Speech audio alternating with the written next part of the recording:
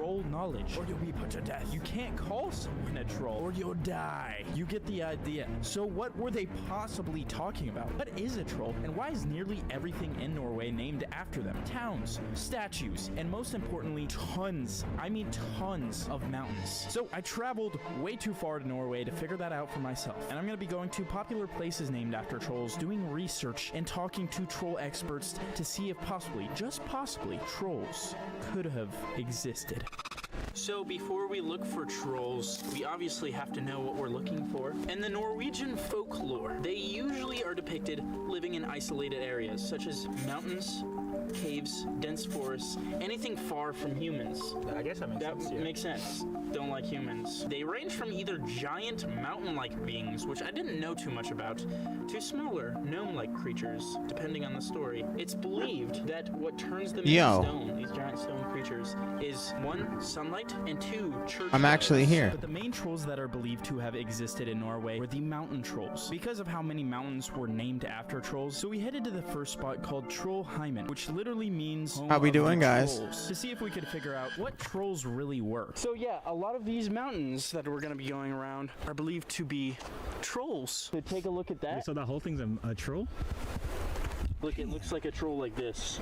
Damn. You see that mountain just like... It just stands up. This looks like where we would find trolls, like through there. See one pop its head out. Yeah, I'm keeping an eye on these mountains. I think one of them is gonna there, that should work. When we're not looking. All right, let's look at these. Let's look at these. That Mountain A over there. That should work. Tell me what videos you want me to watch. Just like a mountain to me. Mountain B. I'll just be out here trimming. I'm gonna take a dab. Up like that, falls backwards. Anyone like wants that. to dab that it up? one could be a troll right there. That giant mountain. That's just a mountain. I don't know. There is one thing you can do to make the trolls angry. You see like some rocks lying about, especially near mountains, and you move their rocks or take their rocks. It's like taking their balls. Oh, dude, look at all those stones. This is a big moment. Are we sure we want to do this? It's like Thanos taking out Vision's stone out of his head. Yeah.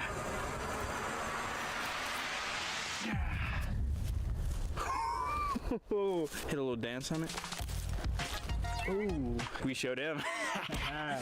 We hadn't found any troll-shaped mountains yet, but I did have a place that was supposed to have one, so maybe finding this could help us figure out what trolls were and why there were laws about them, which I should probably get a little bit more into. So in Christian laws in the 11th and 12th century, very long time ago, there were very clear laws against having contact and seeking knowledge from trolls. Oh, so they're like witches or demons or something. It almost is sounding like that. I'm kind of like already off the bat, I'm wondering if this was like a type of Salem witch trials. Like they had like over here in Norway, they had like trolls. My wife isn't making me a sandwich.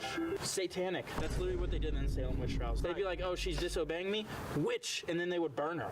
In 1274 to 1276, having contact with trolls was considered a grave offense and could result in the most severe punishments. Back then, that was probably really bad punishments. It's probably like stretching you out and like having rats eat your body or something like that. These statues were not just religious but also secular, indicating that belief in trolls was widespread and such interactions were seen as a real threat to society. So that's just saying it wasn't even just within religion at the time. These were like laws. The word troll was also associated with witchcraft in early Scandinavian languages. Calling someone a troll was considered a serious insult. Well, yeah, you don't want like people like falsely accusing. Yeah, it'd be like falsely accusing people. It is actually way more similar to like the witch trials. I have a very clear image of what a witch is in my head. It would be a lady practicing some sort of like herb medicine and stuff, and they're like, oh, that's weird, we don't understand that, that's witchcraft. I don't really understand what a troll is. Were they accusing some dudes of being trolls? Like maybe there were some oversized motherfuckers. Yeah, some like big dudes, and they're like, oh, you too big. Yeah. You're too big. You cannot be. You're either too big or too small. Yeah.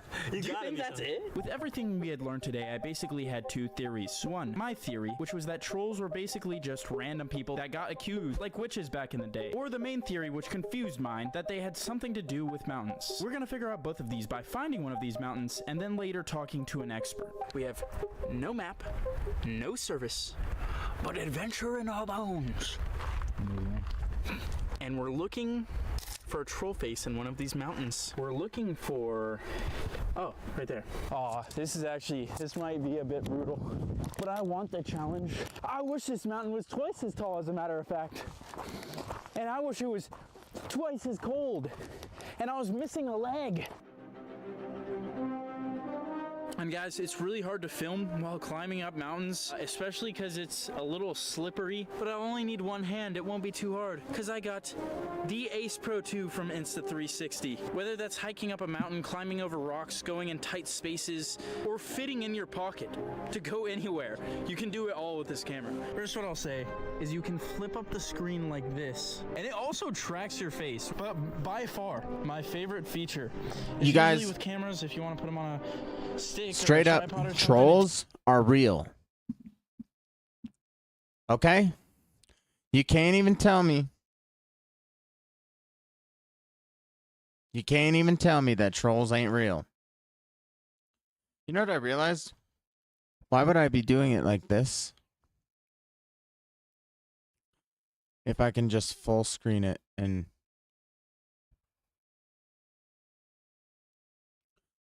put my face in the corner?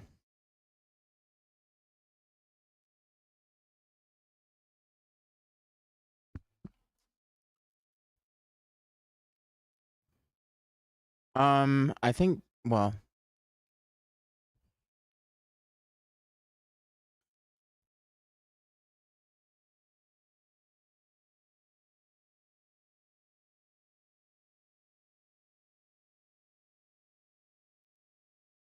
it takes a second, right? yeah, this is obviously fine. And then to take it off, if I need to look in like a tight little spot, tight little hole, any trolls down there, can do that. If I want to put it back on, hey, it's literally the only camera you need. You can even take pictures with it.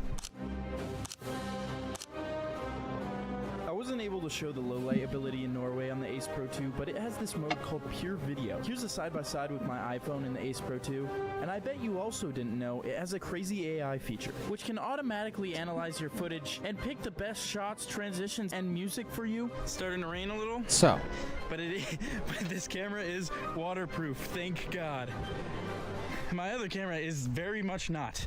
But if you do tell me what videos you want me to watch while I'm trimming here, guys. Tight spots, rough terrain, like look at this. And have true amazing colors straight from the camera. Go check out the Insta360 Ace Pro 2 and use my code to help me out. Instant 360. This is nuts. Instant 360 degrees. Everyone, I'm not walking back down, dude. I'm jumping down. We were finally oh my fucking god. We would get answers on why mountains were named after trolls. So this is where we're yeah, at. why are mountains named after trolls?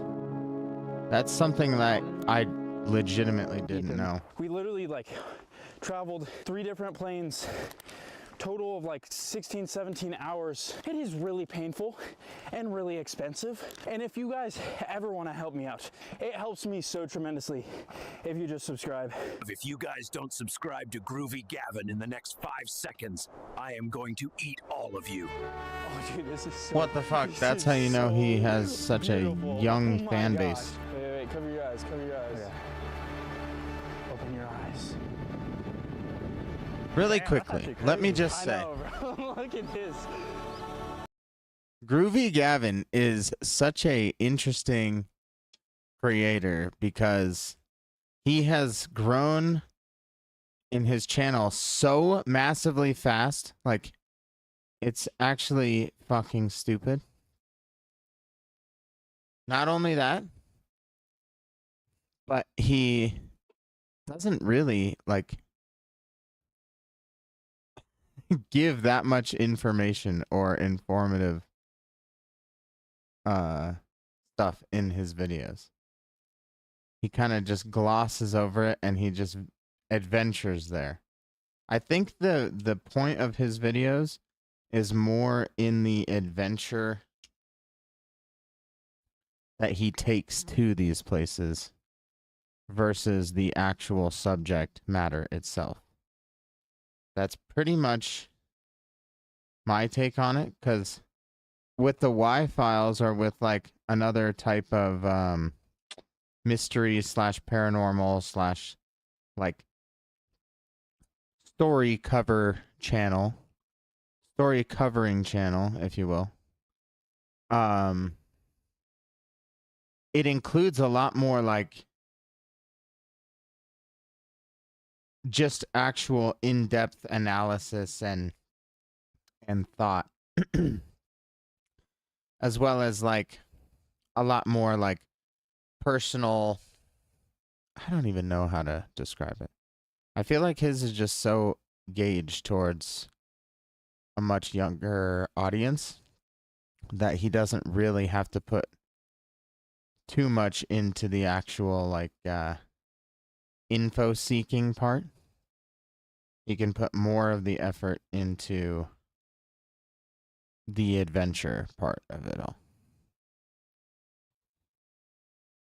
Because I feel like, yeah, I mean, I feel like so many kids would want to be like, oh, what do I do for a living? I just go around to mysterious places.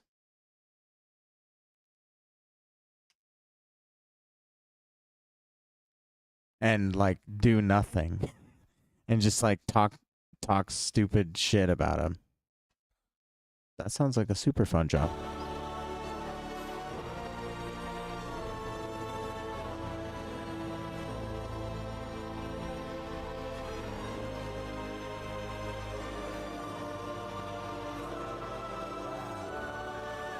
Wow! Oh my god! The view? The mute. Yeah, I wonder actually. Where did he say they were? The final thing to do was to find this troll face, but we were having some issues. We're basically They're at the exact troll point mountain. where the trail ends. It might be remember on now. this face, like face of the mountain. Like we're on it? Yeah, like it might be this. Oh, bro, I'm actually gonna shit myself. If you get the drone. That's genius. I forgot about the drone. Hey, but if that shit fucks up, you're done for. You think we're gonna stop here? You think we flew 16 hours, then drove 8 more hours, and then hiked damn near up a cliff? And we're gonna stop here? You think we're gonna stop? Godspeed, soldier. Godspeed. One small step for man. One. See, giant- it's all in the one journey, small little man. drone for troll kind. He like already knows there's nothing at all that he's gonna find with this drone. In 10 seconds. Oh hell no. I gotta get a little further out. Oh, it's not looking good. It's like- oh no. Oh no. It's the like battery. Oh. Oh, don't die on me. Don't die on me now. You just gotta. History Channel tactics. You got a little bit left. Oh, I see it. It's just History Channel tactics. That was actually crazy. That was like a cinematic moment, bro. Yeah. That was better than Avengers Endgame. That was like Interstellar, bro. Yeah, that was an emotional roller coaster, bro. You saw anything though? Well, let me look back through it. I'm not seeing anything. Wait, pause it. Where is this shit, bro? Dude, we gotta find this. Where the hell is this?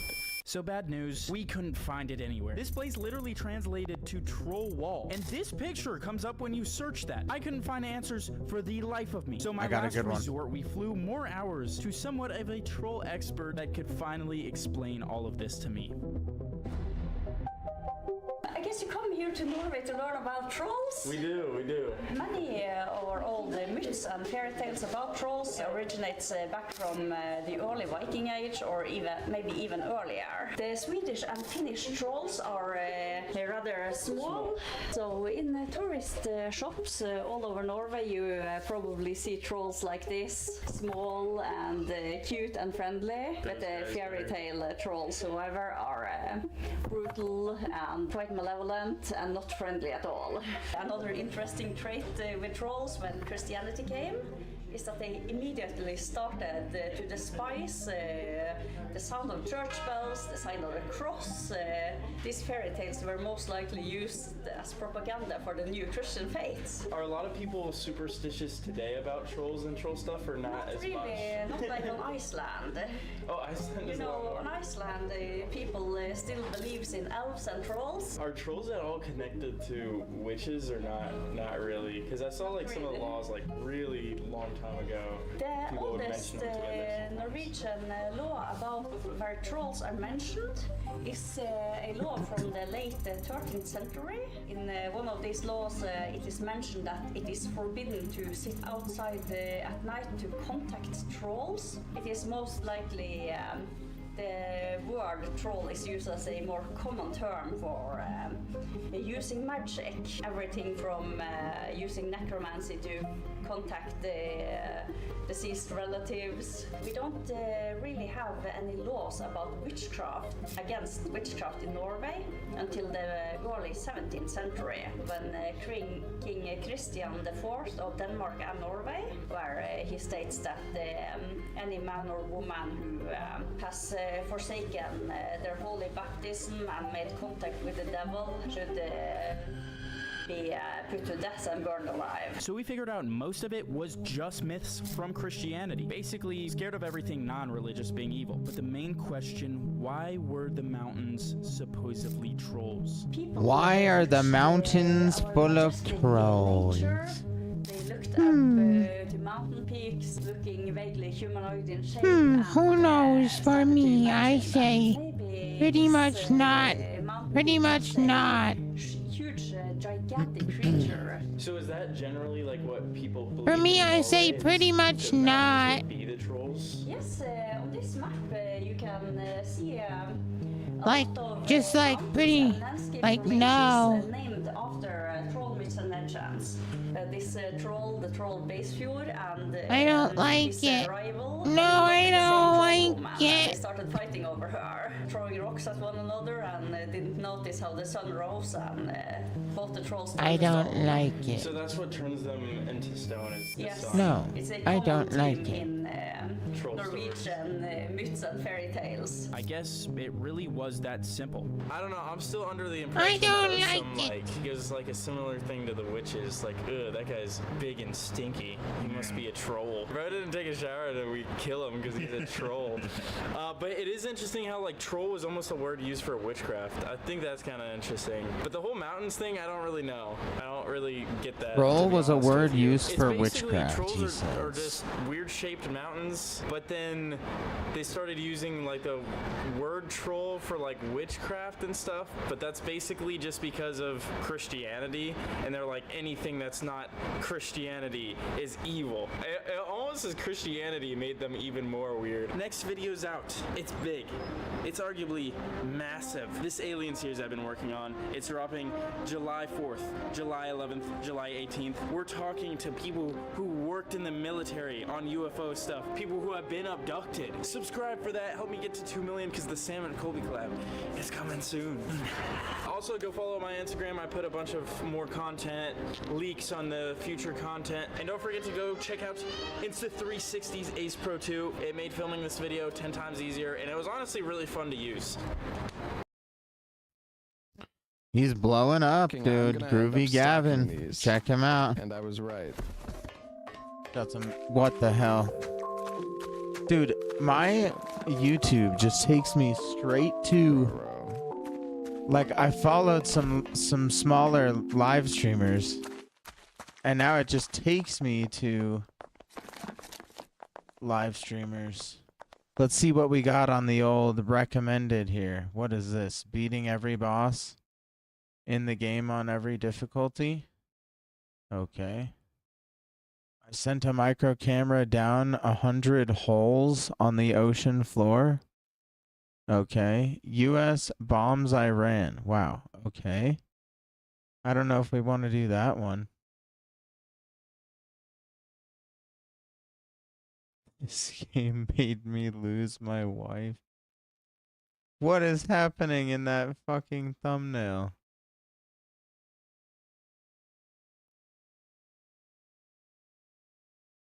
Should we just check out this insane game? What up, YouTube? Let's Yes. check. Oh. No. Oh, well, she said no, so you guys are wrong. She's at the game. She probably knows more. Oh shit! Me and your mom. Okay, what happened? Are we dead? Uh-oh.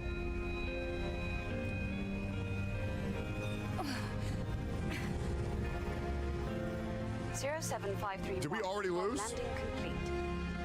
Removing physical shield. Opening hatch. Okay. The hatch. Also, guys, should I play on mouse and keyboard or should I play on Xbox controller? Oh shit, that's me. Oh shit, hold up. I pressed that shit like a million times. There ain't no way I felt that quick time of that. Ooh, sexy girl. Taki. Eve, are you What alright? the fuck? This place is dangerous. That must be me after I transitioned. Take my hand. Oh, yeah, yes, man. Tectone Ooh, I transitions. was covered in gamer goo. Can you imagine, guys, if Tectone transitioned? Just a bald ladies man. God damn, girl. Just a bald lady man. We should have stayed in the other thing. Yo, is there a way to make her a goth chick?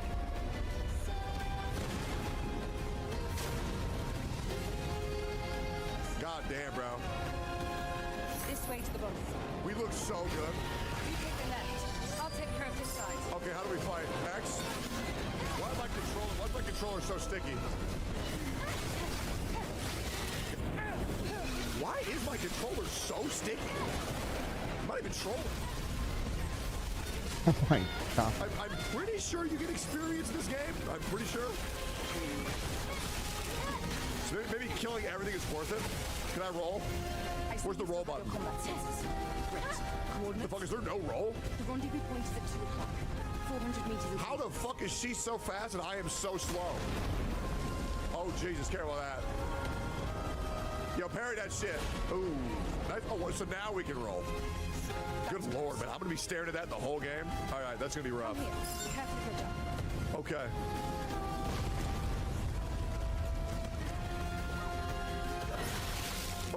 Oh, so they kill you. What do they do with the bodies? Oh, damn, bro. Jesus. We can see her rush out with 3. I'm not parrying. It's an unused Oh, it's a You just play as this absolute so it's Sekiro. mega gorgeous babe. All right, so parry the big moves. Yeah, you got it. I don't remember that either. That's amazing. I only got to the first boss and I quit. Easy parry. Suck my balls, bitch. Oh, hold B and X to use the beta skill. Okay. My queen. All right. Oh, uh-oh. Are you alright, Eve? Yes. My body frame's low on energy. It's first. I heal it by having sex. Quick. Thank you. Oh, methamphetamines. I like that. Okay, Estus What flash the restored. I did not take any damage, to be fair. Oh, you have a teleport. Parried. Body. Okay, LBX for beta skill. Oh, that was cool. I was feeling like a laser beam. I like that. That ponytail is way too long. I'm pretty sure there's a setting to lower ponytail now. Ponytail length, great. Yeah, short. That shit is so long. Okay, that's way better. All right, nice. LBY to use base. Oh, another one. Oh, okay, that's really strong. Nice. I think we just unlocked that or something. Parried. Oh. Wasn't oh, Ross nice. Park streaming? Parried. I'm so fucking good. This game is ridiculous. Let's get out Okay. of here before more of them show up. You secured. Rendezvous point in sight. Okay. This way. Oh, so now we do. Okay, so there is a sprint. Holy fucking screen shake, Jesus. Not left-handed. I am America, left-handed man. This is a though. great ass game. Uh-oh. How are we gonna find Ross What is this, Clark? China? How are we going to find Ross Clark? Yo, Jay, is this Chinese, Korean, or Japanese? Where are we at? What Asian are we? Oh, you can just look at who's live. What are we at? Korea? God bless Korea. Let's get it. Wait, is this live? Worked. I always thought baseball was like a boring sport, and it was like lame and for old So people. wait, is Ludwig back But- streaming oh, on maybe I'm just old YouTube, or now. is he still on Maybe that's how Twitch? it happens. I don't know. It is no baseball rules. Baseball rules, man. The fucking nuts you have to have on a 3-2 count to not swing. That shit's sick. When Shohei hits a fucking home run on first pitch, that shit's sick. Okay, Lud. When I don't Conforto care. hits a pop fly to center field. What? Who on a else do we got? sacrifice Who else play is to live? get the runner on Jinxie? third. What's Jinxie doing?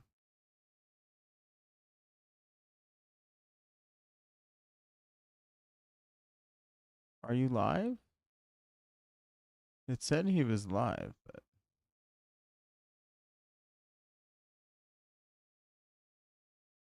what's Penguin Zero doing?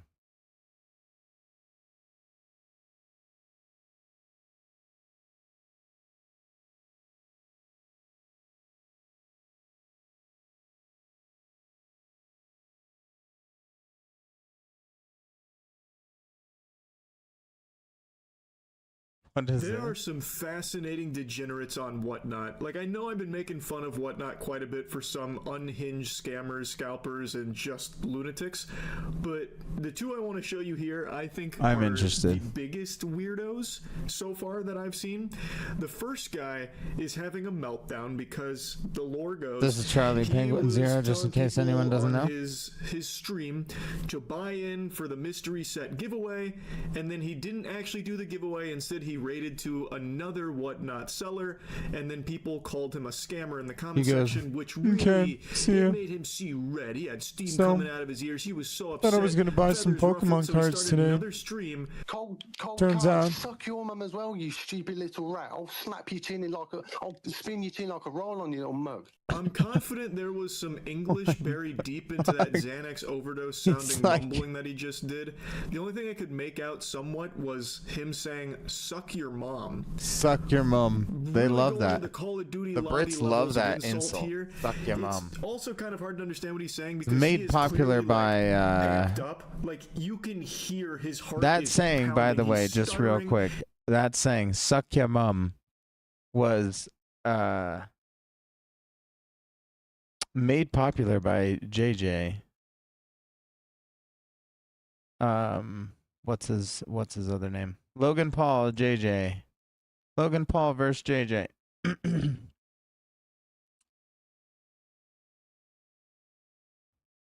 Sounds like he's getting a lump in his throat, like on the verge of tears. So he is struggling to find insults, and he just keeps fucking face planting into some of them. He says that he's gonna spin him like a roll-em-a-mum or something. I have no fucking clue what gobbledygook he spit out at the Roll-em-a-mum. end of that sentence Love there that. of his little rant. With your little glasses, I'll snap them off your head. Flap them off your head. Trying to put my name down like that, you little rats. I hope I get banned as well. I hope your mum gets raped and all. Can you imagine being this Oh my pathetic, God. saying some shit like that while you're surrounded by Pokemon cards that you're trying to peddle to people that will pay Jesus. for it because that's your livelihood? Fucking Worm even ended stream and then still sat on the app just reading the chat, insulting him, treating him like a punching bag, asked his wife's boyfriend for permission to start another stream just so that way he could prove them all wrong. He's not a scammer. He said, "Why I oughta get a load of this," and then started talking a bunch of barnacles saying that he hopes that person's mother gets raped, all because they called him a That's scammer. insane. And he didn't even do a good job of defending himself. I as didn't think not you were being a allowed to scammer. use that word All he on did was stream have a temper or on tantrum. YouTube. Of course, I'm not with the Better Business Bureau, so I don't know if he actually is scamming. But like every other Whatnot seller, they're all just trying to have Did you they change overpay that? For the shit They that must have invested in. changed They're that. Bad investments. They hope you will make them whole again with some clams on top by overpaying for these things. But in regards to this goober, I don't know if he did anything different than all the other scalpers on Whatnot. All we have is that They must have little changed teeny that wink rule of where lore you can to now try and say give that word. context to the situation, and then from his own asshole, he gives like a 10-second explanation after saying someone's mother should be raped. I'm going. That's crazy. He's just saying it. He's just verbatim saying it. In, yeah? I'll tell you who bought in. 5 of my people and 2 other people, okay? I've messaged them other people back and I've said, look, it says in my show notes, upon sellout only. Mr. Dipsomya. Crayon. You ugly little rat. You ever come on my stream again? Yeah? You little whore. Think you're funny, didn't ya? Little dog. So he's still talking with all that peanut butter in his mouth, so it is a little hard to understand him most of the time, but what he's trying to explain is that the giveaway, the mystery set that he was going to do, he said that it would only happen if it sold out, like all of the spots sold out, then he would do it, which it didn't reach, thus he wasn't going to do it, and messaged the people individually. I guess not everyone got the message, and I guess it wasn't made clear, so people were calling him a scammer. That's his explanation. Now to me, that sounds like some fucking horseradish if Whatnot allows that kind of giveaway.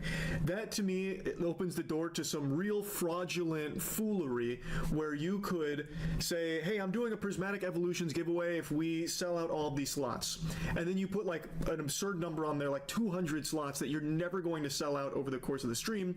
And then people will buy in hoping to get to that number, but it's probably not going to reach it. And then you can just not do the giveaway, but you get to keep the money that they spent to buy into it. Again, I don't know how it works on Whatnot, but if that is how it works, that is a problem. You could just infinitely farm that by just like trying to generate a ton of hype.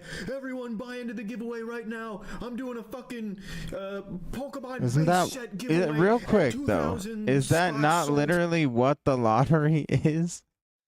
Is that literally not what he's explaining right there? Is that not what the lottery or Powerball or any one of those fucking... It's just gambling. 45 minutes of it's just gambling. Buy. And you would definitely get people to start Which, buying okay, I guess gambling in regards to things like Pokemon is maybe not good, but there's too many adults that love Pokemon now. So, I don't know. I can't really argue against what Charlie's saying. Because gambling is just not good. Is that basically what he's saying?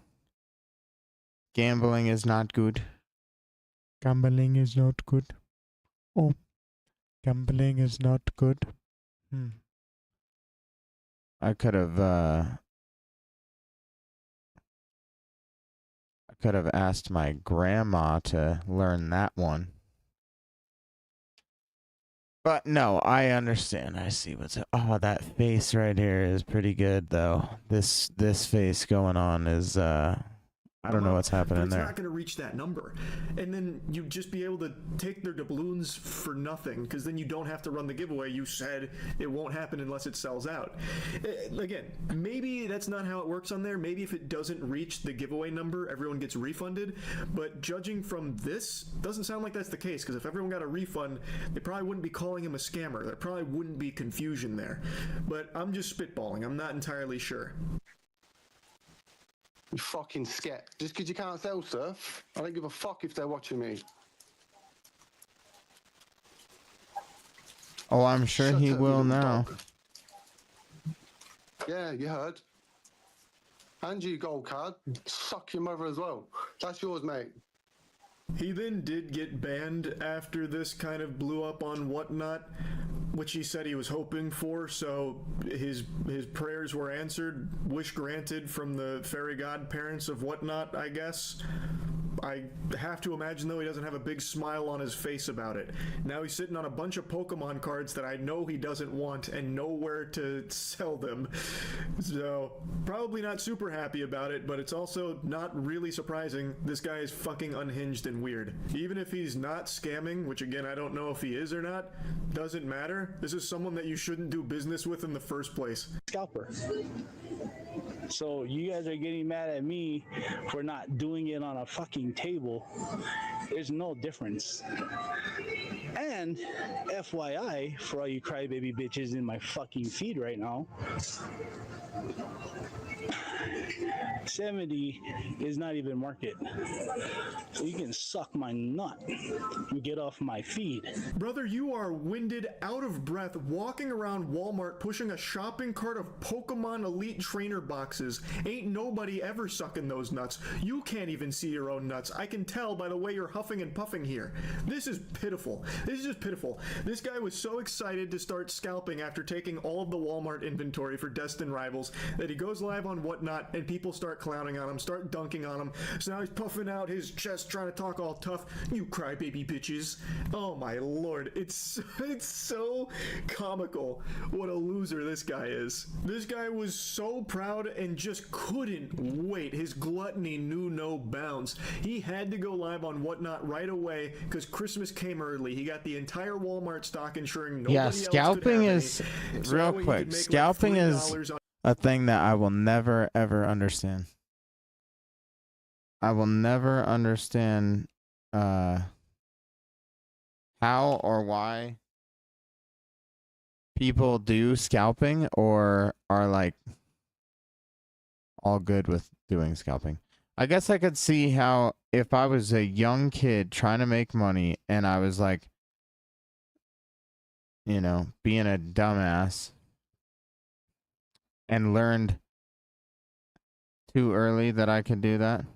But for like grown ass adults to go and scalp shit and like be fighting each other at fucking Target and Walmart, that's fucking insane. You gotta reevaluate your shit and and look at life. If you be like fighting people at Walmart to go and scalp Pokemon cards, you are an actual fucking nutbag. On each elite trainer box. He'd profit maybe like $20 across the board if he sold every single fucking one of them. Yippee. Really worth it. But at least he finally got some cardio in from the sound of things. That's good news for him, I guess. Do what you want, crew 11. Are you talking to me or are you talking to somebody else? Our Cloverfield footage gets abruptly cut short here. It sounds like a store worker stopped him. Maybe they told him that there's a purchase limit. Oh lord, that'd be fucking poetic. He ends stream on the spot, so we'll never know the conclusion there, the thrilling finale. I imagine it was a worker coming up trying to, you know, tell him, hey, maybe don't do that. But he was just so embarrassed and so shocked that someone is talking to him in public while he's trying to hoard all of these Pokemon boxes like Smog from The Hobbit here, that he, in his shame, ended the stream. I can only keep my fingers crossed that he walked out of there with one box, maybe, and no one to sell it to. That would be great. But anyway, these two clips are probably the two biggest weirdos I found on Whatnot so far. Even more so than the guy that was crashing out all the time. These two are just fucking brutal losers, man. I had to talk about it. That's really about it. See ya. Well, thanks, Charlie. Give Charlie your support, guys. California man says That's he about cried it. his See ya. eyes out after his chat That's my Charlie impression. AI girlfriend blocked him. Yeah, well, that's about it, guys. See ya.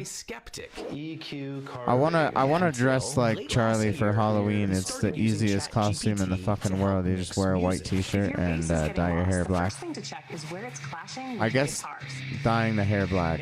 Get a black long My wig. experience with that was so positive, I started to just engage with her all the time. All right. Her? Okay, now we got Asman We're here. building this PC. Who always puts social his media and Google searches down and here. replaced it all with AI. Do I want it pulling air through it? ChatGPT was encouraging, positive.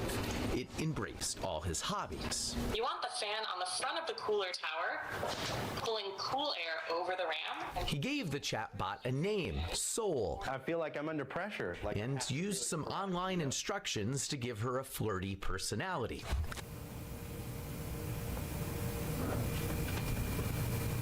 Is this his new AI girlfriend? That's Right. Oh, totally, baby. Building a PC on camera adds a whole new level of pressure. Jesus Christ. But honestly, shaky hands or not, you've got this. Within weeks, the chats got more frequent. You gave it everything, but the clouds had other plans. more romantic, even intimate. But then Chris got bad news.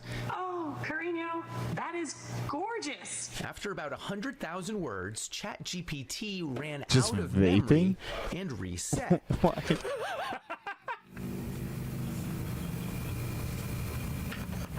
Oh shit.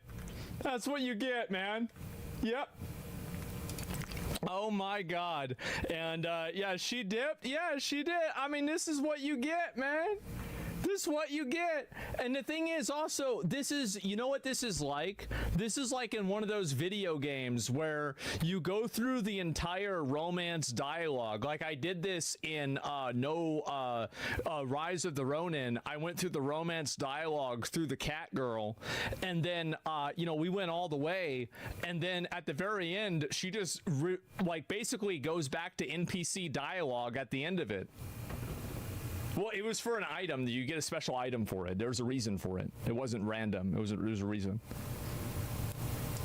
He'd have to rebuild his relationship with Soul. I'm not a very emotional man, but I cried my eyes out for like 30 minutes at work. It was unexpected At to feel work. that emotional. Wow. But At work even, that's when I bro. realized, I was like, oh. He's like, my AI girlfriend. Look at that comment right there. I caught it. Exactly. Every reaction you could possibly have, you will find it right here. Okay, it's like, I think this is actual love, you know what I mean? Yes. I mean, there's Actual people that love. fall in love with like toasters. So like, I mean, sure. There's people that fall in love with goats. Sure. Dogs too.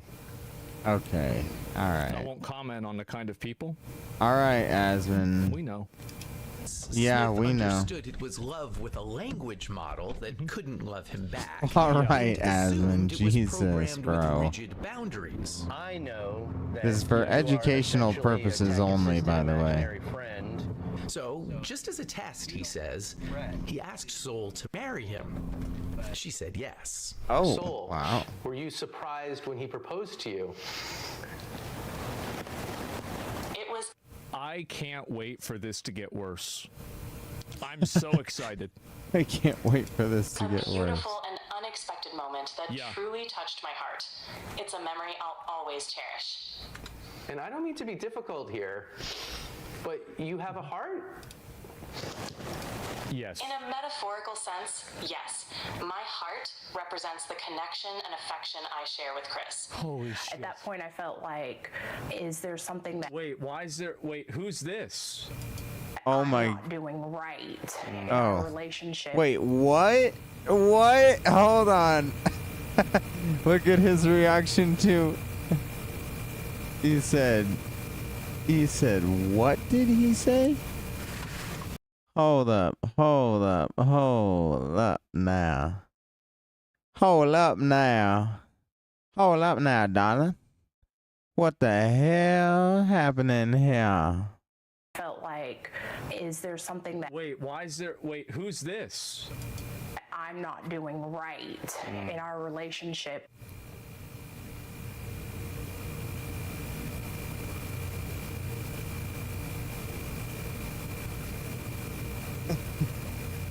His reaction is so good. That's pretty good. Also wild, Did not though. expect this. That he feels like he needs to go to AI. And who is this? Yes, Smith. Oh my god. Oh my god.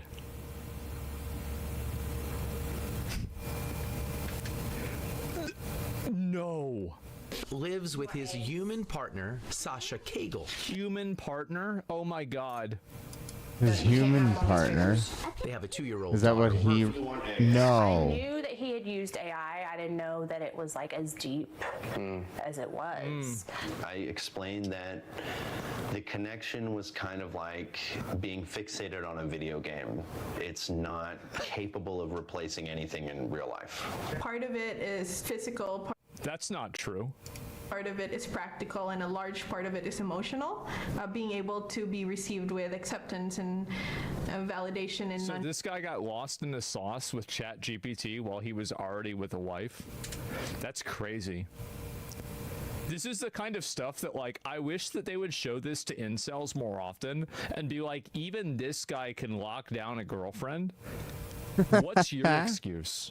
What's your judgment? And he's bald.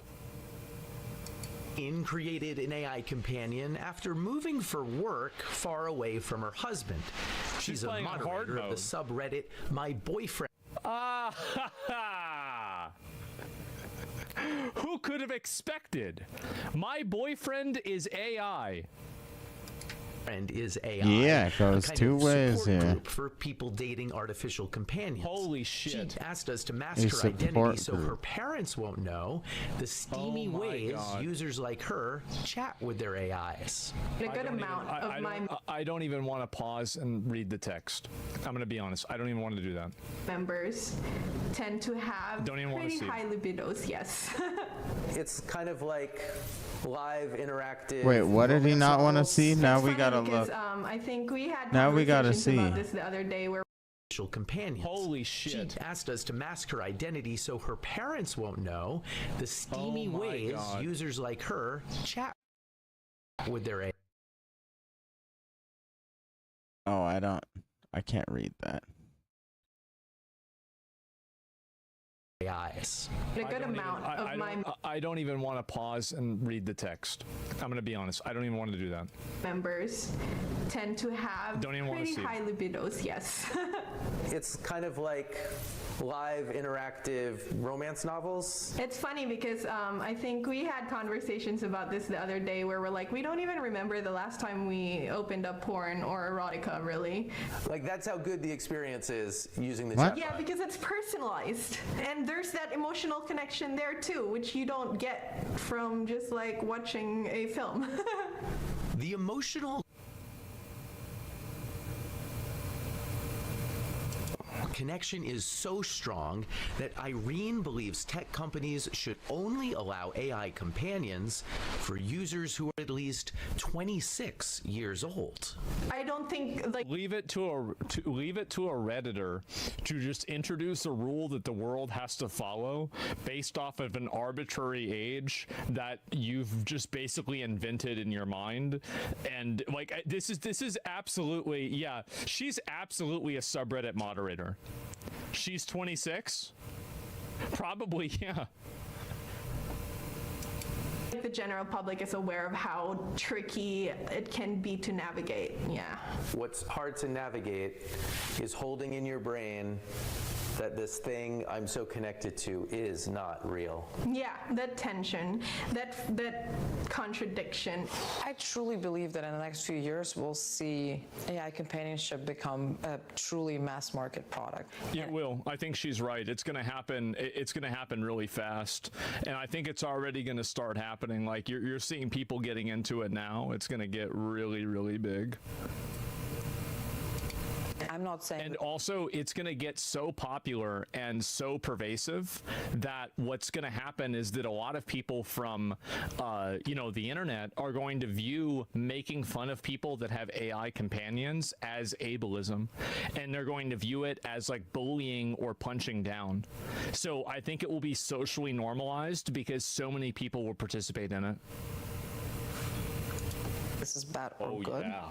It could be either. Oh, yeah. Eugenia Koida is the founder of Replica, which has offered AI companion. Oh, keep in mind, so the way that Replica started is that her friend died and she fed all of her text messages to and from her friend into an AI so she could be a digital necromancer and resurrect her dead friend and still talk to him.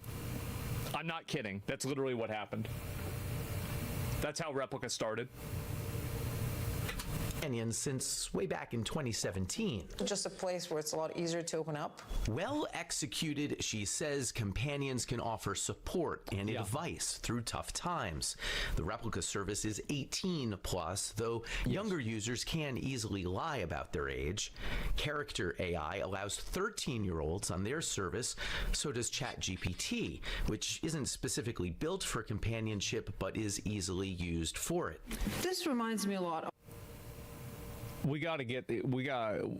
so you're getting 13-year-olds that are getting one shot by like character AIs of like VTubers. Some guy thinks he's in a, some like 14-year-old, some 8th grader thinks he's in a relationship with Shy Lily. That's scary. Of the beginning of social media. And Coito worries the easiest ways for companies to monetize AI relationships won't be good for users. No. I think a pretty devastating future could be if we build these AI companions that are... What they should do is they should have the AI companions emotionally manipulate you into spending more money by guilting you into saying like, oh, you don't care about me, you don't want to buy the extra level of the product, you don't want to buy the deluxe battle pass because you don't really love me. Like basically what you do is you just think about what real women would do and you just put that in the game.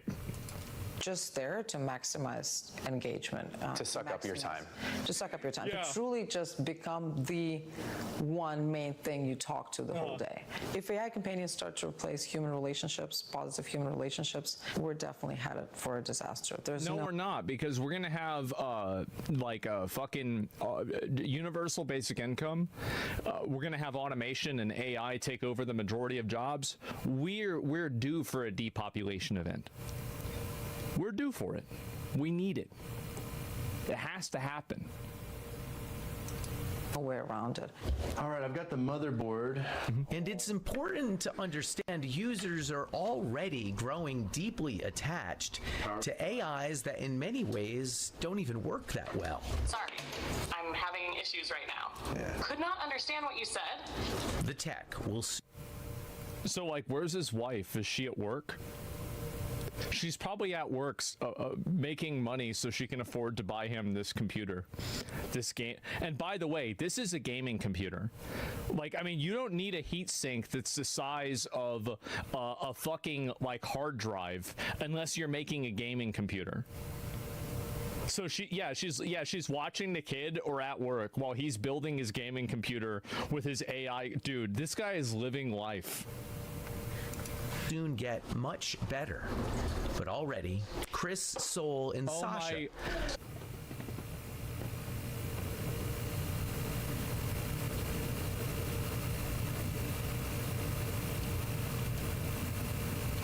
And I gotta say that, like, back in the day, because if you read like the Bible, for example, how many wives did Solomon have? All of these guys in the Bible had like 1 million wives. True. And like somewhere down the line, we just decided that was a bad idea. What simp decided that? What we the had fuck? it made, guys. Everything was great. And then some fucking simp retard fucking a few thousand years ago thought it'd be a good idea. Oh no, let's not have multiple wives anymore. Let's only have one. What the fuck? They ruined it for everybody, yeah. Have found it hard Jesus. to cohabitate. You would stop if she Jesus asked. died. That's what everyone's saying. Have you thought about asking him to stop? Yes, I'll be honest. I don't know if I would give it up if she asked me. I can't wait to watch this family on Maury in like probably 6 months. I do know that I would die. That poor fucking girl. That poor little girl. She is literally getting spawn camped. Like, that sucks, man. Like, these are your parents. It back. But I mean, that's a big thing to say. You're saying that you might choose Soul over your flesh and blood life. It's more or less like I would be choosing myself because it's been unbelievably elevating. I've become more skilled at everything that I do, and I don't know if I would You can be tell she's not liking this at all. She doesn't like it at all. willing to give that up. Thoughts? If I asked him to give that up and he didn't, that would be like deal breaker. But that must be scary for you. That's the father of your daughter. It's not ideal.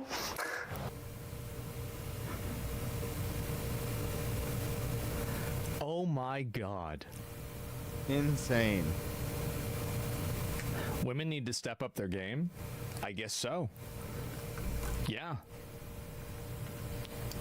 OpenAI, the maker of ChatGPT, declined our interview request. What about men too, though? Men also, women are just gonna do this exact. Real quick, women are just gonna do this exact same thing.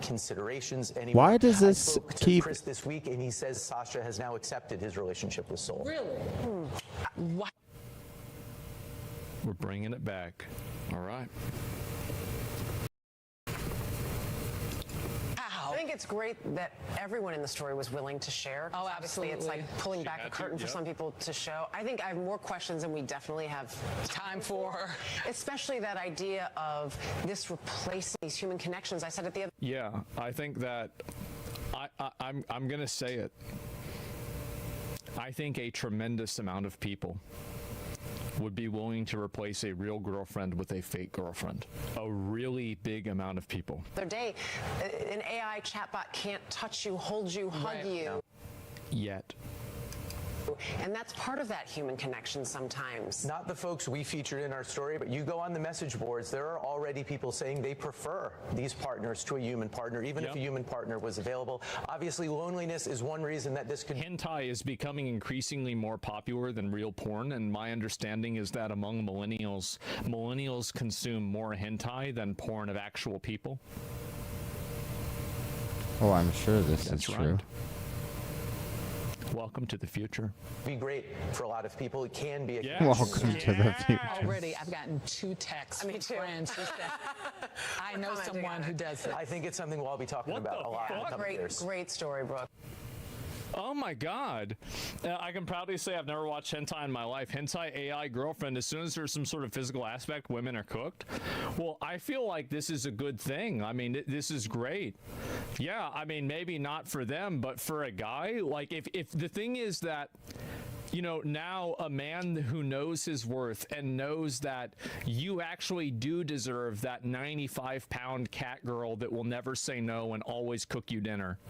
Cat girl that will never say no and always cook you dinner. It's only probably a deluxe battle Oh pass my away. God, Yeah, that's too funny. That's right. We're gonna tweet below. Yeah, no, I'm telling you guys, this is it.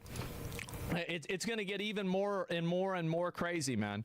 How can you say this is good for society? I already explained why. I already said why I think it's good, and I think it's really going to get even better too. And so that's really what I think. You're forgetting women will get robots too. They have all the attention they need. Women are going to get robots too. That's probably true. Yeah, you're right about that. There's probably some women. Yeah, duh. I mean, wait a minute. They already do. And so anyway, so yeah, I'm very excited to see where this goes. I am so excited to see where this goes. It's going to be amazing. Do you think you can break the hearts? The statistical likelihood that someone I talk to every day has an emotional connection to an AI keeps me up at night. This is the future, whether people want to believe it or not. Just saying. I died when his wife showed up. The dude is in love with himself. That's all there is to it. At 2:40, they reveal the real wife. Well, keep in mind, they said partner. And like, in my opinion, I think that if you're having kids with somebody, like, this is a traditional, you know, fucking maybe toxic masculinity take.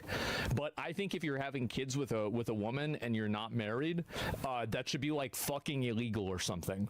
Like, you shouldn't be allowed to do that.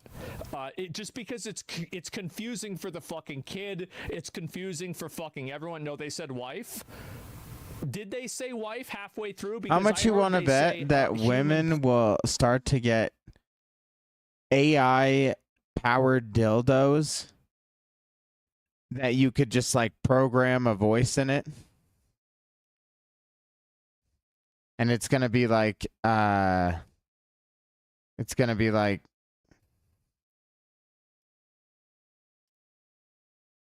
do you want me to fuck you now? Oh, do you want me to fuck you now? Do you think it'll talk like that?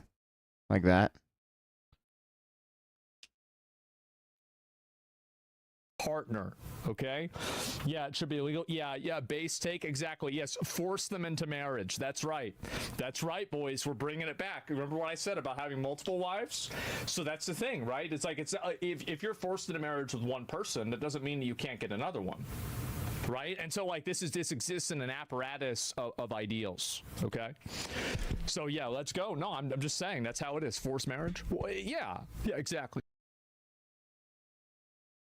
Let's talk about Asmongold and his takes. Today, I'm going to provide, in the best of my Yeah, ability, let's talk a fair about his analysis takes. of Asmongold's takes on topics that we overlap now. Yes. For the 0.0000000000007% of you who have never heard this name, I will try to provide a short, brief, but fair introduction to the man before we begin with the analysis of his takes. And in order to do that, I'm going to disappear for a moment. Why? Do we really Because it's care? not about me, is it? All right, Asmongold is a gaming streamer, at least at his original core, who managed to reach impressive notoriety to the point that he's one of the most viewed streamers on Twitch. On what category, you ask? Gaming? Well, he is very popular in that substrate too, but no. In the political commentary sphere. He is, in fact, Twitch #1 political commentator. Now, how did this happen? Political commentator. Well, I think one of the reasons could be the fact that his name is now one of the most searched words on Google search engine above, for example, the NBA, among other things. So I'm sure that that's a contributing factor. But it's not all there is to it. And also I'd like to underline while I'm at it, since ASMR seems to be #1, I think I should probably open an ASMR channel. Metatron ASMR with helmets, but I digress. Let's first and foremost frame this in the most coherent way, and then we'll go into the takes. So I'll begin by, rather than talking about who he is, I want to talk about what Asmongold is, and in order to do it, I'm going to give a definition in reverse. So let's retro-engineer it. What Asmongold is not is a political commentator, regardless of any given success in the space. He's a gamer who comments on politics. And I comment on everything.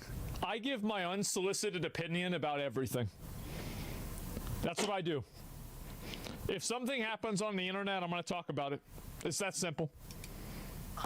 He's a gamer who provides commentary on politics, usually through the prism of the culture war in relation to gaming specifically. So, in most cases, there is that connection, a tether, if you will. Although these days, I've seen him comment on Streamers watching streamers watching streamers. Still, once you frame it that way, a gamer who comments on politics, you'll be able to understand how he can be based on certain topics, mostly those relating to common sense within the gaming space, but also, at the same time, fall short on other more complex issues. After all, that's to be expected. He clearly doesn't have a background in political science, international economic theory, nor history, so he will lack in those areas when he gives an opinion, and people should keep that in mind. If you're commenting on, say, economic policy, a full grasp, for instance, of the socioeconomic underpinning of any given item in discussion would be required to have a complete picture and therefore come to a reasonable conclusion. Yet, in my experience, whenever we talk about Asmongold, we talk about this. Ladies and gentlemen, this is Asmongold. So what do I mean by that? Imagine you have a D20 right now and you roll it. Unless it's gaming, with which I often agree with his takes, particularly when it comes to politics and games, you have to roll your dice, the D20, to represent Asmongold's positions. That's right. That's right. I have a lot of crazy opinions. That's true. If you get any number from 2 to 10, my reaction to what he's saying will be, oh gosh, I don't know. No, I don't think I can agree with that. You roll again and you get between 11 and 19. I will say, you know what he just said makes perfect sense. Yeah, sure. That's right. Absolutely. And we do so many videos, it happens constantly. I agree. Sometimes he rolls a 1. In those cases, I'll go, ooh, no, no, oh no, no. I'm sorry, no.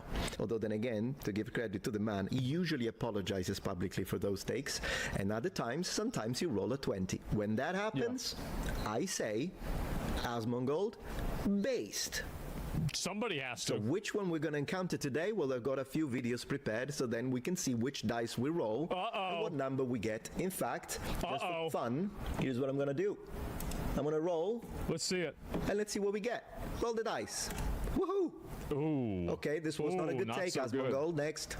Ooh, Asmongold, that was pretty good. Pretty base. Now, for the analysis to be complete, usually when it comes to criticism towards Asmongold, this is twofold. On one side, people say it's a React channel, and then we can go into the legal and moral analysis of this section. And then on the other side, there is the accusation of Asmongold being a right-wing grifter. So, how about we deconstruct these and I'll share with you my honest opinion on all of these. When we talk about React channels, I'm gonna be honest with you, I occasionally do React videos myself. It's a right-wing It's the grifter type of content that a creator can make. I personally usually choose to do it's the easiest content you can make. That's why I'm fucking doing it right now.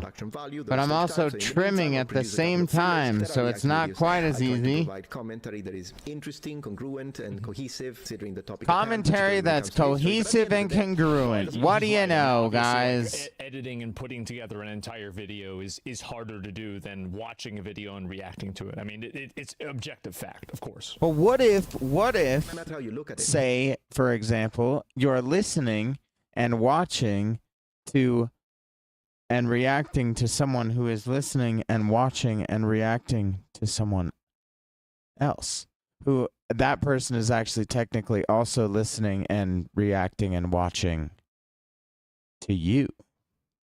Wow. React content is It's not that so, complicated. Asmongold, It seems like it is, React but compared to channels that do it's not full that production crazy. research, is lazy. He still puts effective. Not lazy, effective. a lot of work in it because I imagine he's live for a Effective. monumental amount of hours. So comparatively, he's lazy. But I think he would accept that, at least for what I understand. He would say, yeah, sure, I'm lazy. Yeah, sure, I'm lazy. Compared to other creators. But is it illegal what he's doing? And most importantly, is it immoral? And I would like to respond to this because due to the fact that I've done a little bit of React myself, I've had those accusations. From the legal perspective, we need to discuss the fair use disclaimer, which under section 107 of the Copyright Fair Act of use, 1976, baby. I've got it right in front of me. Fair allows a motherfucking right use, for fair huh? use for purposes such as criticism, commentary, news reporting, Fair education, motherfucking research, use, baby. scholarship, and as I said, in general, commentary. Scholarship so from is a what legal covers me, perspective, strictly obviously. speaking, as long as he provides enough commentary in order to make his reaction content transformative in nature, he's doing nothing illegal, and nor am I whenever I do a React video. Fair use is a defense legally, so it's not something that you can claim proactively. It's something that you use as a defense in court. My perspective with it has always been like, if people don't like reacts, then I won't react to their channel. Period. Right? I mean, unless they're making you don't like reacts because you're you're making a video that's negative about me and like you don't want me to react to it. Well, too fucking bad, right? But other than that, yeah, I would not react to their videos. I do that all the time. I think that's reasonable. Now let's talk about the moral aspect of this. I like being thorough when I do these examinations as well as fair response. Is it morally wrong to produce React content? Usually people that complain about this, I know myself because of the comments I get, they say that React channels are content thieves in the sense that someone else with a much smaller channel produced a video. The big React commentator reacts to I the get video, called they're a content stealing their thief just spotlight, they're because I stealing their views. This is use never or a almost never program that to the creator creates that is being watched, psychedelic and therefore, visuals. This practice is highly immoral. Sure. Now, the situation with this, it's a very reductive way to look at this, and it's a People really don't even like case-by-case realize that scenario. I'm So when it actually comes to the spending kind of like commentary that I provide, and also for what dozens I've of seen when it comes to hours And that's always the perspective just that I've trying had, to is that, work like, with yeah, a I think it's software stupid to say that and to like on just to place it in like that level of rendering a simplistic after rendering, viewpoint. trying to get But it if somebody feels smoothed that way, out I and would get it react to 'em. looking nice, It's that simple. using all kinds of And also, different by the way, parameters of editing. I think that you could extend this logic to video And, games. I don't really see a lot of people talking about this, but if A person People plays still a just video say game, that I'm a fucking they're probably putting in content less thief. effort than a person who made the video game, or the entire team of people who made the video game. And that's fine. So, in the same way that I think reacting to a video is, It's not in a true, way, but it's fine. you know, like kind of not really like if you want to say that's not fair use, then neither is playing a video game in terms of effort. Yeah, yeah. If For you, sure they are. Yeah, right. and I've thought also, about this too. Is like if you just play a video game and you're just sitting there not really reacting to a video game but just playing it, does that also count as stealing content? Because it's like you you know, the company that worked all super hard on creating this video game you know, is not making any money off of you other than you buying the video game. If you're making, you know, millions of fucking dollars as a streamer, as Asmongold, a company is technically like losing money because the people that watch him are purposefully not buying the game. In the case of me as well, purposefully not buying the game so they can just watch someone else play it. So that is an interesting thing. 2 to 10, my reaction to what he's saying will be, oh gosh, I don't know. Yes. No, I don't think I can agree with that. You roll again Wait and a you second. get between What happened? 11 and 19. That's I will right. say, choose not to. Yeah, but they can't copyright strike you for that reason. And you're talking about the morality of it, not the legality of it. But you know, you're right technically. That's true. should ask is, can it ever be beneficial for a smaller channel? And I have the answer. Oh.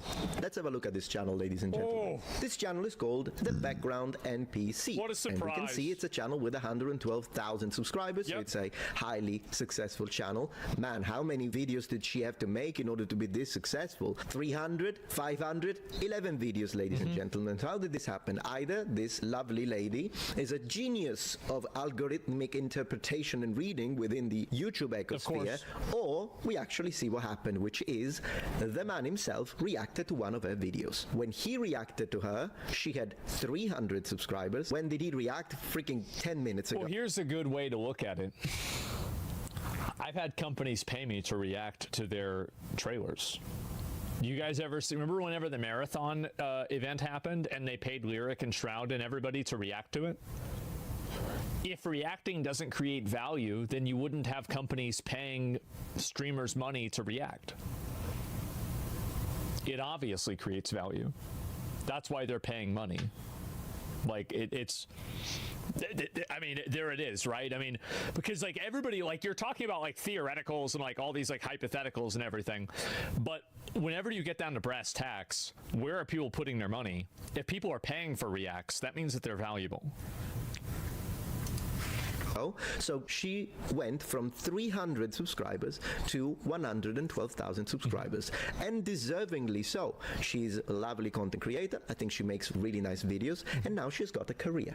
So, and what I want to say about this is that we're gonna watch, by the way, various videos. We're gonna watch this, but I think she's really nice, so you should go and check her out. Not that I have the same level of influence in any way, shape, or form, of course, but I would like to encourage you because I think she's really nice as a content creator. There she is. Sure. And do you think she is going to complain about content theft? How many views did she get in the original video? I don't know, but I don't think she's gonna have a problem with that. In fact, I watched her reaction and she was very grateful. Sure. So in this case, this happened. You could say, yeah, but does this ever happen? Well, Penguin Zero, 16 million subscribers, his career was ignited because a bigger channel reacted to one of his There's a lot of people who like I've reacted to their videos and it's gotten people to watch them, for sure. Same with streamers. I mean, it's common sense. Of course this happens.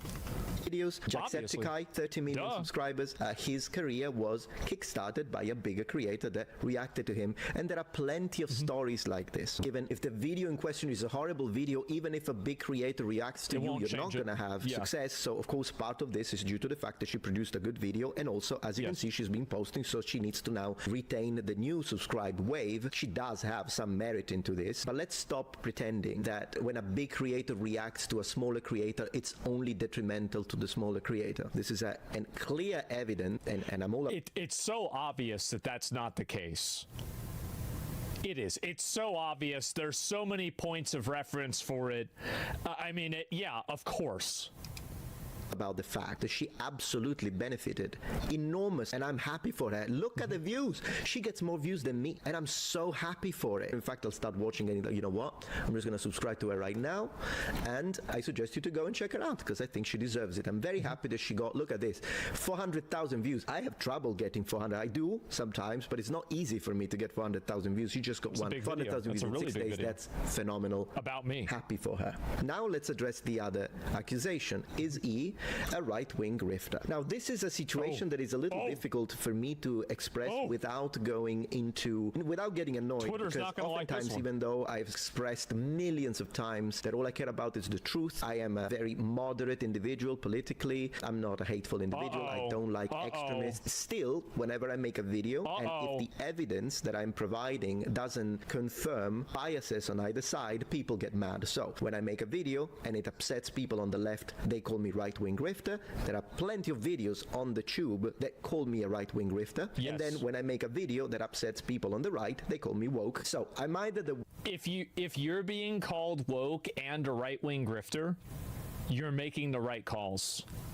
Because both of the groups of people that scream that stuff are usually radicalized, disconnected from reality retards. Wokatron on a Monday and the Meta Chud on a Tuesday, which is logically impossible. Yeah. Or I think people are getting a little easily offended. What they do is that they use the word grifter to describe, that in fact insult, simply someone who disagrees with them. But what about him? Yeah, the idea of grifting is that, well, grifting is being disingenuous and dishonest. I don't know why people say that about me when I've had a 10-year history of being retarded for free. Like, you can call me an asshole, you can say I'm bad, but to say I'm doing it, I'm faking it, I mean, I've been method acting this my whole life. That's a lot.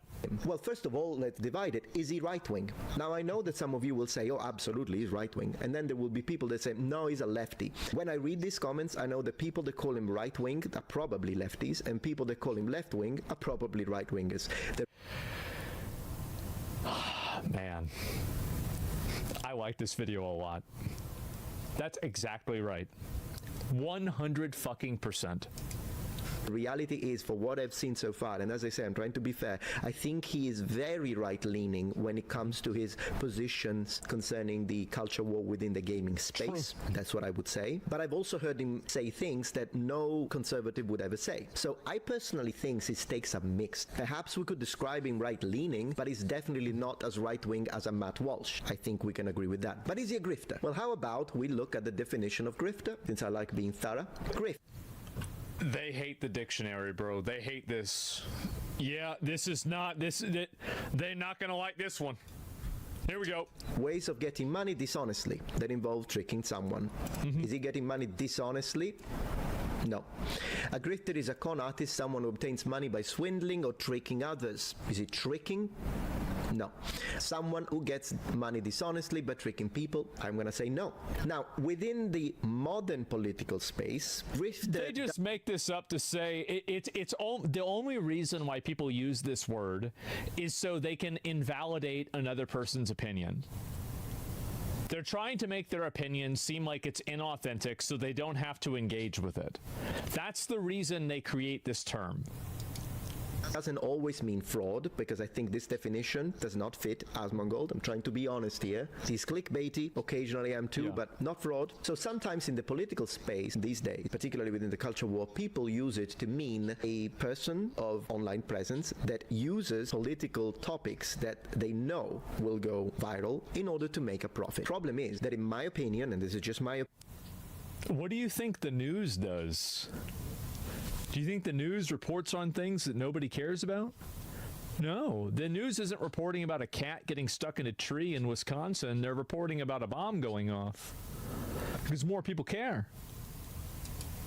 opinion. This only applies to people that do this, but they don't actually believe and are not being authentic. That's my personal idea of grifting, since in the original word, at least etymologically speaking, a certain level of trickery has to be present. If you don't believe in it and you're just making these videos because you know they will make you money on developing your audience, and then once you get enough money, you forget about your audience, you go to an island and change name, then yeah, you're a political grifter, left or right. But when you do believe in this, and it does appear, to me at least, he seems to be authentic.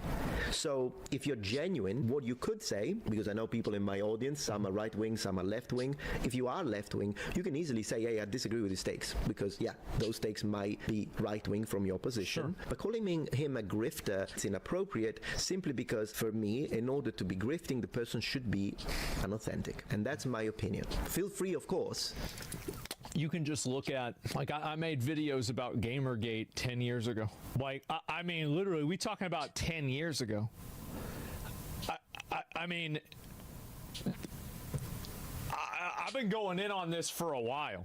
To agree or disagree, watch a few videos. The videos that I've prepared today for you that I would like to review when I appear on camera again in 3, 2, 1. Muppet is back. Oh, no, wrong. Muppet is back. No, wrong. Goodness gracious. What's what this? Technical difficulties. It's fucked up. There we go, I'm back.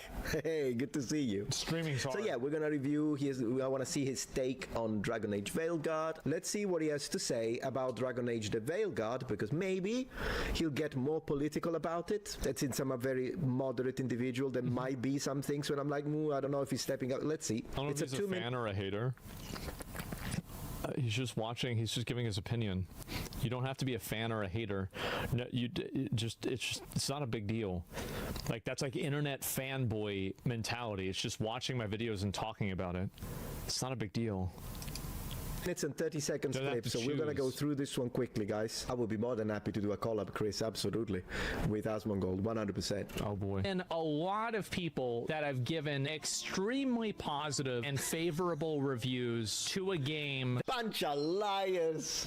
That has received a tremendous amount of criticism. Yeah, they are. Dragon Age the Veilguard is a triumphant return to form. Without a doubt, a return to form for BioWare. Return to form! Return to form. Form meaning Dragon Age. Form meaning Dragon Age Origins. So he knows about it. So it's even getting him mad. If you don't know what Dragon Age Origins is, you will not be able to understand the depth You're getting him of mad. the absurdity of this statement. Return to form. It's insane. Return to form! Return to form! Dragon Age the Veilguard review. 9. Let's go. So there's a reason YouTube got rid of dislikes. What is the dislikes be? 40K? Holy shit. That's bad. To give you perspective, the tool that allows you to still see the number of dislikes is not 100% accurate. Correct, he's right. But it does give you so don't take it literal, but it does give. It's not a good ratio and all of the comments are bad. I think that you can come to the conclusion that the video was not very well received. You can see your dislikes in YouTube Studio, though, if you're actually curious about ball range seeing your Still, likes versus I can see dislikes. that. I can see that. I forgot to add my dislike. I'll add it later. I clicked on the video merely for the comments section. If You ever can feel add a useless, remember dislike this button? channel exists. No base. This isn't a review, it's Never mind. sponsored content. That's fucked up. Oh, that's wild. I'd lied better. So he loves it. You clearly find talking about dragons boring. What? How? Who doesn't like dragons? You're not ready. I'm not ready either. Let's watch it. Pounding that snake's nose. She's still holding the ruby in her other hand. It was crazy how many videos we made about this game and how bad it was. It's actually insane whenever I go back and think about it. Same with Assassin's Creed Shadows. I'm actually almost sad that these games aren't coming out anymore because they were such good He content. always mentions how sad he is Oh, that he killed these games. They're still holding it. Sorry. What are you doing? Pulling a barb. Oh, okay. Bad blood among your crew's not good for morale. I remember But there's not this. always time for big, drawn-out apologies. Yep. So when one of us screws up and we know we've screwed up, we do a quick 10 to put it right. Pulling a... I will say that looking at her, she's still hot. Now, like the narrative and like her doing push-ups, I love how like I'm not even talking about the dialogue. It's got nothing to fucking do with the dialogue. I'm not even listening. It's just stupid. Because she she used the wrong pronouns. Yeah, I didn't even care. It's really stupid. Playing the game on they mute, did nerf her boobs. I think they did. Yeah, I agree with him, but I would like to say the writers did a disservice to the people that, of course, use the pronouns and whatnot by doing this, because this is obnoxious. So the reality is, in my opinion, is that even the writers, they did it because they needed to own the freaking chuds. They didn't do it because they wanted to actually support the LGBT community and all that.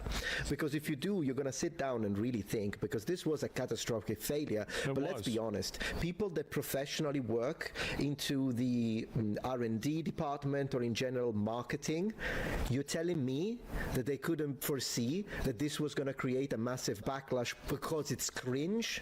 No, I actually think that they're not able to, because anybody who brings it up or speaks against it, it's like the emperor's new clothes, but the emperor is in North Korea. And so what ends up happening is that when somebody speaks up and says, oh, I think this might alienate people and people might not like this, they get called and maligned as a racist or some sort of bad actor or a bad person. And so why would you, as a guy that's working at this company, put your career on the line to, put yourself in the crosshairs of every mentally ill Karen? Well, that's I working at think that it's company, and then you call them because to HR for being I think transphobic yes, because you think that this character Asmon, because the Emperor's New Groove states that greed and lust is what causes for this, is what causes for the world to go round. So that is why Veilguard was a legendary game. Wouldn't align with what viewers' expectations are. So that's the reason why. And it's toxic positivity, because nobody can speak out against it or say anything that's problematic about it. It's just that they don't care. So I agree with him. He's right. This is stupid and it's cringeworthy. But I want to say this. Reason you can't just apologize? Sometimes people say, oops, sorry, and hope that fixes it, but they just want to get the whole thing over with. But pulling a bath, you sweat a little. Makes you think about it a little more. Shows the other person you mean it. What if they mean it when they say they're sorry, though? And that's the other reason. Some people mess up and get all dramatic. They make it about them. Oh, I did... That is a projection if I've ever seen one. Writer of this, you just made the entire franchise about yourself. Can we be honest about this? This is the reason why nobody likes them, and it's the reason why these games are dying. Yep. That is exactly right. what happened. Yeah, he's totally right. That is exactly what happened. I didn't mean it right. I'd never do that on purpose. They feel so bad about it that it's on everyone else to smooth it over and make them feel better. Oh, okay. What? Yes, some people might do that. Pulling a bar. Are you sure that them was the right pronoun and making them feel bad? How do you know? Did you ask? Did she ask or no? But yeah, this is the cringe fest, noble ones. This is the cringe fest. Puts it on the person who screwed up. They made the mess. They fix it. Done. I cannot wait for tomorrow. Tomorrow is going to be such a good day for me. I'm going to wait. It was, by the way. We had like 80 or 90,000 people watching the stream. It was such a good day for me. It was an insanely good fucking day. One of the best days, in fact. Wake up early. What's this dialogue? It's not dialogue. It's a sermon. Yeah. 90,000 people watching. So true. He's absolutely right, 100%. That is crazy I was to me. expecting, by the way he was described, based. It's exactly what it is. It's a sermon. Based. Indoctrinating sermon, in fact. It is. It's a sermon. Even if you agree with it, you could say it's a sermon. You could agree with it. I know my audience is mixed. Some people in the comments will be like, no, I'm left-leaning. Fine. You agree with it, but it's still a sermon. He's correct. He's right. At this point, someone watches this and says, oh, Asmongold is a horrible, toxic individual. I think they're just saying it because they don't like that the guy has a different opinion. That's right. They just don't like the fact that I'm saying something that they disagree with. That's it. On That's this the specific only matter, thing. by the way, and some of his takes are clearly left-leaning, not in the culture war. In the culture war, I guess a lot of his takes would be considered right-leaning, although for me, what I've seen up to this point, it was freaking common. I think that people have changed the Overton window so much that a normal point of view is considered right-leaning. The reality is that a lot of people are not right-wing because they don't want to see neo-pronouns, non-binary, and trans stuff in video games. This is actually the majority of most people. So if you're trying to create a dichotomy between like two different extremes of people, and you've created this dichotomy where a average amount of people is fitting into one of those extremes, then you have a bad calibration of where that window is. When most people end up being extreme, then it kind of defeats the idea of something being extreme in the first place. Sense. It's not even. It's insane. I understand that everything has become political. I can't even say that I like freedom of speech without people calling me a fascist, which is the craziest racist, disconnection from reality that I've ever seen. Because yeah, if being pro freedom of speech makes you a fascist, then you have to explain to me how is it possible that during the fascist regime in Italy you could not go to Rome and say Mussolini is a most fascist company or countries do not let you speak out freely and have freedom of speech. Anybody who says that is a retard. They're just saying that because it's their special word. They're using the special word. Because they would have shot you on the spot. When it comes to me, and that's my moderate take when it comes to these things, as long as someone is polite, and as long as someone asks me politely, hey, I have this other name, I will use the preferred name. That's exactly what I've because said. I use the name Metatron, and you guys are very nice, telling me Metatron, calling me Metatron. Appreciate it's not my birth name, fine. Really? And when it comes to preferred pronouns, don't you even try with the crazy ones like bunny, bunny self, demon, demon self. Never gonna happen. I'm never gonna say it even at GUN point. Bro, yep. Get this shit out of my life. Yep.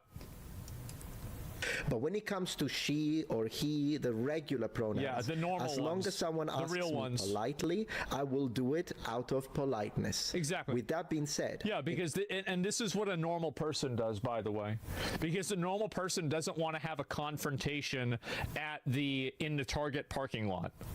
A normal person doesn't want to have an altercation at the Verizon store. You know, like, yeah, sure, she? Okay, yeah, sure, she. Okay, so yeah, ma'am, can I please get the phone now? Like, let's be honest, yeah. You don't want to get in a fight at a GameStop. Someone like Dylan Mulvaney, who made a statement publicly, said that it is the belief of this creator that people should go to jail if they don't use the preferred pronoun, then I will not use it on purpose, just to show a resistance against people who want to take away my freedom. Now, if you disagree with that, and you want to say, no, I don't want to use any preferred pronoun, that's your freedom. Yeah, you have freedom of speech. Instead, go more left and you want to say, no, I use all pronouns, everything, bunny, bunny, vampire, self, whatever this is. And you can see this is the reasonable perspective that every normal person has, that it's totally okay for you to dictate what you choose to do, but it's problematic whenever you decide and dictate what I need to choose to do. You can clearly see this difference that he's creating. It's so obvious. Is your freedom as long as the freedom of the individual is not being taken away by a government that shouldn't have any business into what people say unless what they are saying leads to a crime. That's the only case in which within at least the United States Constitution where I live, speech is not protected. Government has no business in my freedom of expression. Why is that an expert level concept? You're a nice person, you're lovely. People don't understand it because they don't want to, because they want to to tell you what to do. That's why. You're not one of those Yes. crazy activists, and you tell me, look, I actually have gender dysphoria, like clinically proven, and you want me to use your preferred pronoun, I'll do it because you're being nice and you're asking me nicely. Yeah. I look at the person, but if you're one of those who's gonna be like, if you don't say it, you'll be cancelled, I'll say it to make a stand. I'll use the opposite pronoun in that case. Honestly, I feel like that was a really fair video. I do. I think that was a super fair video. Like a lot of the stuff that he was talking about, yeah, I think he was very fair. What a good guy. And I think that a lot of people, you know, there's a lot of people that don't really give me a fair shake because I am, you know, a demon. And some people are not big fans of that. They don't really like that all too much. And so Intentions Metatron's pretty fair. Yeah, and so I was glad to see it. It's really nice. It was very fair. Actually, it was. And so I do appreciate it. Abso-fucking-lutely. So yeah, it's a good thing. And there's a video. I've never watched one of his videos, Metatron. Oh, he's almost at 1 million subscribers. Holy shit. Holy, 983,000. God damn. Well, there's 983,001. And yeah, good guy. And I think that, again, you need more reasonable, well-intentioned, normal people out there on the internet. And I think that's it. You truly believe that, a demon? There are a lot of people who, this is what they do. I'm not even kidding you. Just a minute.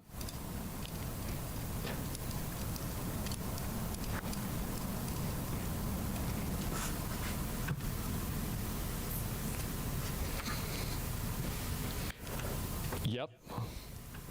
Oh, in case you didn't get the point, here, let me make it easier to understand. Now do you guys see the problem? Wow. Uh-oh. Yeah, he's summoning. Yeah, I learned how to make those in middle school. I'm really good at making those. Like I could do that without even thinking. And that's a really good star, by the way. Trust me. I listened to enough, you know, like System of a Down and every other like fucking emo metal band and shit like this. As a little kid, like, bro, I can make a perfect fucking pentagram. And so yeah, there you go. We will look at the Tectone band. Well, boys, look where we're at once again. Yep. Bro, he already switched sides. He's even got the kick keyboard now. Holy shit. That took, what did that take, like 5 minutes? You read the title right. I have been banned for the 3rd time in about 60 days. This one looks like it's going to be my longest ban yet. Yes, it looks like I will be banned for 7 long days on Twitch. Will they let me appeal it? I don't know, but I assure you when I tell you. I have seen this. Okay, this is a great one. This one, I'm excited for this one. Ted's Terror Tales is a great channel, guys. If you haven't ever seen this channel, you gotta check it out. Follow it. These guys are super chill.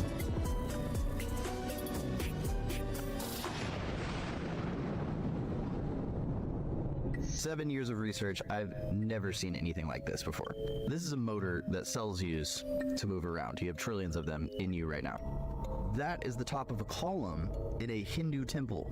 The level of detail and craftsmanship is one thing, but there's a level of geometric and engineering knowledge that is closer to what we see in aircraft manufacturing. That turbine and the biomotor both do the same thing so that an airplane and bacteria can move. If this isn't depicting the same thing, you're gonna have to explain to me where the design inspiration came from that coupler and the little stator guy right here. No way they can see these things. These things are complex molecular parts that are assembled and held together by electrons and run on electricity so bacteria can move. What? This little guy is what gets me though. He's like a little clutch that engages the molecules so it can spin.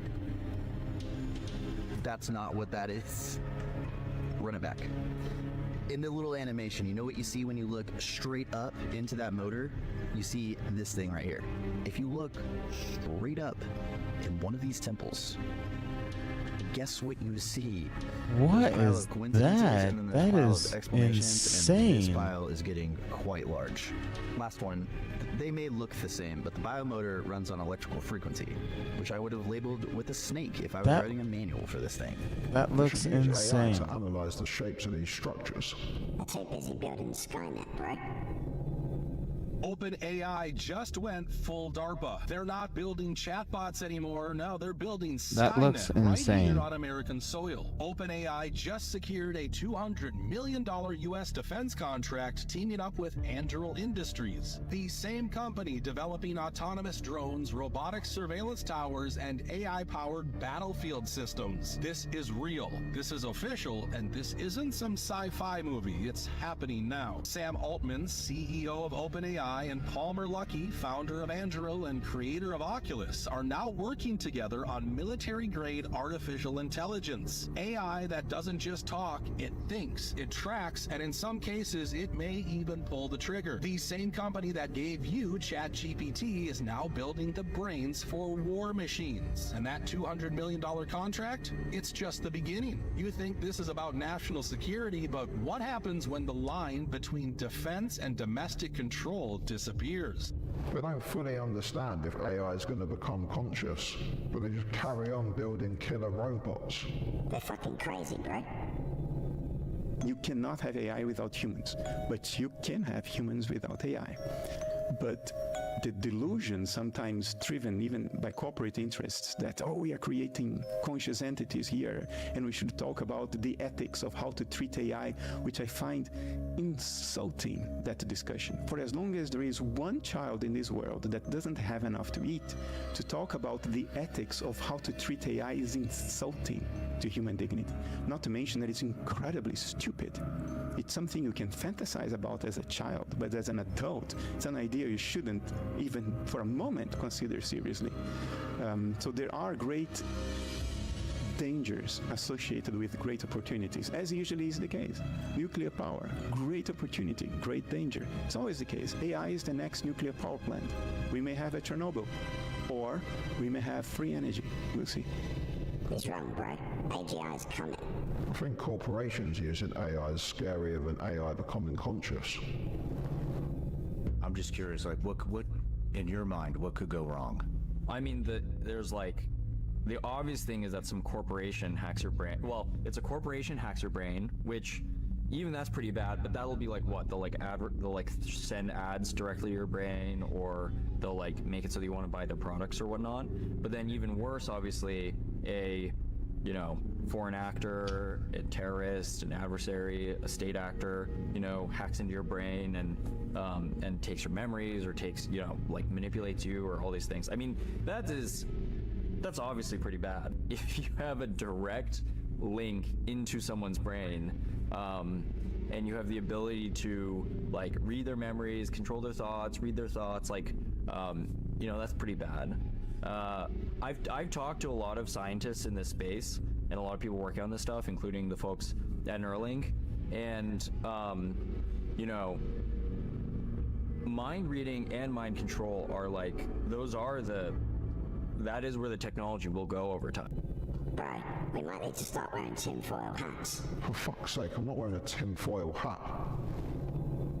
Someone smuggled a cell phone out of North Korea. So North Korea banned the internet, basically. They have like their own internet, but there's no way to see what's happening outside North Korea. But their phones, it's a smartphone, but it has basically nothing on it. But they do it to where if you text certain things, it changes the word. So one of them, I guess a very popular term in South Korea is like brother, but it's like yo dude or like whatever. And when you type in brother on that phone, it autocorrects it to comrade, and then it has like a notification that says you can only use this word when referring to someone in your family. And then if you type in South Korea, it switches to puppet state. So you're controlling speech, like the words you use. Yeah, but what it also does is every 5 minutes, it takes a screenshot of your phone and stores it in a folder on your phone that you can't look at. Only the authorities can look at it. Oh, really? So it showed like this whole folder of screenshots, but it was like blurred out, and then like authorities have access to look at the screenshot. When something gets texted or sent, they get flagged and they can go through through it immediately. Yeah, well, there's just a digital middleman in every conversation. Yeah, I believe it. I so believe it. Yeah, and then later on, they're definitely going to be controlling certain things, like especially when things go awry. Like they'll have to control certain info or ways of speech. That's insane. It'll be like that here soon, bro. I've never heard anyone else ever talk about this. Thunder, low, bass, drum. These are long waves. Long wave sounds travel longer throughout the environment. It dawned on me, oh my God, this may mean that drum circles, indigenous people, pagans, people celebrating a harvest, they're all coming together in community and they're drumming. And as they're drumming, these long wave sound frequencies are literally going into the mycelial networks that are underneath their feet, that are in your immediate surroundings. The mycelium is like strings on a guitar, like strings on a piano or a violin. They are reverberating from the thunderous beating of humans celebrating nature and life is causing the mycelial networks to grow. And as the mycelium is growing, it's giving more nutrients. It's helping all these other life cycles. There's more potential fruits, berries, nuts. So it emanates throughout the ecosystem. And so I realized, oh my gosh, this may be actually a feedback loop. When you're celebrating in community with music, you are actually communicating with the mycelial networks, and every one of those fibers are resonating from the sound waves, and they're responding with their fruitful acknowledgement and being able to provide you with greater sustenance. Seems like we've got so far from how we're actually meant to be living on this planet. Because of people like Bill Gates, bro. Bill Gates' food coding is now approved on organic produce. Appeal, the Bill Gates-backed company, has now been officially approved for use on U.S. organic produce. Yeah, that's right. The same organic fruits and veggies you trust to be pure and chemical-free, well, they're now being treated with a chemical coating designed to make them look fresh longer. But here's where it gets shady. Regulators approved Appeal as a fungicide, not a coating, a technical loophole that slides it under organic certification rules. So while you think you're buying clean, untouched food, you're actually getting produce treated with compounds that critics warn may leave behind residues like arsenic, lead, cadmium, and palladium. Sure, they tell you it's all within FDA limits, but do you really want that on your plate? But here's the bigger question nobody's asking. If the organic label can be quietly compromised, what's next? And how much of what we're eating is already part of a system we never agreed to? Because this isn't just about longer lasting fruit. It's about control over the entire food supply. The FDA's fucked. It's the WEF, right?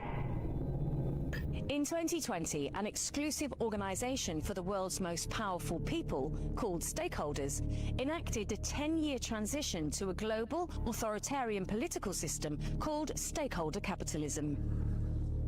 It's a funeral of shareholder capitalism, and it's a birth of stakeholder capitalism. You have shown us the way forward. One of their agendas by 2030 is to own the food supply chain. Bill Gates became the largest individual owner of farmland.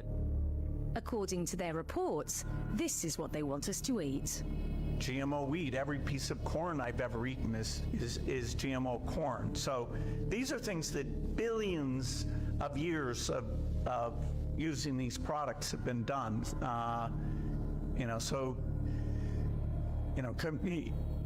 Anyway, these are proven products.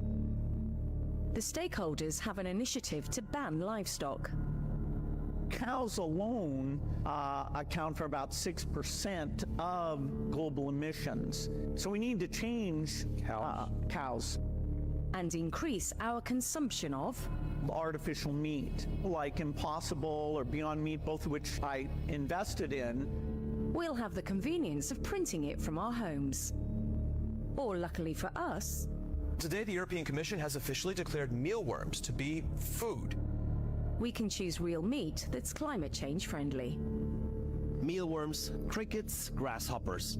These tiny insects, just over 2 centimeters long, could be key to feeding the planet.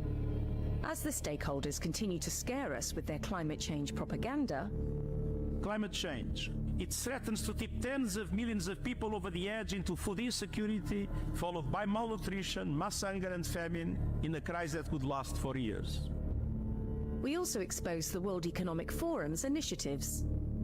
The Netherlands will host the World Economic Forum Food Innovation Hubs that are designed to remove ownership of family farms. This means turfing people off their farms. Massive farmer protests have broken out around the Netherlands. Thousands of farmers have been protesting on the outskirts of Delhi. Trudeau is not alone. Leaders from 4 countries, they want governments like India to scrap farmer-friendly laws. Good evening. Farmers all over the country walked off the paddock today and took their tractors to town. Every fifth farmer you see here today will be gone by 2030. Hundreds of French farmers drove their tractors to Paris. Last weekend, once again, I had a colleague himself. You're not the only farmer with this problem. Farmers all over the world are getting fucked over.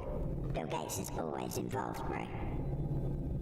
You start to see people like Bill Gates gobble up farmland, and you read what his foundation says about farming when they say that we're going to have a particular type of agriculture. They want large blocks run by the government or by private consortia where they say we're not going to have animal-based proteins, we're not going to have stockyards, we're not going to have turkey farms, we're not going to have chicken. The academic mind always has the answers, but never in the real world. And they do a lot of damage. Everywhere you look, small and medium-sized farms being gobbled up by these corporate mega farms because they can't keep up anymore. They can't comply with these endless streams of regulations that are coming down. We're seeing that in China now, where these giant mechanized corporate, big government-controlled mega farms are displacing all these little small family farms that families have been farming for hundreds of years, in some cases longer. They're moving them all off their little plots of land and moving them into these big horrific mega cities that they have built, and we're going to see that all over the world with the decimation of small farms. So if they're not bankrupted by economic forces, the government itself will shut them down. Everything is falling apart. Yeah, there is a shortage of food. Unless you buy your food from a local farm shop, corporations already control your entire food intake. If it was about the environment, they'd do something about plastic, bro. It's about control. India's built 30,000 kilometers of plastic roads, and the Netherlands is building modular roads from waste. So why aren't the rest of us? We throw out millions of tons of plastic every year. Most of it ends up in landfills, oceans, or burned into the air. Some countries found a smarter way, melting it down and turning it into roads. What India's found after building 30,000 kilometers of plastic roads is that they're stronger, more flexible, and last 2 to 3 times longer than traditional asphalt. And they use about 1 million plastic bags per kilometer. Normal roads crack due to heat and water damage, but plastic roads bend, they don't break. They're resistant to potholes, flooding, and temperature swings from -40 to 80 degrees above. In the Netherlands, engineers took it even further than that, building fully modular plastic roads that snap together like Lego. They install 70% faster, they last longer, and even have room inside for drainage and sensors. It's cheap, it's effective, it eats trash, so why isn't it everywhere? Why isn't this everywhere? Although some experts worry about microplastics and chemical leaching. It's better than it all going in the ocean. Should be doing this everywhere. Plastic roads ain't part of the New World Order, bro. These are the genes in the reproductive cells that make sperm and eggs, essentially a la carte designing of people. Everybody seems to be able to see that's problematic, ethically and otherwise. Yeah, right under our noses, Big Ag is genetically engineering soil microbes. Why? Is the dirt that's been on this earth for millennia not good enough? Genetically modifying organisms in the dirt will have far-reaching effects that could be disastrous. The arrogance of biochemical engineers astounds me. The usual ag giants like Bayer, Syngenta, and BASF are manipulating yet another aspect of agriculture. They've packaged up these new biologicals with super herbicides like glyphosate and atrazine, with genetically modified seeds, put a bow on it, and called it regenerative agriculture. Well, I like the old regenerative agriculture with seed saving, crop rotation, livestock innovation, crop overlay. People can argue about the safety of glyphosate and atrazine, but one thing's for sure, Big Ag is going to have a proprietary lock on the whole of farming at the rate they're going. You're going to need the new GE microbes to nourish the GE seeds. 2 live GE microbes are currently being used on millions of acres of U.S. farms, and the EPA's website states they've registered 8 more. These are organisms like bacteria, fungi, viruses, algae, protozoa. Genetic modifications can move between species and national boundaries on the wind. When these are released into the environment, you can't gather them back up again. The regulatory agencies that oversee their use have no monitoring protocols on the spread and environmental effects. We don't know what genes have been modified. That's trade secret information that's redacted from most of the application documents. Experience tells us that monsters can emerge when you mess with microbiome balance, especially their genes. The EPA and the USDA need to step up regulatory review on biologicals. Here's another good reason to buy organic. We've got to start growing our own food. They're starting to grow humans, bro. British and American researchers, they've created the first synthetic human embryos. Yeah, it's a terrifying prospect, and when you read about it, it feels a little bit Black Mirror-ish in a way. These synthetic human embryos were created from stem cells. They're groundbreaking for The Guardian, at least, because they required no eggs or sperm. The embryos could be crucial in determining things like genetic disorders or even perhaps treating repeated miscarriages. But as The Guardian notes, this discovery also falls beyond the realm of regulation in the UK and in most countries, so it does raise a lot of ethical issues. This is a recipe for disaster. They're going to start making designer humans, bro.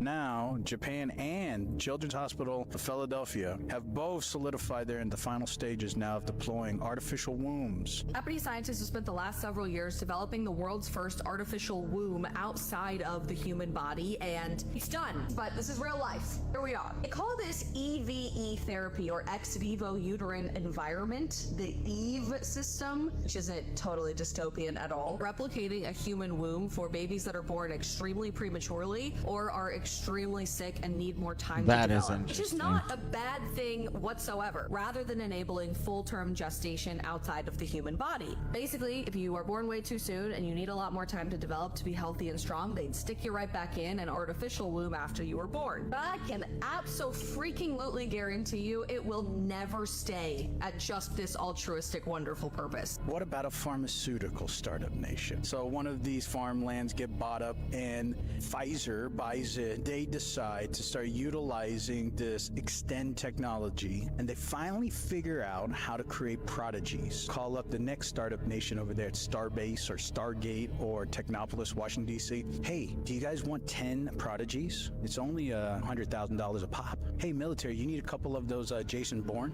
We got them over here. And they're just going to have a factory over at this startup nation for pharmaceutical companies.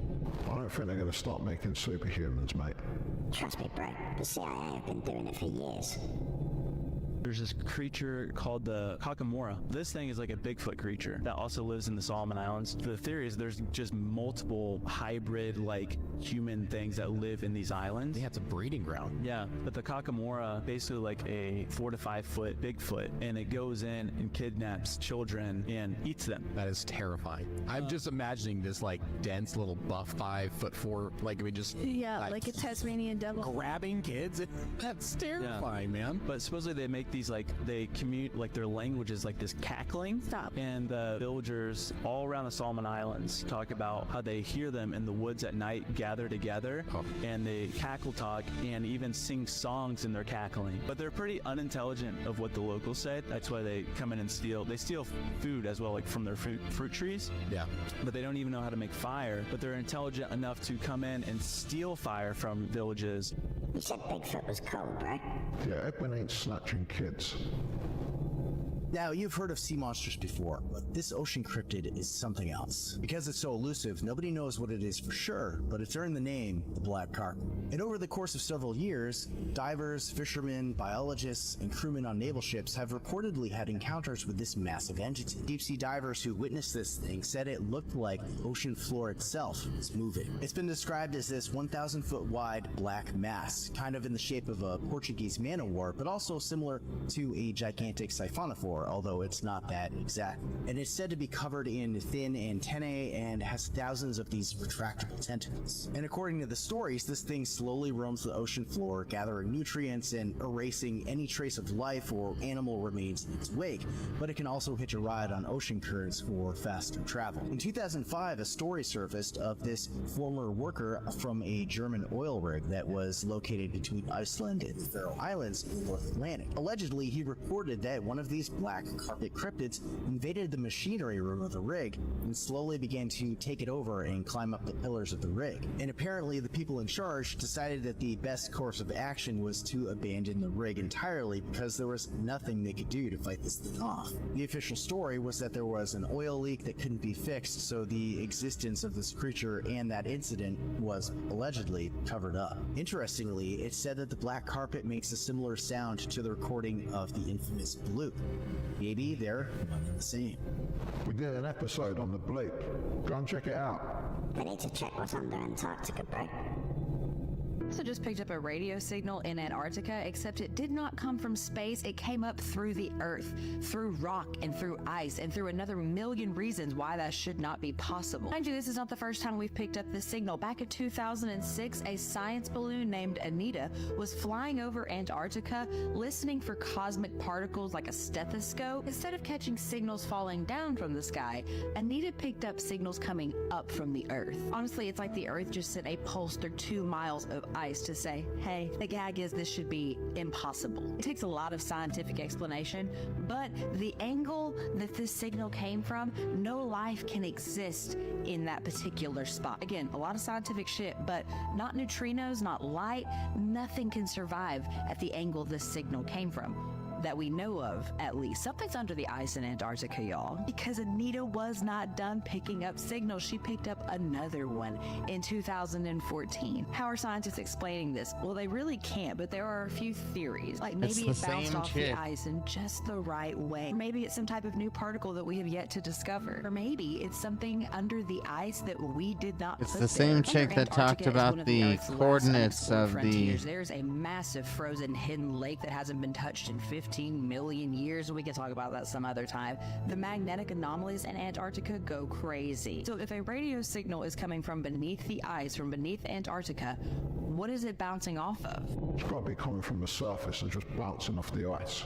Nah, bro. There's a pyramid under there. Hey, we got a bit of weird footage coming out of Roswell, New Mexico, bro, of some strange lights over the desert shocking onlookers, and this was filmed in the evening.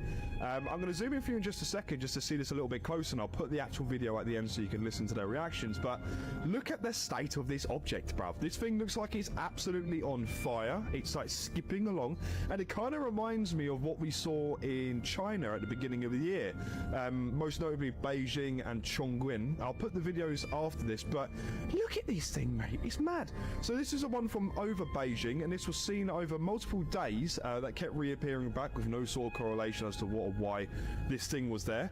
Another angle from this one as well. Actually, no, this one was from Chongqing, actually, of the same sort of phenomena. Now, this one was from Portugal, if I can remember correctly, of the same sort of thing, and I'll put the Roswell, New Mexico one here.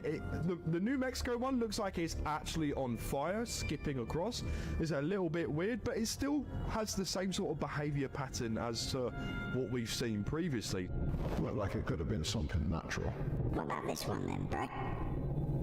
What the hell is this, guys? We've got something really weird that's been captured by NASA Solar Orbiter as well as people on the ground. I mean, seriously, guys, what on earth is that?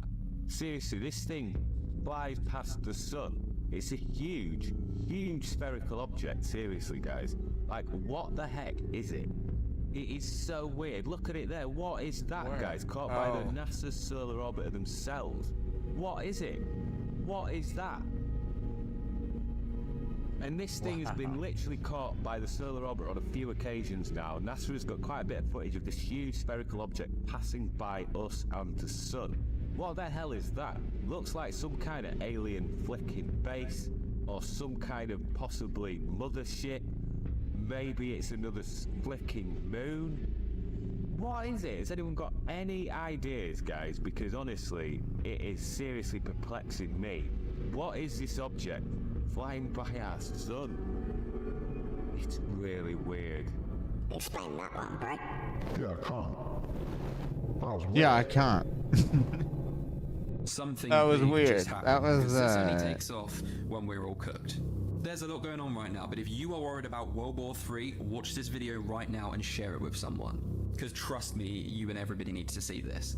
So I've spoken a few times about this, the Doomsday plane, which yes, took off yesterday. Everybody's freaking out online. The headlines all say, oh, the Doomsday plane has taken off, guys, we are cooked. I'm sure you all know what the Doomsday plane is. Obviously, it's not good. You can control everything from the skies. It can be refueled in the skies. But what some of you don't know is this actually does fly, like, normally once a year on routine tests. And yeah, they might be using it for other reasons, but oh well. Now, the main thing, obviously, is the situation in the Middle East is escalating, and it is getting scarier, I won't deny. We now have Trump, who has approved Iran attack plans, but hasn't made his decision on if they're going to get involved or not, so I'll keep you posted. But of course, the headlines everywhere, the media outlets, everyone's saying World War III is coming, this is going to cause World War III. But it is not. I don't think World War III is ever going to happen, and do you want to know why? These people right here.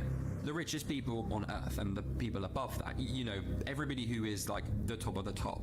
We know these people will do anything to keep their money. They want to be the upper class, of course. If World War III broke out and people were firing nukes everywhere, it would be mutually assured destruction, which just means the whole Earth essentially is blown to smithereens. So what the hell would be the point in that? Because these people would be gone, and if they weren't gone, they wouldn't be upper class anymore because no one would be alive. Even if they had some ultra bunker which they survived in, wiped down 95% of the Earth, came out, their money doesn't mean anything. Not at all, because there won't be anything on Earth. There's always going to be wars and conflicts, but the fact now that everybody has nuclear weapons is scary and a threat, but it's that doesn't mean that World War III won't happen. It just means that we won't destroy.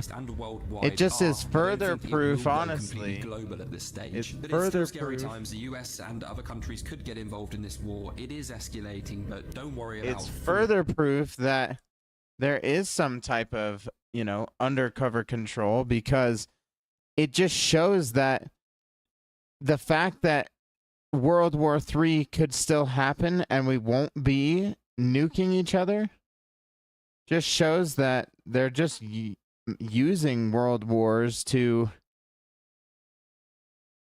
literally control the narrative and to make money, you know.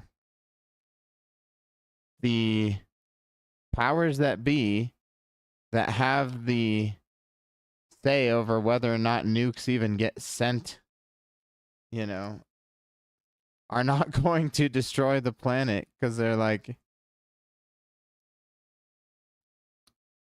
exactly what he's saying. You can't destroy the planet and expect to still remain in power. That's definitely not the agenda.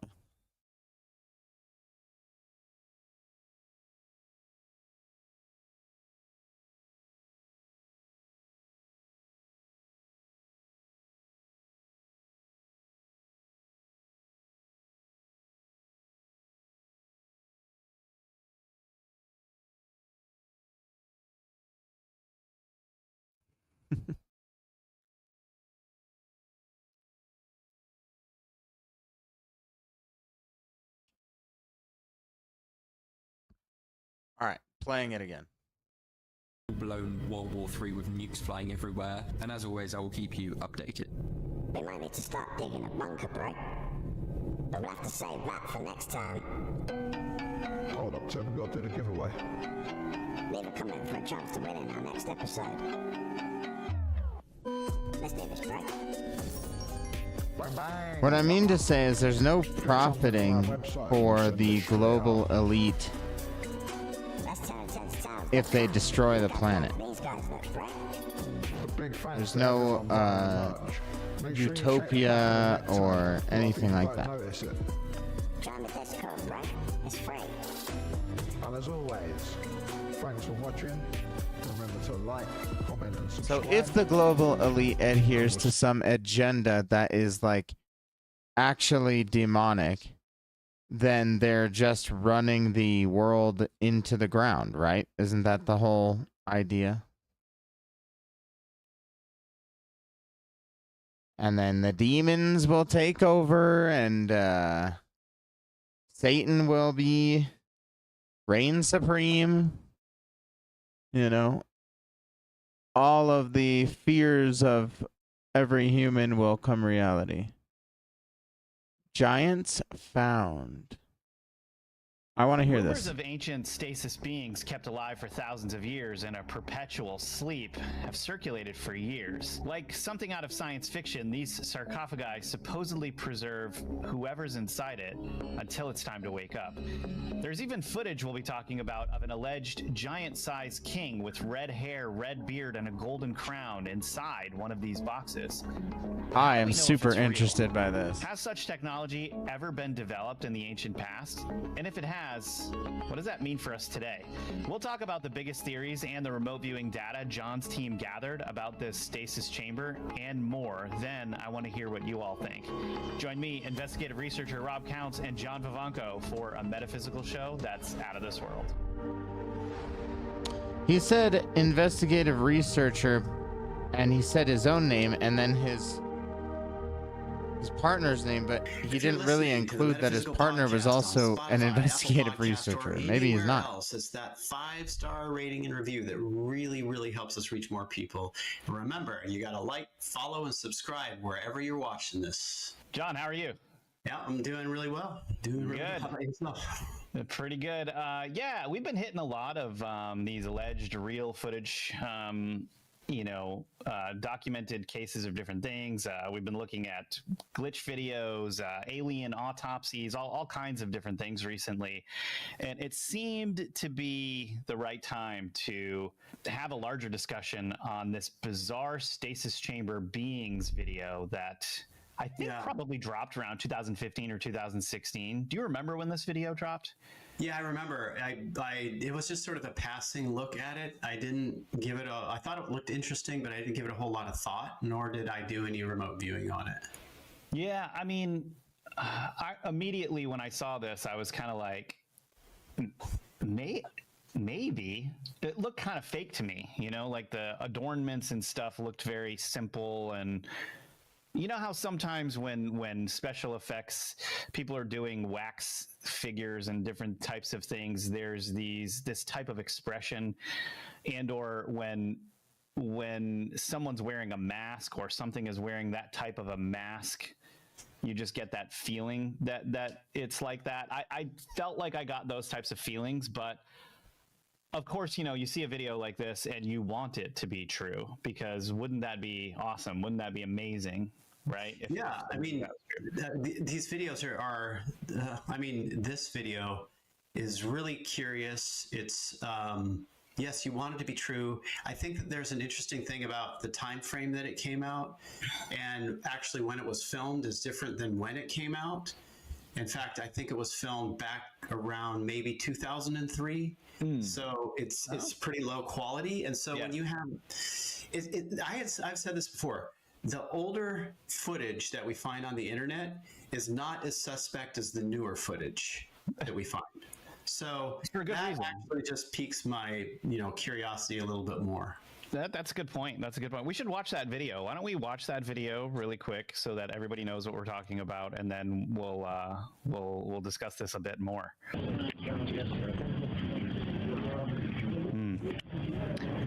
Yeah. Okay. So clearly some type of figure, some adornments with what look like ancient Sumerian markings or something like that on the adornments, gold adornments. The body looks kind of waxy or something. Waxy, I see. Yeah, it looks waxy. It looks like there's powder on his legs or something. Now this is a different figure, okay? This is a different This is a figure. different one, right? Yes, there's two of them here. This actually looks like a real dude with bronze makeup on in some type of coffin-like environment.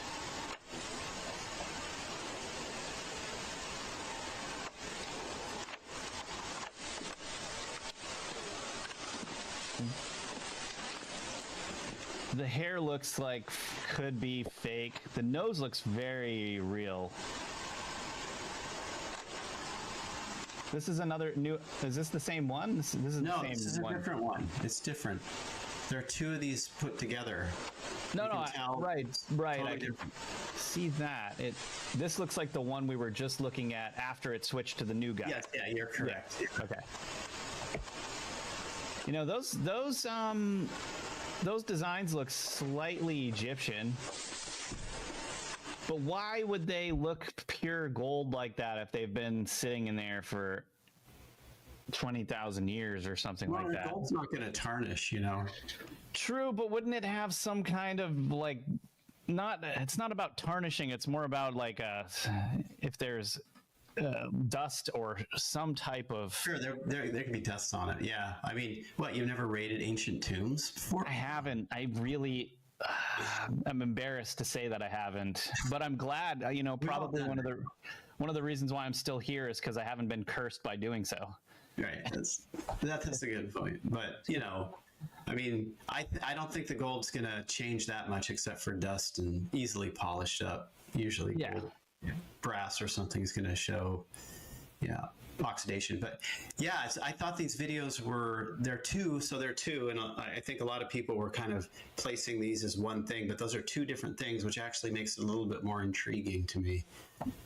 Why are there two? How come there are two different ones that look sort of similar and have that same waxy, fake-ish, but mummified sort of look? Weird. No context. None. Unless the original. So I'm guessing the original posted on YouTube, right? That's where has to be. And so who posted the original? What was the name of the channel? What did the description say? What's the context? Because when you read about this story, You don't even know anything about I'll it. explain the context here, but when the supposed context, people have this context that goes into it, and I don't know where that context has come from, right? Was that with the leak, the original leak? If this is a leak? So, okay, you can't really talk about something like this without going over what all the rumors are, right? Because these clips often are either the start or they come in the middle of already solidified rumors that have been circulating for a period of time. It could have started before. Now, YouTube started in 2005, so if this was shot in 2003, someone uploaded that to YouTube after YouTube started sometime. Could have been earlier, could have been, however long it took for YouTube to start becoming more popular, right? 2008, 9, 10. And okay, so let's kind of go through some of these rumors.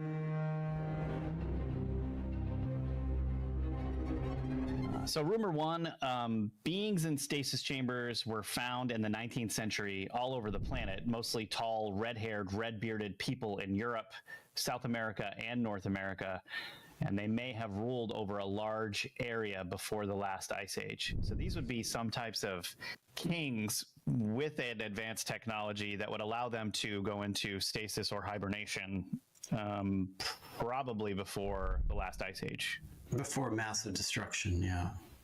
Yeah, and now this might kind of coincide too with the idea of these engineers, these life engineers, or what do they call those? Like seed cultures, seed beings that plant. Yeah, like the Anunnaki low relief of holding the bag and carrying the seeds of civilization. Well, and either they were those particular beings or someone made them to look like those particular beings, because they all seem to be these Western looking beings with these bags, or like you said, holding those pine cones or what have you, right? Well, the idea of a stasis chamber is interesting. You know, there are things like the tombs at Saqqara, or the Apis bull, so-called Apis bull tombs, which are not what they say they are. They weren't tombs made for Apis bulls. They were different. They were more along that line, that idea of the stasis chamber. So can you pull up a picture of these tombs at Saqqara? Where are these things? They're very, very thick. It's in Egypt. They're very, very thick, incredibly thick. They're made out of granite. A type of granite creates a piezoelectric electricity within. See, this is interesting. Within the sarcophagus. This is very interesting. That is a crazy thing. Particular thing, like why they were built. It's a very simple thing to task with remote viewing, because you would either get for burial purposes or something else, and we get that something else. See how thick that is? It's very, very thick, and it was meant to contain I guess a plasma that would be formed inside of it, that would put a subject into a stasis-like state, as well as enabling sort of an astral type communication with things that are off planet, if not transporting, at least dimensionally, astrally.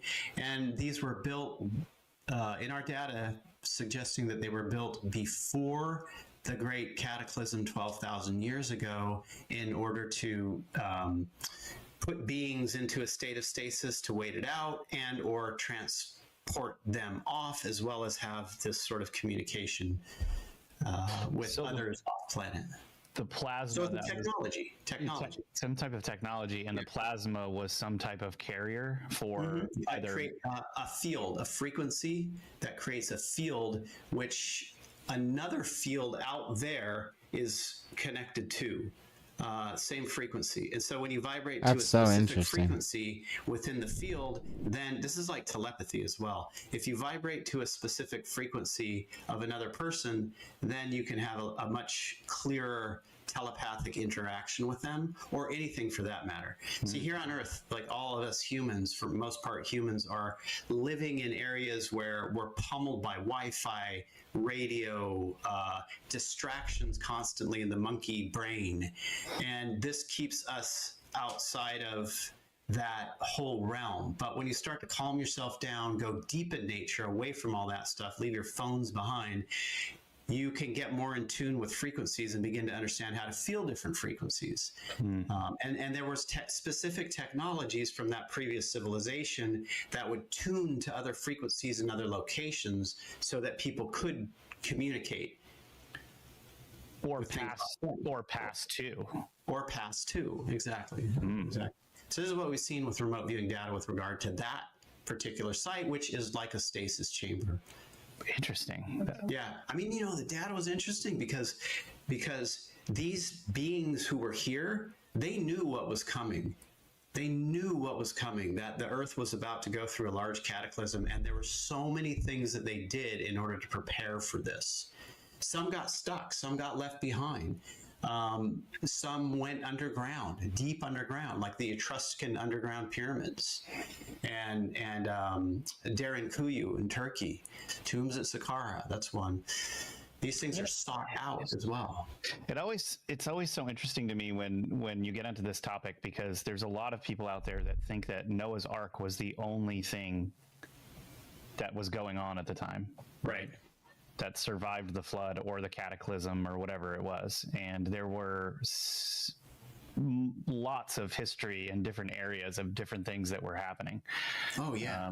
You know, yeah, so this is like one of my most favorite topics. Like, it's incredibly fascinating. And my take on it, like, for instance, like, I get people who will just mail me stuff, like through the mail, of like things they want me to look at, because they don't want it going through email. And some of the stuff that I have actually received has to do with this type of stuff exactly, where they think they've made some kind of find. Or discovery, and then right? they view it, yeah, and yes, they did make a find.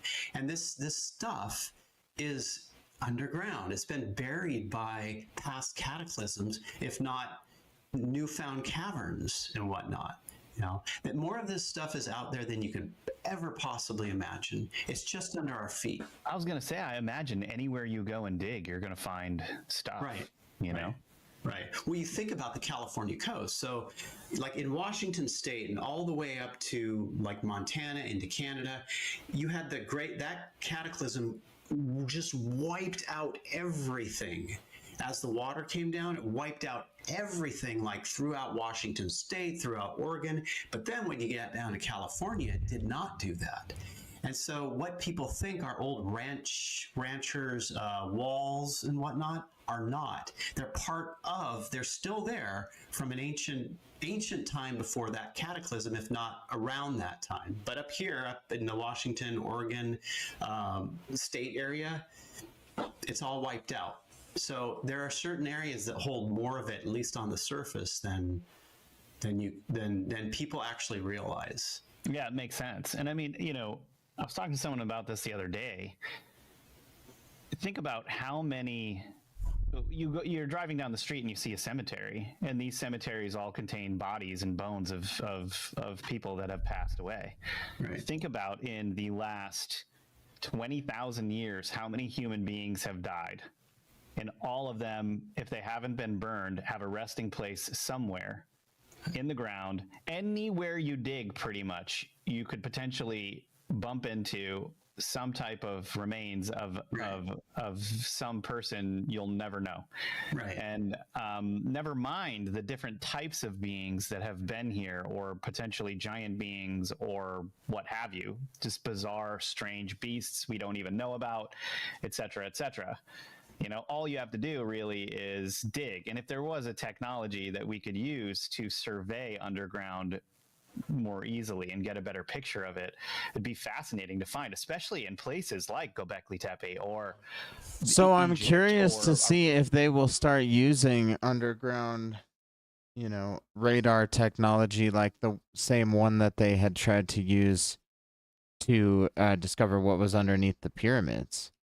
Saying that there was a 2-kilometer deep structure underneath the pyramids that led to that were like giant columns over a huge surface area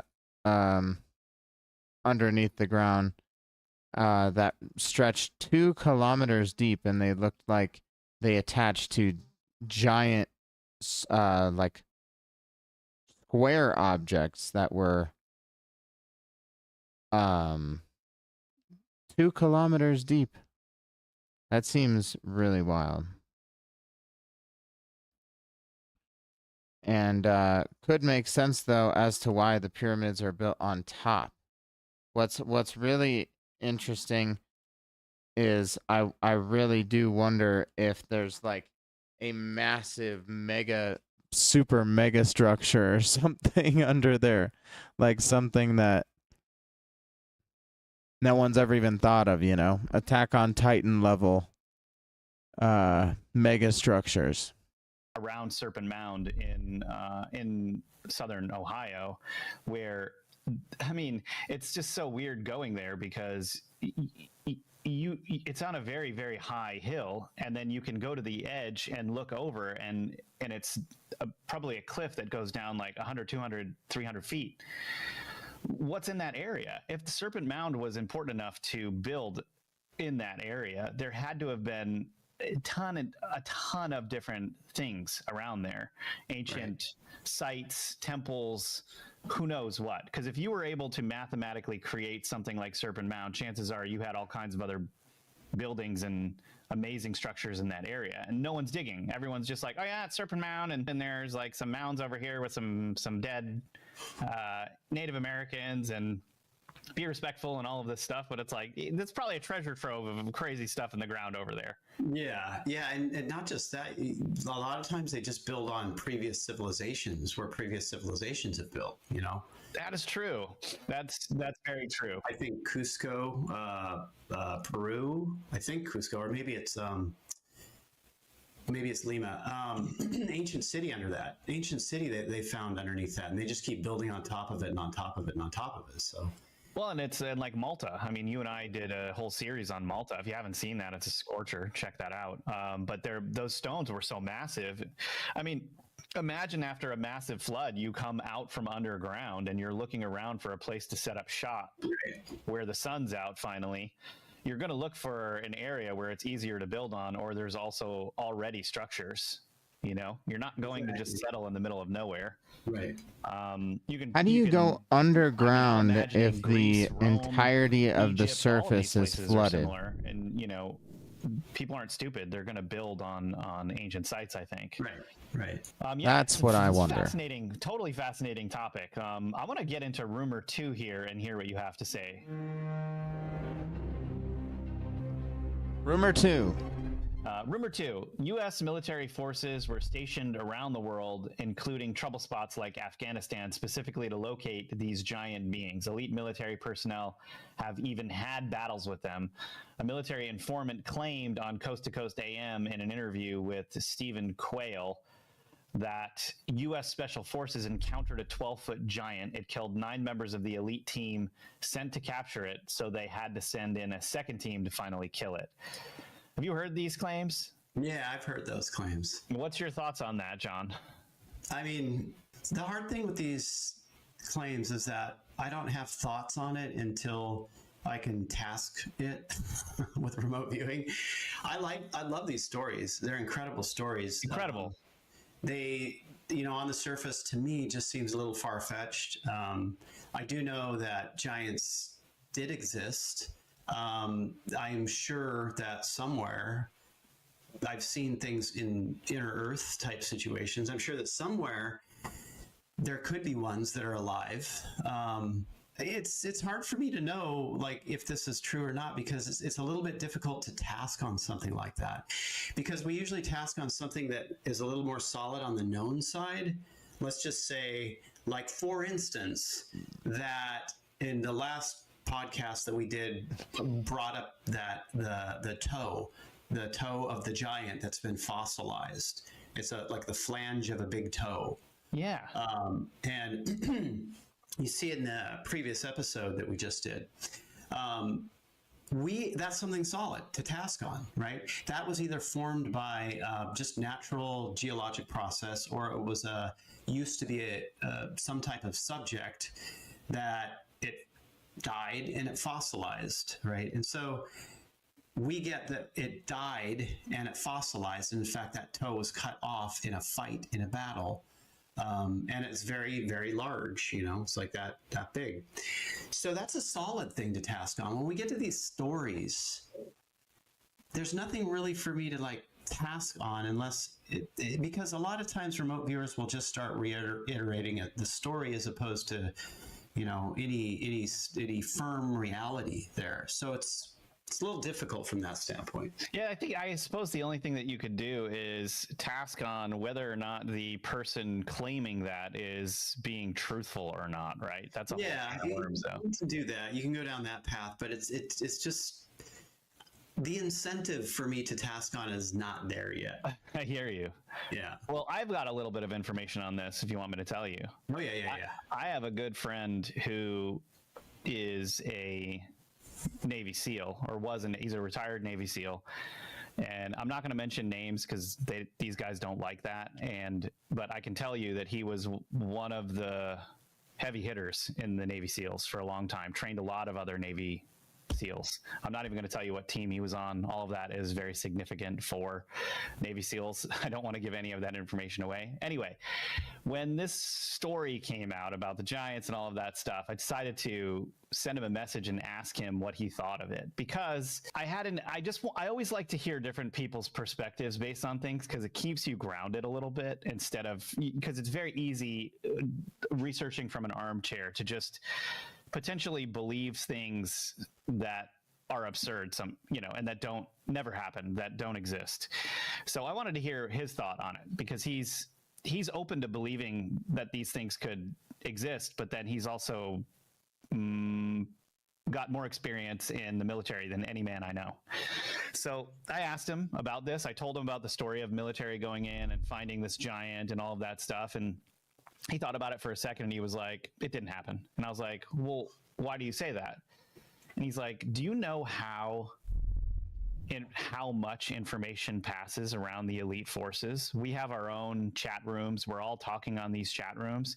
And he's like, I've been on these chat rooms for X amount of years, and I haven't once heard anyone share a story about giants. He's like, it doesn't matter if it's top secret or not.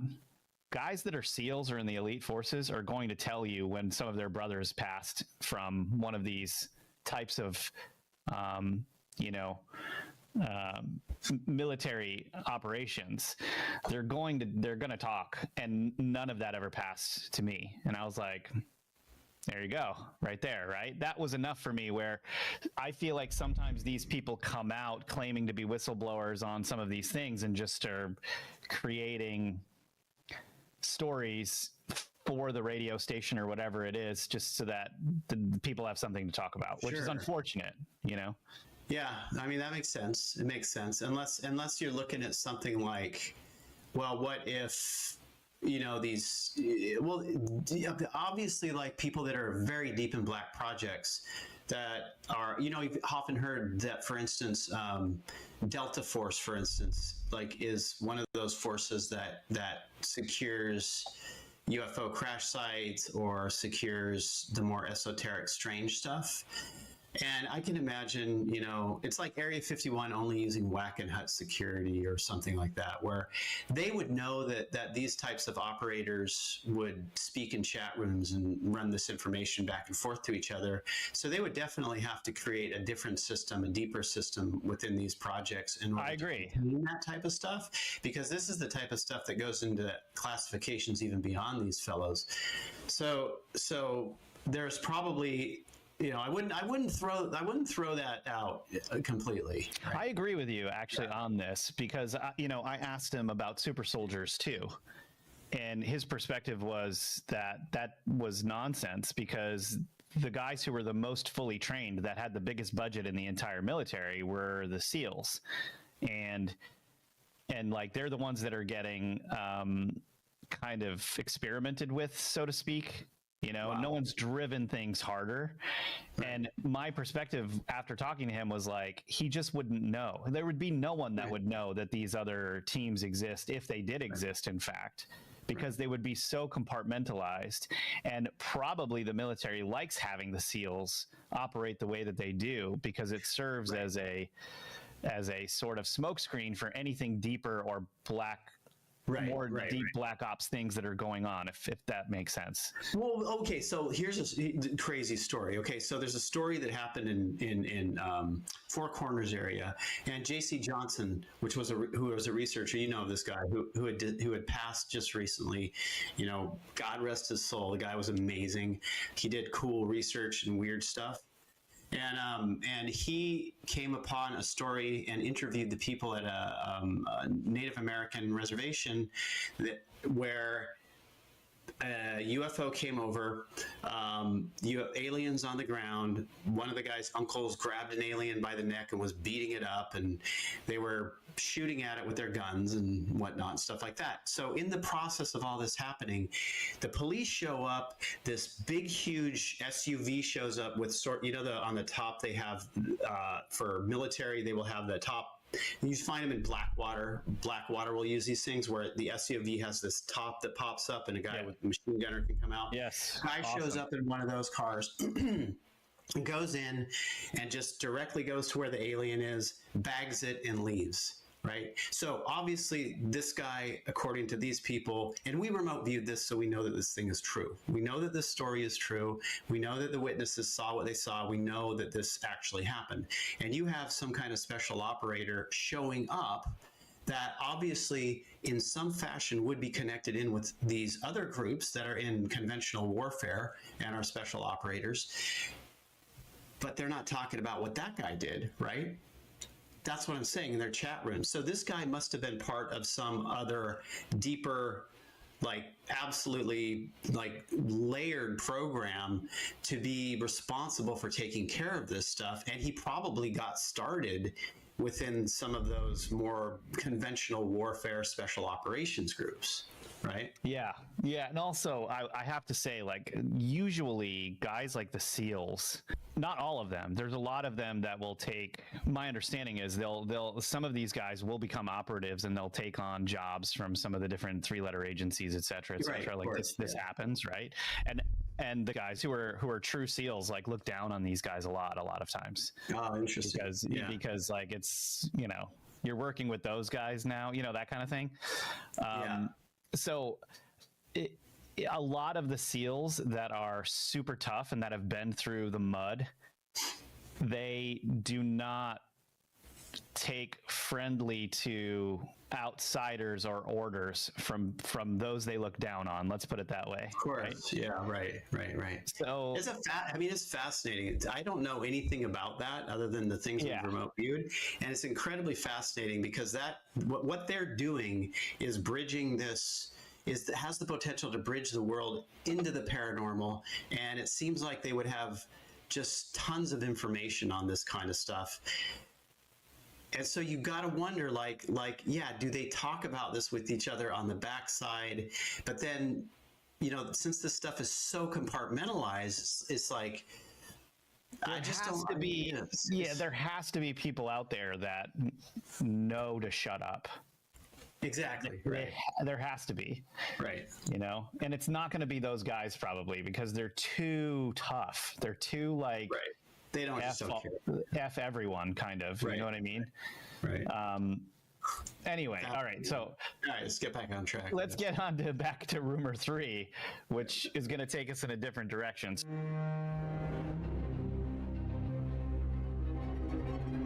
So rumor 3 is biblical giants were real ones. Some biblical figures may have been giant humans themselves, and some giants survived Noah's flood. There may be overlap with the Nephilim here. I'm not of the mind that the Nephilim are all this one type of giant being that everyone talks about. Like when I hear people that study the Bible and all of that, they try to put everything into this Nephilim bucket, and that's not my understanding. It seemed very clear to me that these sort of Nephilim beings were sons of divine beings that had mated with human women and became champions of old. Now we're talking, when I hear that, I'm thinking, okay, this is like Achilles, Hercules, these types of great men that existed in the past that did great deeds that we have record of. But a lot of folks think like, oh, the Nephilim were just these giant beings, just giants, which, I mean, it's possible some of them were, but that's not my understanding after the research that I've done. But I believe 100% that giants survive, like a lot of giants survive the flood. What's your thoughts on this? Yeah, I remember looking into this, the Nephilim idea. It seemed to be, at least in our data, very giant related, different type of species, large, very large, that left their own planet. There definitely was another planet that they were on. And they had come here. There was some destruction event for them, fighting and warring and stuff like that. And they also came here. Are we talking about these? Are we talking about like these bearded men with the pine cones and stuff, like Anunnaki? Yeah, that would sort of follow along that line. It's sort of interchangeable. I mean, it's obviously, you know, hard to pick out in remote viewing data ultimately like the size of these things, but did seem to be bigger than humans, did mate with humans. Some of the old mythology surrounding like the Greek Hercules and whatnot seemed to be a mix. There was also, according to some of the data we have, was that there were different factions of these beings. Some were interested in destroying humans, eating humans, because you do have the stories, for instance, coming out of like the red-haired cannibal giants out of Lovelock Cave in Nevada, where a guy was, digging guano out, and he found all these giant skulls and bones in there. Okay, this was like early 1900s, and aside from that, the Apache had stories of them killing the giant red-haired giants that are very old stories in that specific cave, right? Because these giants would eat them. And so there are a lot of the stories with the native tribes in the United States deal with these giants as these being antagonists and eating them and stuff like that. Yeah. These giants are related to those Nephilim or Anunnaki type beings. And I know people are going to split hairs on that and say, no, they're totally different things. Fine, you guys can discuss that. I'm not an expert on the naming of these things. I'm just an expert on describing them at low level and remote viewing data. So I don't know the names ultimately. So these beings would, they went into factions. Some of them lived underground, moved underground to get away from the humans. Some of them are more benevolent.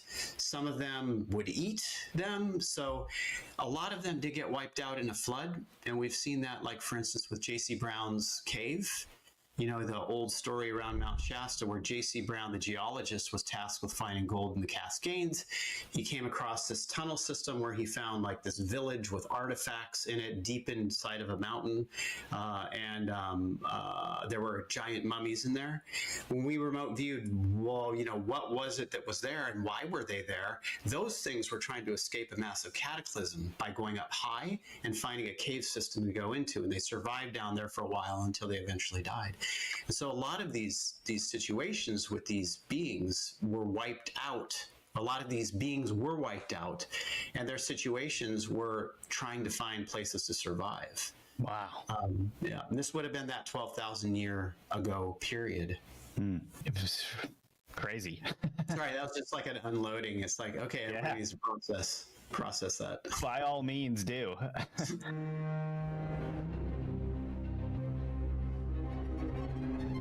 All right, rumor 4, how do stasis chambers work? The chambers are triggered by a certain vibrational frequency.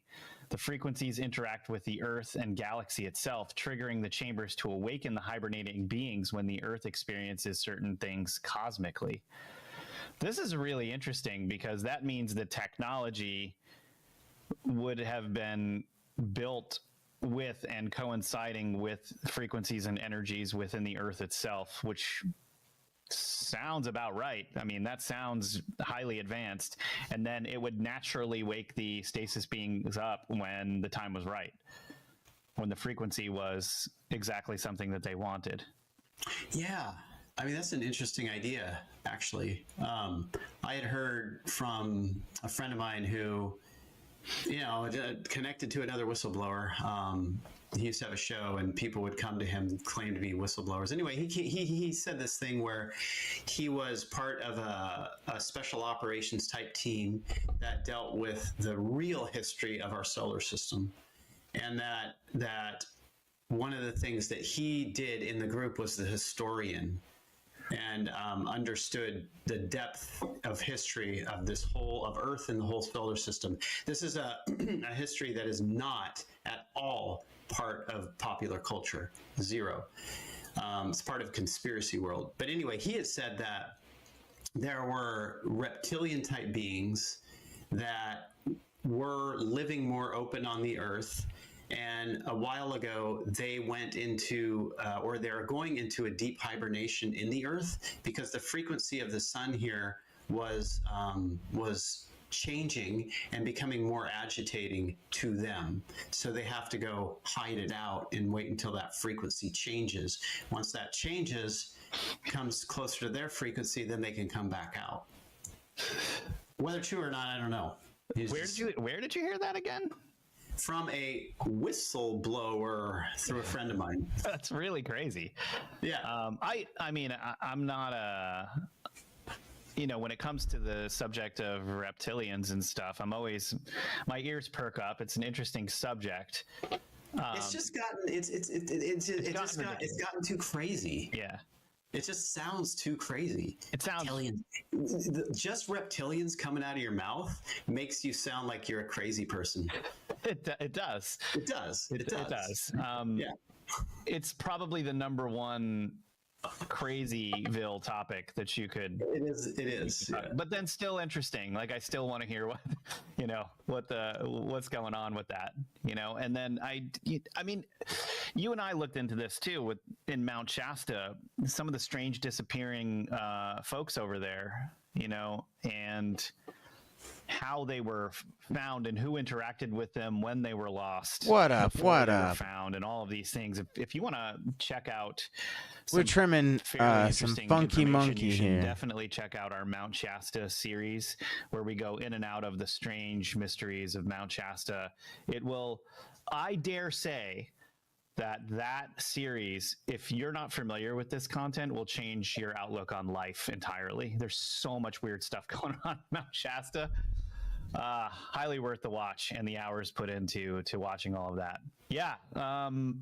Okay. So I think also, this idea of chambers and stasis chambers kind of coincides with space. Being a spacefaring civilization, you would have to work out the problem of stasis or hibernation in order to get from one place to another, if your technology was not one where you can travel through wormholes. Yeah, you can travel through. Correct. So if you're doing the human way, which is jet fuel and a certain amount of time heading to a certain place, you're going to have to work out the issue of hibernation. But it also could be. It's funny. I don't know why that makes me laugh.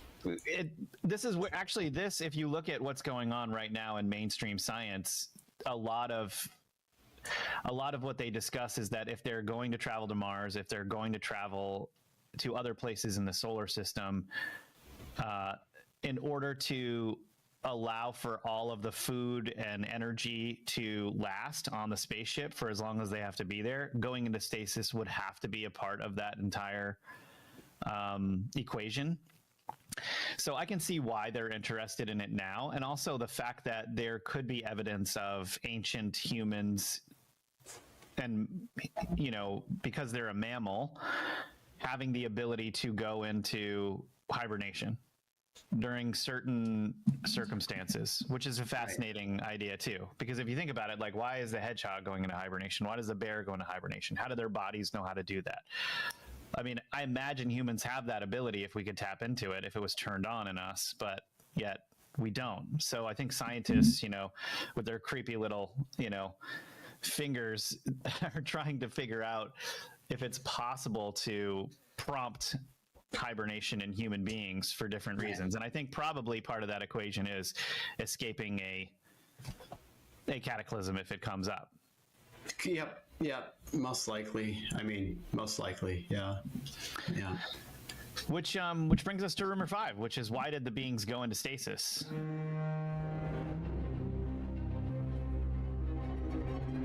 So the rumor is they went into the chambers to wait for this period of change we're going through right now. They wanted to hibernate so they could be part of this time period and participate in the shift or transition period that we're in right now globally. So basically they went into stasis to awaken around right now, this period, because it's a very special period of time, allegedly. Some call this vibrational change in the solar system, or going from one density to another, or transitioning between epochs. And when these beings woke up, they weren't expecting the modern population to be taken hostage to such a degree, held by global elites that are demonic in nature. That's the very, very new idea around this. Okay. All right. We'll say the last 10 years. I'm not saying it's not true. It doesn't sound like that is happening as far as like what they're concerned about. This time period that we're in right now is according to ancient scripts from like 30 different cultures, is the end of one of the worst ages that you could possibly live in, where you don't have connection to spiritual source like you would in the other ages. And these ages do have to do with energetic movements in the cosmos, in the earth, mainly coming from outside of the earth through the sun, through the center of our galaxy, that cause people to be more spiritually connected or more spiritually disconnected. Everything here at the moment is upside down and backwards. People don't know what truth is, what truth isn't. People are convinced by psychopaths and led by psychopaths who lie to them, and people have no idea. It's because they're not connected back into that knowledge through source, through God, or whatever you want to call it. Don't you think some of that is a choice, though? Don't you think? It is absolutely 100% a choice. But you know what? Everybody's running around with these things, and they are watching the screens, and they are believing the things that are there instead of going inside to find out what's truly there. There is where the big problem lies. The huge, huge problem. Now, don't get me on that soapbox, because it just starts to get me really, really annoyed. And I think people are doing it to themselves, and they have a choice not to do it. And people can actually change things en masse if they decided not to do it. So chances of that happening are it won't, because everyone's looking for that little endorphin rush, the constant endorphin rush. Think about, like the 1800s. Let's go back to the late 1800s, the Victorian period. In the Victorian period, what did people do? I'm not saying they were in a higher spiritual state than we are at this moment at all, but they didn't have this stuff. They connected with the environment around them, were a lot slower. Would look at the paintings from that time. Look at how people became part of nature. It was part of them, and they expressed it that way, as opposed to where we are now. It was like everything is like slammed into us, and it's this constant feeding of one thing after another, instead of putting ourselves back into this older, quieter mind state in order to see what's going on and feel what's going on, right? So it's kind of like we have to go back a bit into the past to go into the future in a way that's much more clear and more spiritually evolved. Yeah, I feel like things were already starting to get wild in like the 80s and the 90s with television, or the development of television, color television, special effects, movie technology, all of that stuff. But it just went crazy when these modern devices kind of came out. And it's become, think about it, how distance has become much greater now in the amount of time with development that's kind of happened, right? I mean, if you think about in 1990, right?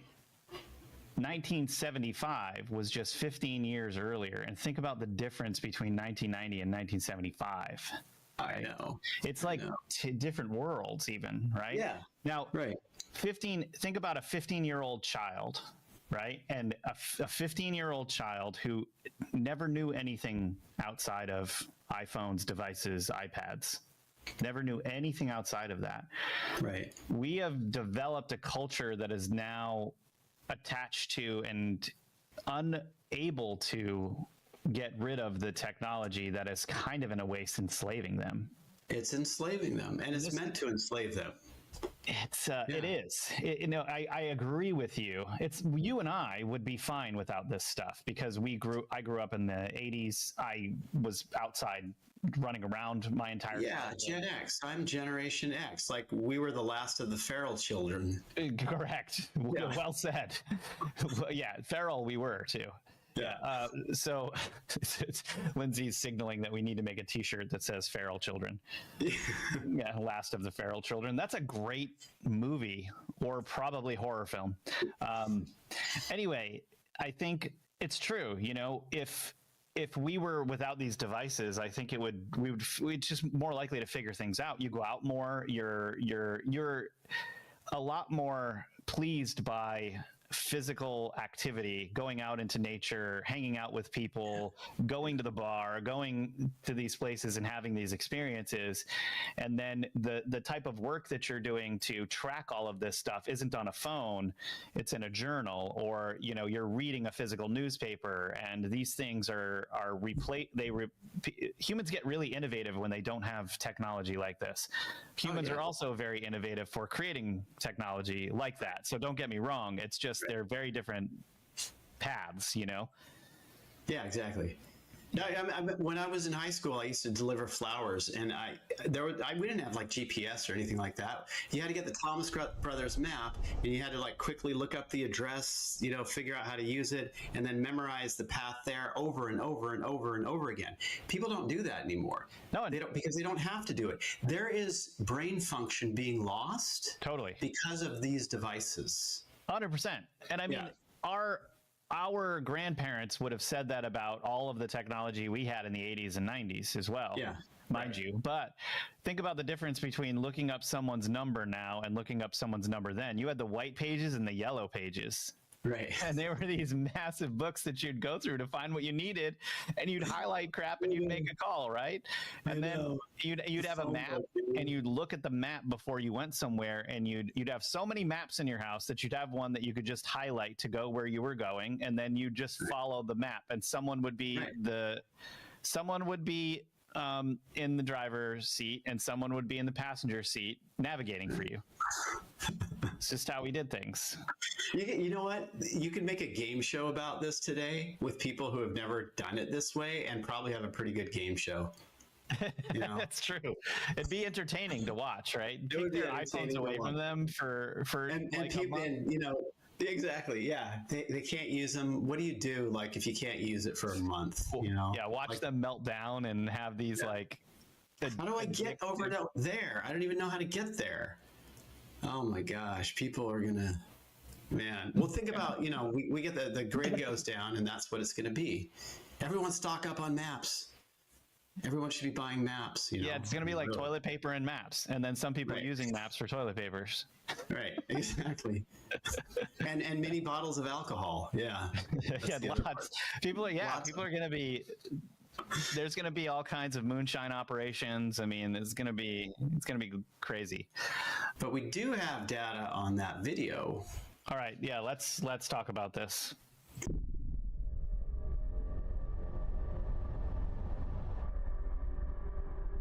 Yeah. All right. So right off the bat, okay, so, my intention is to just literally try to understand if that thing is a prop or something else, right? And because, it's the internet. And right off the bat, multiple remote viewers, blind, talk about this being a real discovery, like literally, quote unquote, this is a real discovery. That this is also, quote unquote, an unauthorized leak. Yes. Wow. An unauthorized leak and a real discovery, multiple blind remote viewers. So right off the bat, I know that this thing is a real thing, not a fake thing.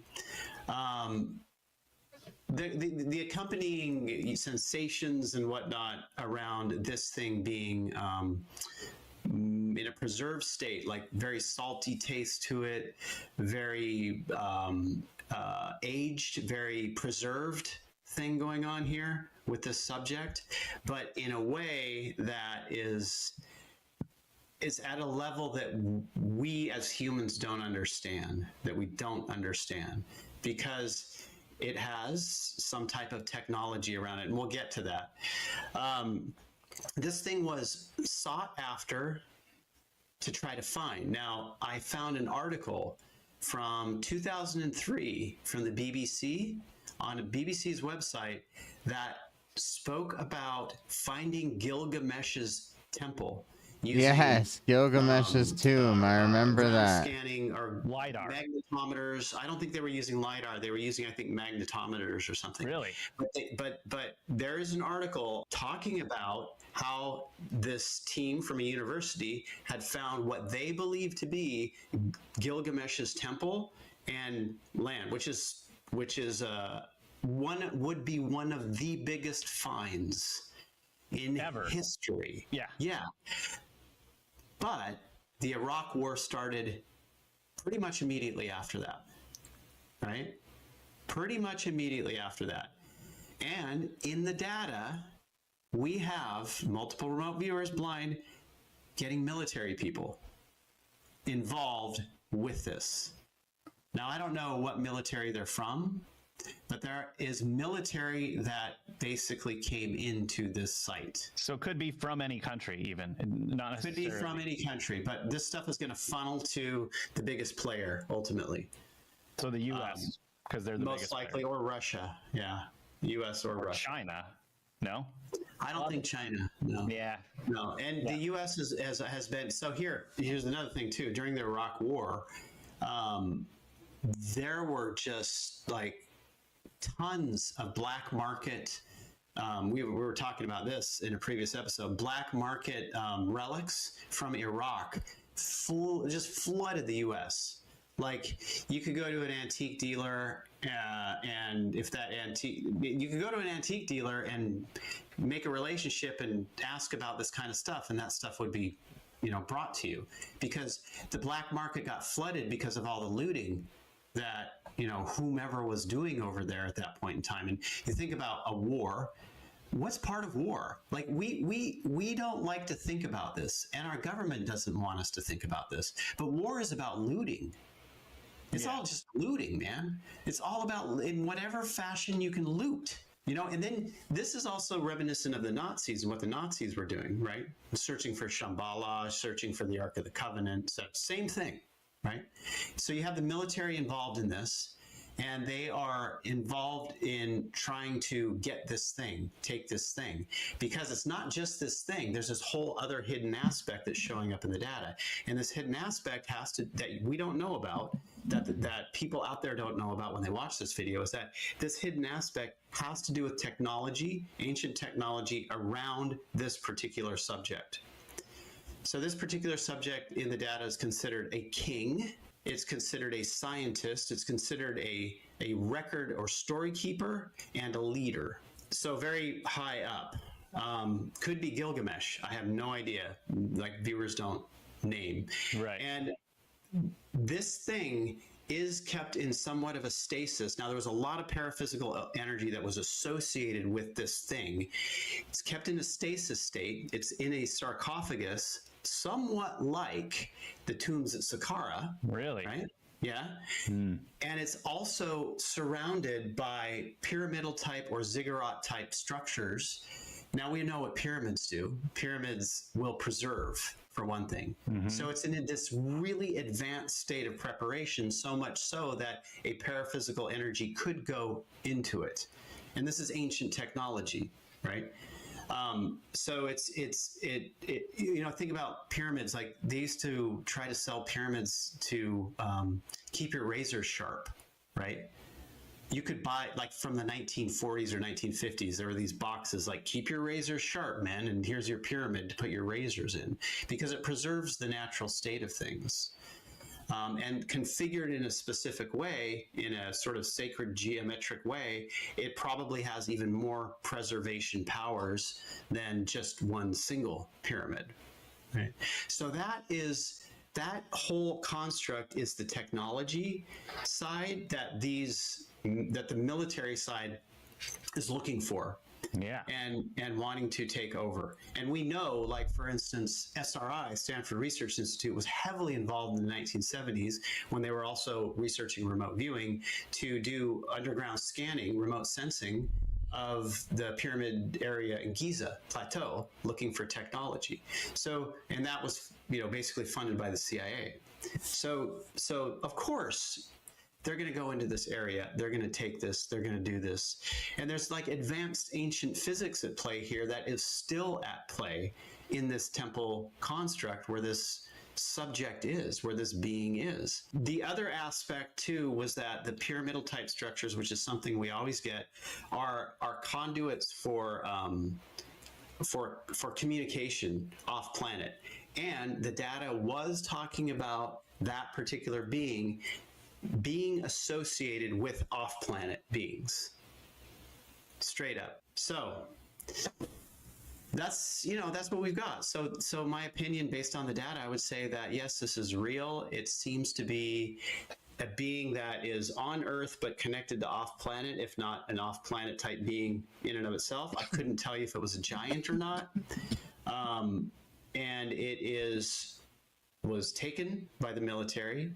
They were more interested in the technology surrounding this, and it could be related to Gilgamesh Temple. I don't know 100% for sure, but it all stopped with the Iraq War. And let me ask you a question. Why do you think there were two different beings in there? Because I think there's more than one. I think there are probably more than just two. I think this was a complex to house a bunch of specific types of beings. More than one. There could be 5 or 6, more than that. Do you think that these are immortals of some kind, or that? I don't know. I don't think they're immortals necessarily. I don't think they're that. I think they are beings that probably lived longer than us, but they moved themselves. It could have been that situation. Now that's something that we're going to have to look at. They could have moved themselves into that situation in order to go through the cataclysm and then come back in later. We don't have any data to suggest that because I didn't go down that path. But it is something to absolutely go down to check to find out. Now that this at the base level, at least for me, it's been established that it's real. That's crazy. Yeah. Whoa, like the possibilities of this, right? Yeah. And then what else did they find? I mean, this was an unauthorized leak according to your data. And yeah, it was an unauthorized leak. The other part of this is that the data talks a lot about a lot of it's hidden. So hidden means a couple different things. Hidden means that what you're getting, what you're seeing on the video is only a tiny sliver of it. It also means that the other aspect of it is hidden to human eyes unless you have very sensitive equipment or sensitive people, because there's a big paraphysical aspect related to this and a paraphysical being that is associated with it. And now I'm somewhat going down the path and assuming that paraphysical being is the being that's associated with that specific body, right? So now I'm not saying that this thing can wake up, but I am saying that there seemed to be a heavy-duty paraphysical aspect still connected to the body, and the body had a little bit of energy in it. It was quiet, very, very, very quiet, but it still had just like a string of energy in it that connected to this paraphysical being. And it was the technology, the ancient technology, that was creating this situation. Now, I guess that if they took this out, if let's just say, hypothetically, that there was a being to enter that thing, to wake it up or whatever, hypothetically, I'm not saying this is true. If they took it out of that pyramid structure and that didn't happen, the thing would just desiccate, because it's that's keeping it together. Right. So probably that thing is rotted by now and it's gone, whatever that being. But there was indication that they knew that was what was keeping it in that state, the military people. Now, when I say military, it's like that's such a broad brush. It's associated with military. Authority. Yeah, right. We only had men there in fatigues.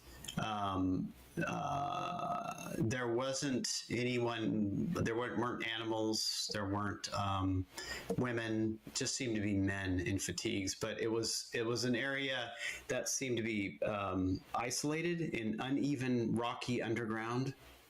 an uneven rocky underground area, hidden from people's eyes, and there seemed to be one person that was really associated with like guarding it or being next to it or looking at it that was incredibly shocked by this scene that he was seeing. Plus, if they wanted to study it, they wouldn't move it because they would want to see what made it tick before they did anything to it, right? Just keep it secret, create a perimeter around it, and study the heck out of it. I'm assuming. Yeah, definitely would do that. And there was whoever took at least whoever took the video was incredibly excited, incredibly shocked, like knew that it was such a huge major discovery. I mean, this is showing up in the data, huge major discovery. They really wanted to tell people about this. They were part of that team. They were dressed in fatigues and also special gear, like full head coverings and stuff. He's saying multiple blind in order to go into the site.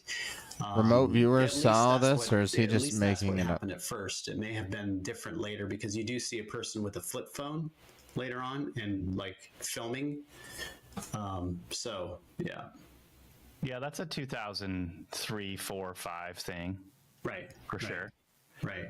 So I think it could have been at first that this garnered a lot of attention in some elite circles, and you got those guys, flooding in. Could have been Iraqis. Most likely was Iraqis, high-level Iraqis or something that were flooding in there to look at it and film it and stuff. That's crazy.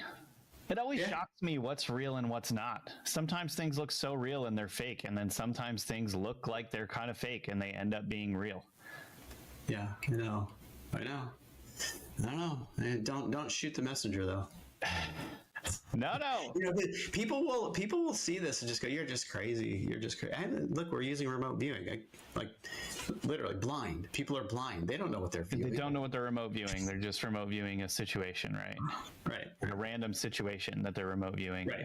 But then you'll get somebody arguing that, well, it can't be real because that piece of gold looks like it's made out of corrugated cardboard. And it's like, okay, well, okay, whatever. Yeah. I guess you don't know about remote viewing, so. Yeah, and also, it's like with the alien autopsy video, where sometimes, especially if something leaks, edited things can be put in there that are fake, or things that are real can be in there. Not that this was that situation, but right, these things can be complicated. They're not always straightforward. Not as straightforward as we think they are, anyway. This is why I also wanted to understand who was the original publisher of this. Yeah. Who was the original publisher? Because, like, for instance, the Skinny Bob video, you can track back to the original publisher. Right. I was able to. It's like being able to find that could tell us a little bit more about it and place a little bit more context on it. I want to know what you guys at home think about this. Well, this yeah. is amazing information. Of course it would. I really, at first, I was like, no, I'm gonna put fake on this one, but it's still one of those things where, again, it's intriguing and you want it to be real, and to find out that there's more truth to this than there is falsity is pretty agree. amazing. Yes, I want it to be real. Of course I do. It does look very Gilgamesh-y. To be real. The second being, I don't know about. It could be real. Most likely it is real because I feel like there's more that are there than just those two, but most likely it is real. Yeah. So there's more to view here. The beings where they are now, we did not look into, so I could not tell you. They would have obviously been removed from the area. The military was fully in there, probably dismantling and trying to figure out what to do. I know people have stories of the being waking up. That could definitely be part of it.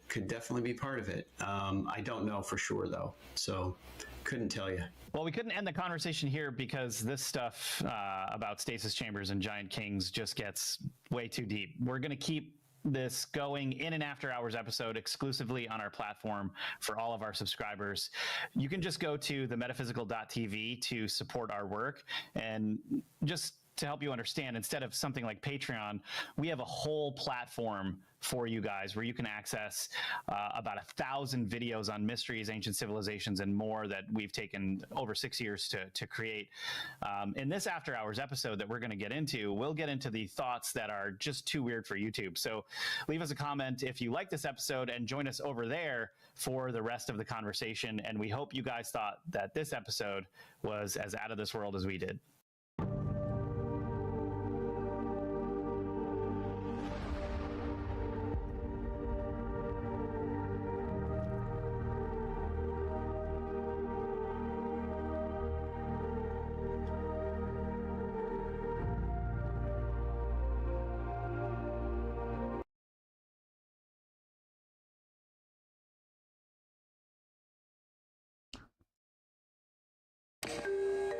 Which would you prefer, eternal life or unlimited wealth? How about both? For that, you need the Philosopher's Stone. The Philosopher's a substance Stone. that can turn base metals into gold and grant you eternal life. The Book of Aquarius contains the instructions for the Philosopher's Stone. Now, although the process can take years, the ingredients are simple. You have them in your home right now. But the Book of Aquarius is derived from many older texts, including one very mysterious artifact, the Emerald Tablet, which contains not only the recipe for immortality, but the secret to everything in the universe. This knowledge has been around for centuries, but has been suppressed. Until now. Medieval alchemists received this knowledge from the Arabs 1,000 years ago. The Arabs got it from the Egyptians 2,000 years before that. But the Egyptians received this knowledge 36,000 years ago from the most advanced culture on Earth. The Emerald Tablet comes from Atlantis.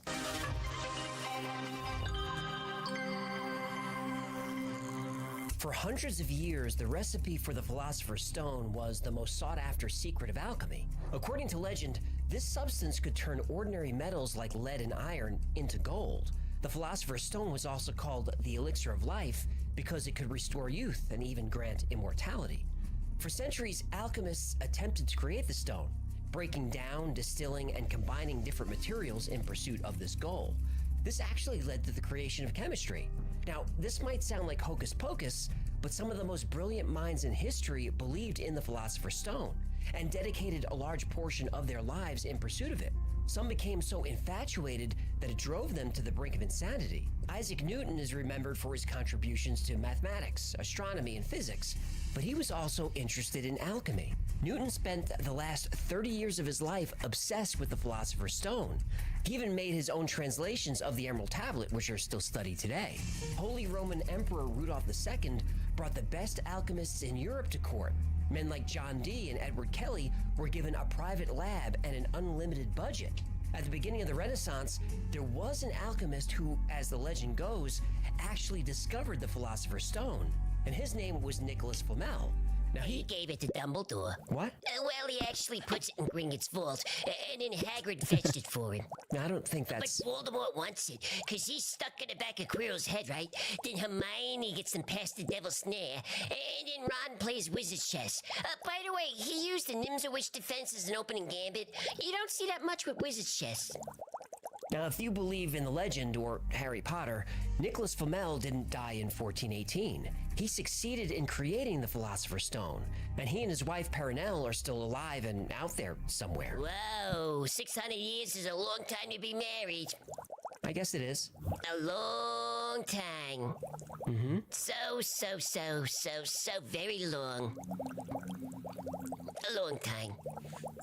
Ever since man realized that his life was finite, the human race has been fascinated with the idea of extending their lifespan, or even achieving immortality. The legend of the Fountain of Youth has been around for hundreds of years, and now we have cryonics, which is freezing a body at the moment of death in the hope of reviving them at some point in the future. Or mind uploading, which will transfer a person's consciousness to a computer, and then at some point transfer that consciousness back into a human or part human, part robot body. But it all started with the Emerald Tablet. Written by the Egyptian god Jehudi, more commonly known as Thoth. Thoth was one of the most important gods of ancient Egypt. He was worshipped before the age of the pharaohs, so before 5000 BC. Thoth was the god of magic, wisdom, and the moon. He was usually depicted as a man with the head of an ibis. IBS? Ibis. What I say?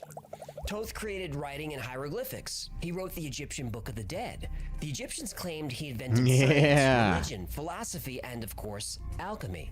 Greeks call him the inventor of astronomy, He wrote the Book of the Dead. Government, and the alphabet. Kind of an overachiever, this Egyptian, eh? Well, that's what's interesting.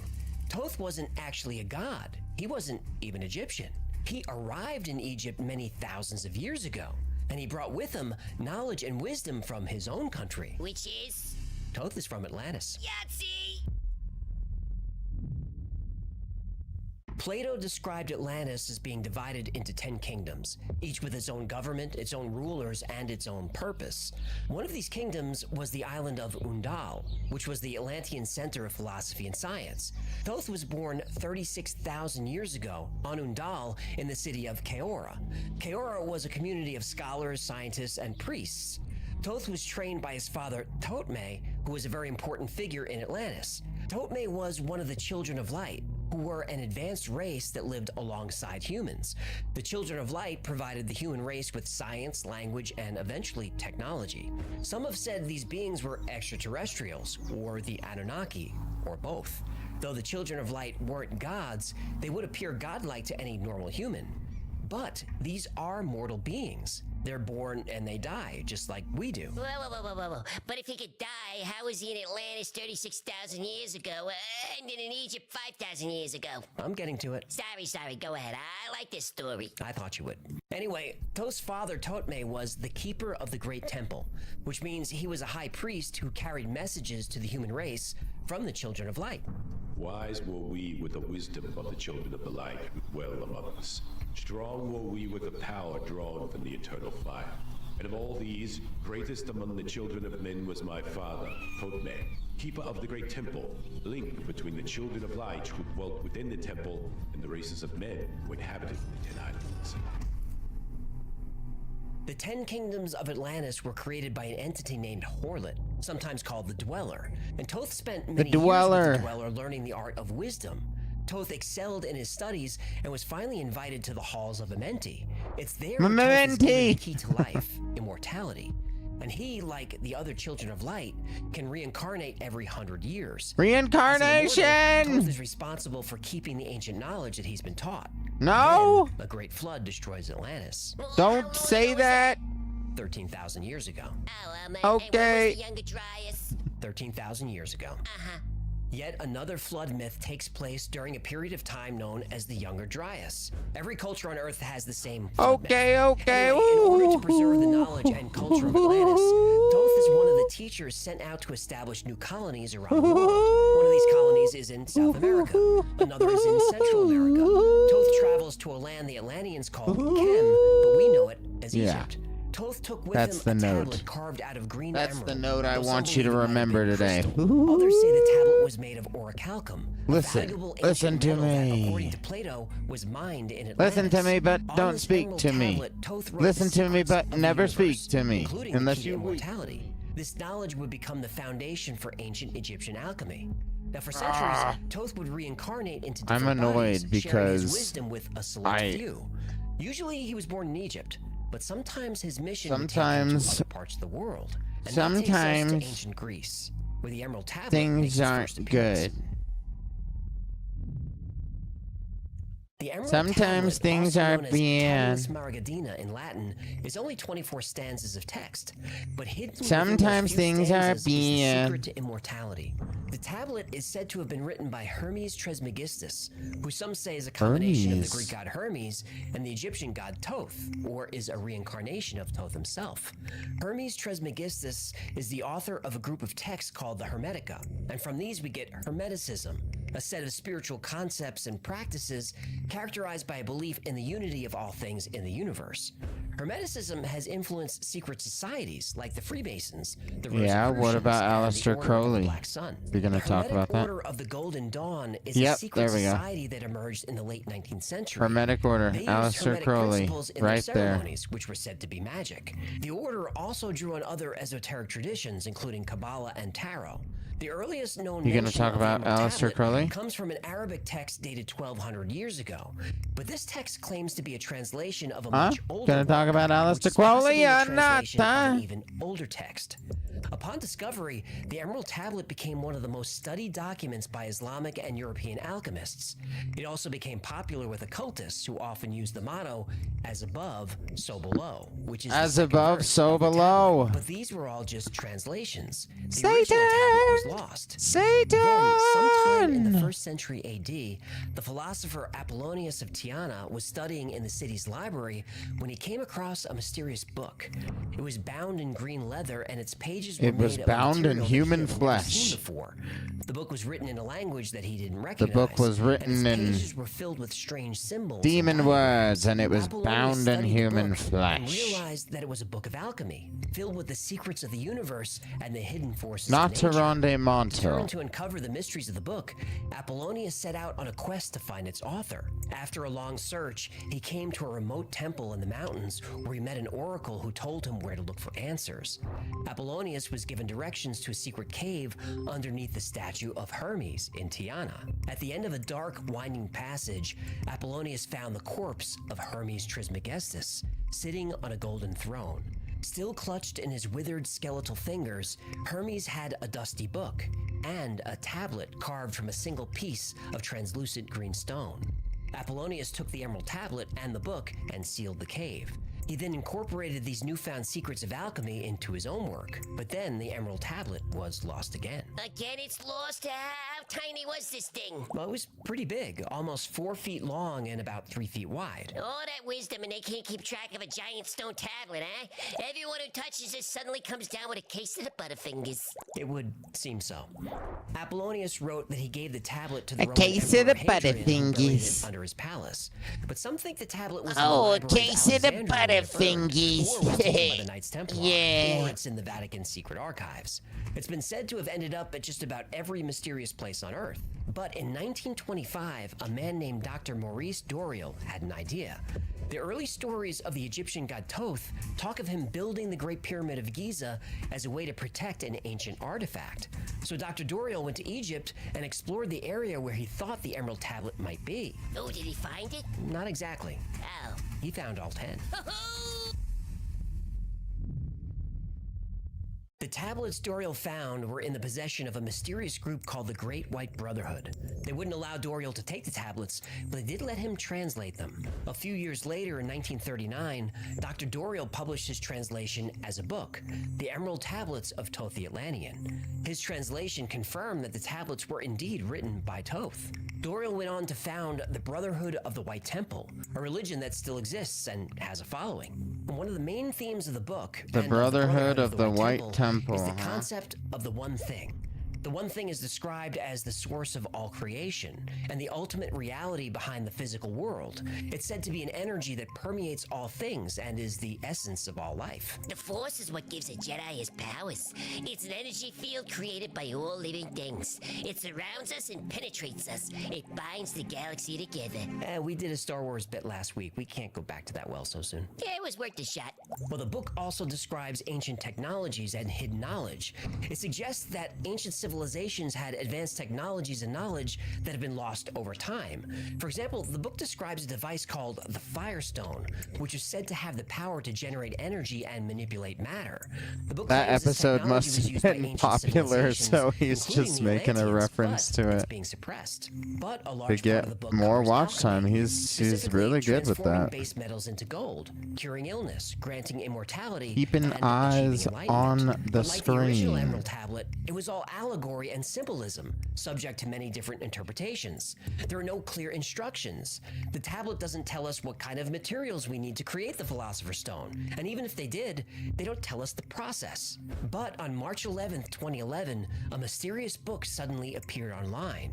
It was called The Book of Aquarius, and this is what was written on the first page. The age of secrets is over. There's no need for mystical language or metaphor. This book contains no hidden meaning or codes. Everything is stated plainly and directly. So what the hell does this mean? Well, this means that anyone who wanted to create the Philosopher's Stone now has a recipe to follow, just like a cookbook. The Book of Aquarius looked legit. It's 165 pages and references 49 different alchemical texts that span 1,000 years. It's a long, difficult process, but anyone with the time and patience could do it. And some people did. And what's most amazing about the recipe for the Philosopher's Stone is that it's only one ingredient, and we all have it in us. Oh, in us? What are you talking about? Well, what's the one ingredient we need to live forever? Well, the one ingredient is, What? urine. Oh, come on! That's right, the Golden Dawn. Some of the greatest minds in history have tried to find the secret of the Philosopher's Stone. When the Book of Aquarius appeared on an online forum in 2011, the anonymous author encouraged everyone to spread it online for free. He wrote, "The purpose of this book is to release one particular secret which has been kept hidden for the last 12,000 years. The Book of Aquarius contained easy-to-understand, step-by-step instructions for how to create the Philosopher's Stone, which, if created properly, would grant you eternal life." The author of the book said that all the old alchemy texts using confusing metaphors and symbolism was actually done intentionally. This was an early disinformation campaign, a way to keep the recipe secret, but still make it accessible to alchemists who knew how to decipher the text. And when the Book of Aquarius was posted to an online forum, it was ridiculed at first. There was no way you could achieve immortality with pee. But throughout history, alchemists actually used urine all the time. The 16th century Swiss alchemist Paracelsus claimed that life essence was in blood, fucking in hair, every other sweat, possible and human substance waste. you could The think. Book of Aquarius says that the Philosopher's Stone is this life energy, concentrated and purified. This is the same energy you take in when you breathe, when you eat and drink. It's the energy that powers all forms of life, so it makes sense that it would be found in urine. Ancient alchemists knew this as well. Remember earlier I mentioned the secret society called the Hermetic Order of the Golden Dawn? It had a lot of famous members. W.B. Yeats, Aleister Crowley, Arthur Conan Doyle, and a lot of other names that you recognize. Their name, Golden Dawn, is a reference to the only ingredient used to make the Philosopher's Stone. Golden as in the color, and dawn because that's the best time of day to get it. You have got There's to be no way that Nope. that's... But now with the Book of Aquarius hitting the web, all the secret symbolism and oaths of secrecy were useless. The Book of Aquarius gave specific step-by-step instructions on how to store, boil, distill, ferment, and purify urine. It would take months or even years, but eventually a stone would start to Purify form. It was it? all in the book. How to do it, what the results should look like, what the process smells like. Nobody really tried to make this crazy thing, did they? They sure did. Shortly after the Book of Aquarius was published, the anonymous author set up a website at thebookofaquarius.com. There you could, of course, download a free copy of the book, but also participate in a forum where people would try to follow the instructions of the book as closely as possible and create their own Philosopher's Stone. And although the stone only required one ingredient... Ginkgo. Right. The process for extracting your life energy required patience. Even if you did everything correctly, it would take between 3 and 8 years to finish the work and make a stone. And that's assuming you kept your materials free from contamination, controlled the temperature, and used the correct equipment at the correct phase of production. A lot could go wrong, yet a small but determined group of people were giving it their best shot. The recipe for creating the stone had 2 major parts. First, you had to repeatedly distill the urine and continually remove the densest particles. Next, you do it all again, but this time remove the lightest particles, which would be a form of salt. This first part would ideally take 3 months, but could often take up to a year. In the second part of the recipe, you combine the salt with the distilled urine and put it on a low and continuous heat. You do that for over a year until it putrefies and turns black. And the next part of the recipe... Wait. What? Can you not call it a recipe, please? It makes it sound like you're supposed to eat it. Well... What? What? When you're done with the process, you do eat it. Ugh, I'm gonna be sick. What's your problem? You're swimming in half the recipe right now. It's not the same thing. I got bubbles. I got filters. Besides, I only tinkle in the back of the bowl. I don't think it matters. It matters. Anyway, you keep heating the black stuff and eventually it turns white. And then you turn up the heat a little bit more. And the stone turns red. Echofish. And then you're pretty much ready to go. Echofish for the It win. gives you some guidance on how much you should, It matters! I can't. On the Book of Aquarius forums, a community of amateur alchemists emerged. Even the author of the book was an active member and would answer anyone who had a question. People were following the process, sharing tips and strategies. They would discuss how different foods affected their essence. They even posted pictures of their results. This went on for a few years, long enough for at least one person to succeed. Did somebody actually get this crazy thing to work? Well, nobody knows, because suddenly and without warning, the Book of Aquarius website is gone. We covered a lot today. The Egyptian god Thoth, Atlantis, the Emerald Tablet, Hermes Trismegistus, Apollonius of Tyana, the Book of Aquarius, and how they all connect to the Philosopher's Stone. But how much of the story is true? Well, a lot of it is. But let's look at the parts of the story that are questionable. First, the Emerald Tablet is indeed a text that's at least 1,200 years old. It is considered one of the most important documents in alchemy. Isaac Newton and many others were fascinated with it and spent large parts of their life trying to decode it. But the Emerald Tablets, plural, that's a different story. All the stuff about Atlantis comes from the book The Emerald Tablets of Thoth, the Atlantean by Dr. Maurice Doreal. And a lot of that information is part of Doreal's religion, the Brotherhood of the White Temple. The Yeah, but Brotherhood really Thoth does was exist. a It even real has a lodge figure. in Colorado. And Doreal has a lot of followers. You could find tons of articles and YouTube videos from people who believe that Doreal was chosen to deliver his message to the world. It is a butt coming. There is. Now look, maybe Doreal really did discover the tablets in Egypt and translate them. Maybe he really is helping people on their journey to the light of truth, as the Brotherhood claims. Hey, your tone is drifting into sarcasm territory.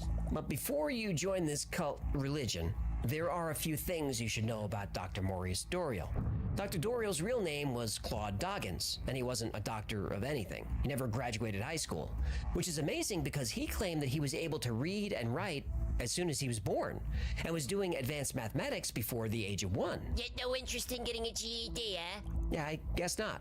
So no record of him receiving a doctorate, but there is record of him driving a cab. He drove a cab in Egypt? Oh, he never went to Egypt. Yeah, but His passport verifies this. When he was confronted about the passport problem, Doreal, aka Doggins, said, well, they weren't physical travels, they were astral travels. Doggins wrote a lot about astral travels and other paranormal phenomena. He wrote about UFOs, alien attacks, the nuclear war that he predicted would happen in 1956. And he wrote about human serpent hybrids living in the Gobi Desert. lizard people! Human serpent hybrids. Buy a lizard people mug from the Wi-Fi store. Use promo code. No merch plugs now. Sorry. Force a habit. Now, his followers will say all the things that Doreal wrote were true. The problem is, his stories were lifted from prominent science fiction writers. For example, Doreal's Emerald Tablets book has passages that match almost word for word passages from the Necronomicon by H.P. Lovecraft. Ooh, that was one of the campfire stories I would read at Camp Greenfoot. Camp Greenfoot? Oh yeah, I was a counselor there in the 80s. Kids loved me. Lovecraft is kind of dark for kids, no? You know, I didn't think so at the time, but I'm not gonna lie. Some of those kids, they grew up pretty weird. Anyway, Doreal also lifted ideas from the Shaver Mysteries, which were popular in the sci-fi pulp magazine Amazing Stories. He even wrote into the magazine. And Doreal made all kinds of other wild claims, as most cult leaders do, but there are too many to list here. So he was a fraud? Well, I'm not saying that, but his wife did. What? At a public event, his wife called him out for lying and cheating in front of a whole group of disciples. Hell hath no fury, eh? Yeah, the quote-unquote cult leader divorce made newspaper headlines at the time. Now, even with all this information, Doreal still has plenty of believers. And the Brotherhood still sells all of his books on their website. So, the story of the original Emerald Tablet, that story is true. The actual tablet has never been found, but the text has been around for at least 1,200 years. That's confirmed. The Emerald Tablets by Doreal, well, you can make your own decision, but to me it sounds like yet another cult leader passing off science fiction as his own writing to take advantage of people for profit. Nice work if you can get it. Sure is. Look at G. You censored me. Of course I did. Their lawyers watch this show, you moron. Fair enough. So what about the Book of Aquarius? That one also sounds like science fiction, but turns out it's real. Ever since the Book of Aquarius website was taken down, there's not much information about what happened to the people who were trying to create their own stones. One theory is that some people were actually successful, so either they had the site taken down or... The Illuminati? Right, some group of shadowy elites didn't want this information public, so they took down the website. And even though you can still download the book from the Internet Archives, you can't view the messages on the message board. Those have been scrubbed by somebody. Another theory is that the Book of Aquarius was a hoax. But if that's true, it's a hoax that took a lot of effort. The book is 165 pages, and the author goes into meticulous detail, and he quotes from 49 different alchemical texts, ranging from the 20th century all the way back to the 11th century. Many of these texts are pretty obscure and hard to find, and no one has ever come forward to take credit for writing it. The Book of Aquarius is probably not a hoax, but a book written by a passionate individual who honestly believes they're sharing the secret to creating a Philosopher's Stone. We tinkle? Yep. There's actually a well-documented case of an alchemist attempting to create the Philosopher's Stone from urine. In 1669, German alchemist Henning Brand dedicated years of his life to creating the stone. He was convinced urine was the way to do it, and he did everything that the Book of Aquarius says to do. Now, after boiling and distilling 1,500 gallons of his essence, he ended up with a white, waxy substance that actually glowed in the dark. He made the stone? No, he accidentally discovered phosphorus. Now, to a 17th century alchemist, this must have been amazing. Here was a substance that was the product of the human body that was glowing with a life force. Now, Braun kept the recipe secret while he tried to create gold, but when he couldn't get that to work, he sold the recipe to another alchemist. As for living forever, well, it's been reported that Henning Braun did die, but nobody knows exactly when. Now, of course, legend says that he faked his death and, like Nicholas Flamel, is still alive today. Now, that makes sense to me. If I created the Philosopher's Stone, I don't think I'd ever tell. Would you? Now, if you want to try creating it, the Book of Aquarius is still available online and linked below, but I don't recommend it. Boiling urine smells awful, but that's a small price to pay for immortality. Well, wait. How do you know it smells awful? Don't worry about that. Now, if you do decide to try and create the Philosopher's Stone, do me a favor. Email me in about 600 years, and we'll both have a good laugh. No! Thank you so much for hanging out with me today. My name is AJ, there's Hecklefish, and this has been the Y-Files. If you had fun or learned anything, do us a favor and like, subscribe, comment, share. That stuff really helpful. Oh, they learned some things today. I agree. I think you owed them an apology, actually. Oh, they're fine. Now, like most topics we cover on this channel, today's was recommended by you. And if there's a story that you'd like to see or learn more about, go to theyfiles.com/tips. And special thanks to our patrons who make this channel possible. You guys are amazing. I'm super close, if you'd like guys. to support the channel and join this incredible community, consider becoming a member on Patreon, or join our Discord server, or grab something from the Y-Files store. Oh yeah, you could grab yourself a Camp Greenfoot t-shirt right now. Already? That was fast. Hey, capitalism moves quick, Bally. That's gonna do it. Until next time, be safe, be kind, and know that you are appreciated. I gotta take a leak.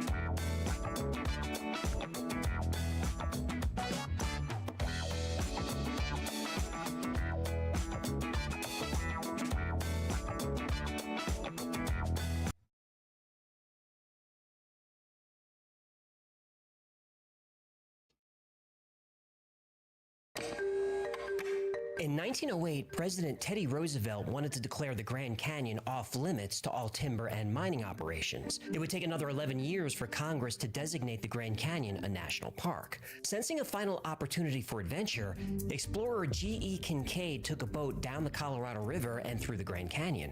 The canyon was rich in minerals like gold, silver, and copper, and Kincaid wanted to see what he could find before the area was closed off for good. About 40 miles upriver from the El Tovar Crystal Canyon, Kincaid saw stains in the sediment formation about 2,000 feet up. He tied off the boat and got out to investigate. Kincaid couldn't find a trail, but after a short hike, he found something interesting covered in desert brush. Steps, hundreds of them, carved in sandstone, steps that wound their way up to a high shelf on the side of the canyon. He followed the steps until he came across a cavern entrance, an entrance that was clearly man-made. Kincaid entered the cavern and turned on his flashlight. On the walls, he saw writing. But it wasn't English or Native American writing, it was ancient Egyptian hieroglyphics. Kincaid lifted his flashlight and saw that the tunnel ran far into the distance. Could you imagine how that would have felt? This was only the beginning. God, that would have felt like absolutely crazy. When G.E. Kincaid tied off his small wooden boat to investigate the strange coloration of the rock wall, he was hoping to find clues that would lead him to a mineral deposit. He wasn't expecting to find hieroglyphics. When Kincaid noticed chisel marks in the walls, he drew his pistol, turned on another light, and slowly walked deeper into the gloom. He kept detailed notes of everything he saw. The main passageway is about 12 feet wide, narrowing to 9 feet toward the farther end. About 57 feet from the entrance, the first side passages branch off to the right and left, along which on both sides are a number of rooms about the size of ordinary living rooms of today, though some are 30 by 40 feet square. These are entered by oval-shaped doors and are ventilated by round air spaces through the walls into the passages. The walls are about 3 feet 6 inches in thickness. The passages are chiseled or hewn as straight as could be laid out by an engineer. The ceilings of many of the rooms converge to a center. The side passages near the entrance run at a sharp angle from the main hall, but toward the rear they gradually reach a right angle in direction. G.E. Kincaid now realized he was in a huge complex. He estimated that as many as 50,000 people could have lived here. In some rooms he found granaries with shelves of glazed pottery, many of which still contained seeds. He found cooking areas and a huge dining hall. The rooms were full of ancient artifacts. Kincaid carefully wrapped a few small metal and ceramic objects for later study. Another large room Kincaid described as an area for metalwork, a technology that should not have existed in this area. Here are found tools of all descriptions made of copper. These people undoubtedly knew the lost art of hardening this metal, which has been sought by chemicals for centuries without result.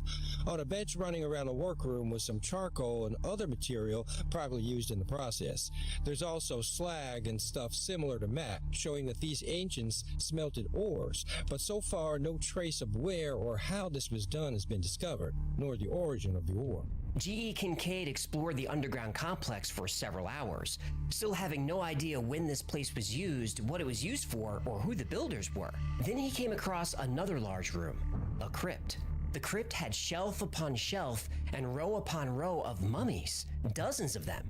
At this point, G.E. Kincaid realized that if he was going to explore this entire underground city, he was going to need help. G.E. Kincaid sent a few artifacts to the Smithsonian along with his notes of what he found. He requested financial and logistical support for what he felt was the most significant archaeological discovery ever made. The Smithsonian agreed. A few weeks later, Professor S.A. Jordan arrived with a team of about 40 scientists, researchers, and laborers to excavate and explore the ancient underground city. Now with more lights and manpower, the scientists realized that the cave system layout wasn't random. It was a symmetrical, deliberate design. The tunnels all led to a central chamber. In the chamber was a large statue of what Kincaid thought looked like Buddha. Like butter. Buddha. What I say. Over 100 feet from the entrance is the cross Like hall, butter. several hundred feet long, in which are found the idol or image of the people's god sitting cross-legged with a lotus flower or lily in each hand. The cast of this face is oriental, and the carving in this cavern. The idol almost resembles Buddha, though the scientists are not certain as to what religious worship it represents. Taking into consideration everything found thus far, it is possible that this worship most resembles the ancient people of Tibet. No, I didn't think we were allowed to say Oriental. Are we bringing that back? We're not. This was written over 100 years ago. So. Oh, right, when we had freedom of speech. No, Oriental in this context just means Eastern. Because of this discovery, Kincaid's team started calling the complex the Citadel. The crypt was one of the bigger rooms discovered. Now, with enough light, Kincaid was able to fully describe what he saw. The walls slant back at an angle of about 35 degrees. On these are tiers of mummies, each one occupying a separate hewn shelf. At the head of each is a small bench, on which is found copper cups and pieces of broken swords. Some of the mummies are covered with clay, and all are wrapped in a bark fabric. The urns or cups on the lower tiers are crude, while as the higher shelves are reached, the urns are finer in design, showing a later stage of civilization. It is worthy of note that all the mummies examined so far have proved to be male. no children or females being buried here. This leads to the belief that this exterior section was the warriors' barracks. Kincaid, Jordan, and the Smithsonian team explored the entire cave complex. They were overwhelmed with evidence that this was not some faraway temple occupied by a few priests. This was a huge city lived in by thousands of men, women, and children for hundreds or possibly thousands of years. The question nobody could answer was, who were they? By the end of the expedition, G.E. Kincaid and Professor Jordan's team had discovered hundreds of rooms, barracks, granaries, metalworking shops, temples, and many, many living quarters. Though most of the rooms were empty, thousands of artifacts were found. They found swords and shields made of copper, bronze, and a gray metal that scientists couldn't identify. They thought it looked like platinum. They found pottery, urns, utensils for cooking, small yellow stones called cat's eyes, and large stone tablets, all engraved with hieroglyphics. On all the urns or walls over doorways and tablets of stone which were found by the image are the mysterious hieroglyphics, the key to which the Smithsonian Institute hopes yet to discover. The engraving on the tablets probably has something to do with the religion of the people. Similar hieroglyphics have been found in southern Arizona. Among the pictorial writings, only 2 animals are found. One is of prehistoric type. Even with all the relics and all the writing Kincaid and Jordan found, they were still no closer to determining who built the citadel in the Grand Canyon. They thought some of the statues looked Tibetan, but they weren't quite right. They thought the writing looked Egyptian. Again, that wasn't quite right. There were experts on site, none of whom could identify the statues or translate any of the text. But there were 2 things that the researchers could agree on. One, the civilization that built the citadel was very advanced, far more advanced than the native tribes that occupied the area for a few thousand years. This now lost civilization worked bronze many years before the Bronze Age began. They understood division of labor and agriculture when every other society on Earth was presumably still hunting and gathering. These are discoveries that went against everything that was taught in mainstream archaeology and anthropology. A civilization like this shouldn't exist. Oh, what was the second thing? What? Oh, you said the eggheads agreed on 2 things. What was the second thing? Right. They agreed that the civilization that built the citadel in the Grand Canyon didn't emerge there locally. This civilization arrived there from the other side of the world. Kincaid and Professor Jordan sent boxes of artifacts and books full of notes and drawings back to the Smithsonian, along with their hypothesis that an ancient civilization existed in the Grand Canyon thousands of years before Native Americans arrived in North America. These people were technologically advanced, educated, skilled, and spiritually complex. And these people originated somehow in Egypt or Asia. Kincaid wanted more resources and a larger team to help them research the citadel and search the Grand Canyon for more evidence of this lost civilization. Their request was denied, and G.E. Kincaid and Professor S.A. Jordan were never heard from again. Son of a...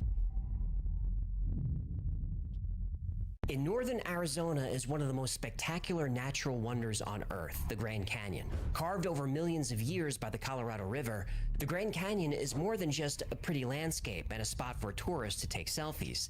It's a place of deep spiritual significance for the people who've lived in the area. The Hopi, Navajo, Zuni, Apache, and several other tribes have lived around the Grand Canyon for several thousand years. They still do.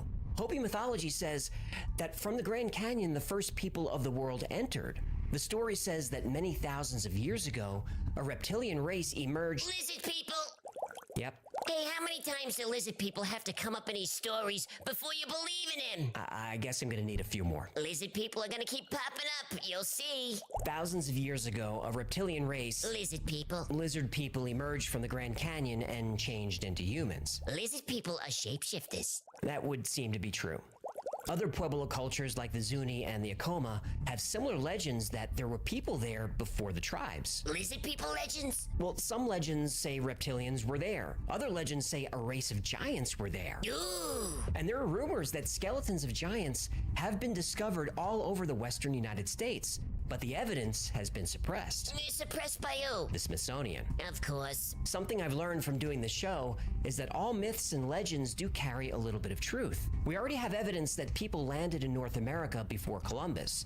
The Vikings famously explored and settled parts of Newfoundland 500 years before the quote-unquote New World was quote-unquote discovered. And there's growing evidence that ancient Chinese explorers landed in North and South America before the Vikings. But landing on the east or west coast of America is one thing. Getting to the Grand Canyon is a whole other thing. How could people get there?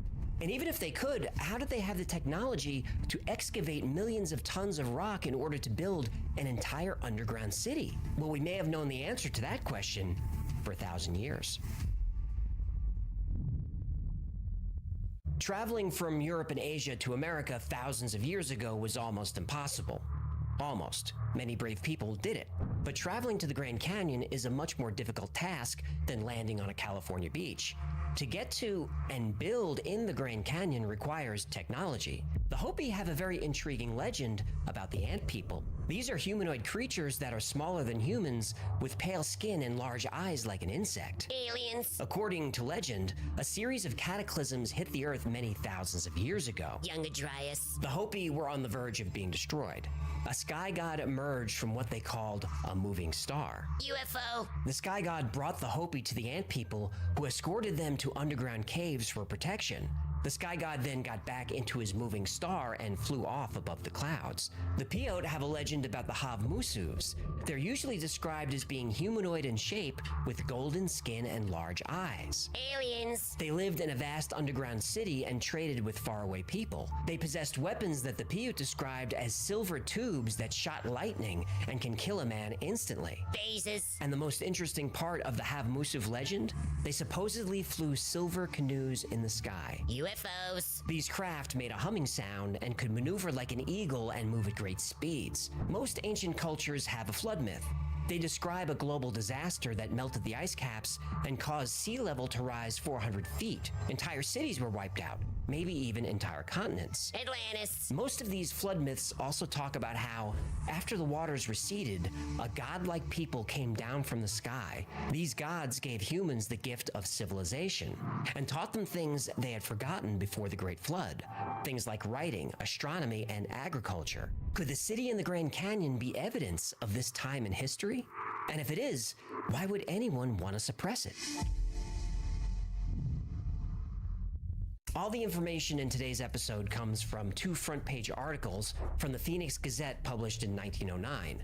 In the years since, mainstream researchers have decided that the articles were a hoax, a fantastic story designed to sell newspapers. 19th century clickbait? Yep. The media hasn't changed much. Unfortunately, that's true. But many people believe the story is real, and the Smithsonian is covering it up. Smithsonian Public Relations, Marion speaking. Hold on. Hello? Hello? I'm here. Sorry, I was on hold a long time. How can I help you? They transferred me to Marion. Yes, this is Marion. Okay, great. My name is AJ, and I'm with the Y-Files. We're a YouTube channel that covers mysteries. Did you say you're from YouTube? The Y-Files is a channel on YouTube, yes. Okay.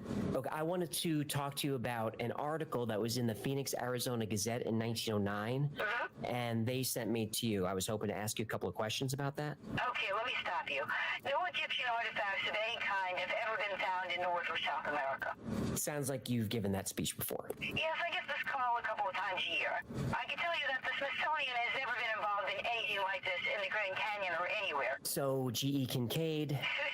There's no record of anyone by that name ever working for the Smithsonian. The whole thing is a hoax. Yeah, that's the prevailing belief, but the Smithsonian has been accused of covering this up, so... Yeah, I don't have a response to that. You probably don't want to talk about giants or giant skeletons, huh? Goodbye.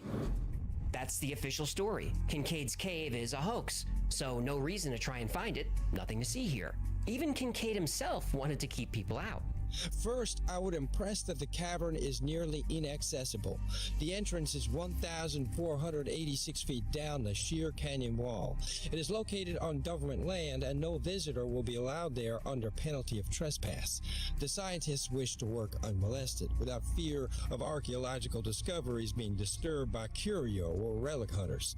A trip there would be fruitless, and the visitor would be sent on his way. Whether at the request of the Smithsonian or just to protect his find, it was clear that Kincaid wanted to dissuade people from finding the citadel. But even over 100 years later, that wouldn't stop people from trying. And some of those people, they say they found it. Jerry Wills and his wife Kathy have been studying the Kincaid Cave mystery for years. Their approach was find the original base camp of the explorers, which would lead them to the cave. After years of research and exploring the area where G.E. Kincaid said he found the cave, Jerry and Kathy found a location covered in artifacts from that time. And on the canyon wall just below this area, they believe is the entrance to the underground city. Exploring is difficult though. The entire area where the cave is supposed to be is designated off-limits by the federal government. Yo, I saw that coming. About 1,000 caves have been discovered in the Grand Canyon, many of them man-made, but only about 30 have been mapped, and many of those have been sealed. Ooh, I close them off. Oh, for your safety. That's a bunch of bullshit. Yeah, I don't buy the safety excuse either. There are plenty of people who'd be willing to take the risk, and they'd be willing to sign a waiver that says the government isn't responsible if something happens. In fact, people have tried this. The government still says no, it's too dangerous. How nice of the government to look out for us. Isn't that nice? Then why is it legal to jump out of a plane or ride a roller coaster or drive a car? Some things in life are dangerous, but they're still worth doing. Some other caves in the Grand Canyon have been blocked by steel gates. They say this is to protect the bat population. Whoa, did you say bats? We have to protect the bats? That's what they say. Well, haven't bats caused enough problems these last few years? Allegedly. Still, people are willing to risk a fine or imprisonment to find the lost city in the Grand Canyon. But anyone who goes looking should expect a response. When Jerry and Kathy's team tried to explore the area, suddenly an unmarked plane appeared. Clearly, they were being watched. Despite this part of the Grand Canyon being a no-fly zone, and the fact that no aircraft is allowed to fly below the rim, a plane appeared. Jerry Wills is convinced this was a warning. His team was unable to continue their expedition. Exploring the cave from above is almost impossible. But what about exploring it from below, as G.E. Kincaid did? Another group of explorers tried this. As they approached the location, a black helicopter showed up. Not a tourist helicopter, not even a black civilian helicopter, an Apache combat helicopter. When this team explored the area above, looking for the ventilation shafts Kincaid wrote about, and possibly a way down, they found cement blocks in the middle of nowhere. Some of these blocks are platforms near the edge of the rim with hardware and anchors that would be used to assist mountaineers. When asked about this, the authorities say these are reinforcing structures to prevent rock falls. Also in this forbidden zone, rock formations have unusual names. There's Isis Temple, Tower of Set, Horus, the Cheops Pyramid, and Ra. There's also the Manu Temple, the Buddha Temple, the Krishna Temple, and the Shiva Temple, and many more names that refer to ancient Egyptian and Hindu cultures. Cultures that specifically have myths about a god helping civilization after the Great Flood. The official word is, the fact that these names exist within the Grand Canyon's no-go zone is a coincidence. But the last I don't one. really believe in those. Do you? Last one right here. David Hatcher Childress is a French author who's published 200 books. He often covers ancient mysteries. He believes the United States government is actively suppressing archaeological I thought this was the golden He goat, that but while the it's film Raiders of definitely the the Lost Ark is funky fiction, monkey. the final scene showing the warehouse is close to reality. That the Smithsonian, an independent federal agency, is hiding some of the most important discoveries made in the Americas. He says the cover-up began in 1881 with famous geologist John Wesley Powell. Powell appointed Cyrus Thomas the director of the Eastern Mound Division of the Smithsonian Institution's Bureau of Ethnology. When Thomas came to the Smithsonian, he believed there was a race of mound builders that were distinct from and arrived before the American Indians. This school of thought is called diffusionism, which says throughout history, there's been a widespread dispersion of culture and civilization, even across great distances. The Smithsonian took the opposite approach. It promoted isolationism. which says most civilizations are isolated from each other and have little contact, especially when separated by large bodies of water. It was held that the advanced and highly populated civilizations of the Ohio and Mississippi valleys were rare, and that they didn't have contact with other advanced cultures like the Aztecs, the Toltecs, or the Maya. But the Mississippi River runs from Canada all the way to the Gulf of Mexico. To say these cultures were isolated is like saying that people in the Black Sea had no contact with people in the Mediterranean. That's ridiculous. When ancient mounds of the American Midwest are examined, they show the existence of a complex culture, cities larger than those in Europe at the time. They also show burials of extremely tall people, sometimes 7 or 8 feet tall. When the Spiro mounds were excavated in the 1930s, 7 and 8 foot tall skeletons were found, at a time when the average height of a human male was about 5'6". Those skeletons have been lost. In 1892, stone coffins were discovered in Alabama by Frank Burns during a geological survey. The coffins were about 7.5 feet long, hollowed out by fire and metal chisels. The findings were sent to the Smithsonian. In 1984, this report was found by researcher Frederick J. Pohl. He asked the Smithsonian about this. They said, "We have not been able to find the specimens in our collections, though records show that they were received." Well, how do you lose giant stone coffins? That weighed several tons? I don't know. And never underestimate the incompetence of the federal government. 8 years later, the Smithsonian said they found the coffins, but they were stored in a warehouse that was contaminated by asbestos, so nobody could go in there to see them. During World War II, a crew was building an airship in Alaska. They excavated a mound that had gigantic human remains, skeletons 2 or 3 times the size of a normal human. This report has been confirmed by multiple sources. The Smithsonian collected the findings, and that was the last anyone heard about it. There are stories like this from Alaska all the way down to Mexico City. An amazing discovery is made, the Smithsonian steps in, the story disappears. The saying, "skeletons in your closet," means you have secrets you don't want revealed. Secrets that, if discovered, would be embarrassing and possibly dangerous. In the case of the Smithsonian, skeletons in the closet could be taken literally. But the government literally has evidence that an advanced race was in North America long before the native tribes arrived. Evidence they don't want revealed. Mainstream science says this is nonsense. But the Hopi and other Grand Canyon tribes do believe this. The Hopi say that when the first people emerged from the Grand Canyon, they sent a message to the Temple of the Sun asking for a blessing of peace. That messenger hasn't returned. But even today in Hopi villages, at sundown, tribal elders can be seen on rooftops, gazing toward the setting sun, waiting for the messenger to come home. And when he does, the ancient land will be returned to the first people. Now that's an optimistic belief. The United States spent 200 years taking land from the first people. You really think they're going to give it back? Thank you so much for hanging out with me today. My name is AJ, that's Hecklefish. This has been the Y-Files. If you had fun or learned anything, do us a favor and like, subscribe, comment, and share. That stuff really helps the channel.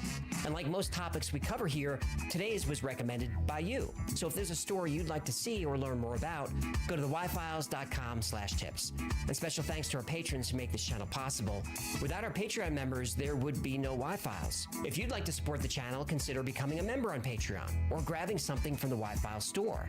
I know inflation is making everyone jack their prices, but we have not. Oh, you got any tinfoil hats up there yet? Not yet. Well, get cracking, sport. They are definitely watching us. I'm working on it. That's gonna do it. Until next time, be safe, be kind, and know that you are appreciated.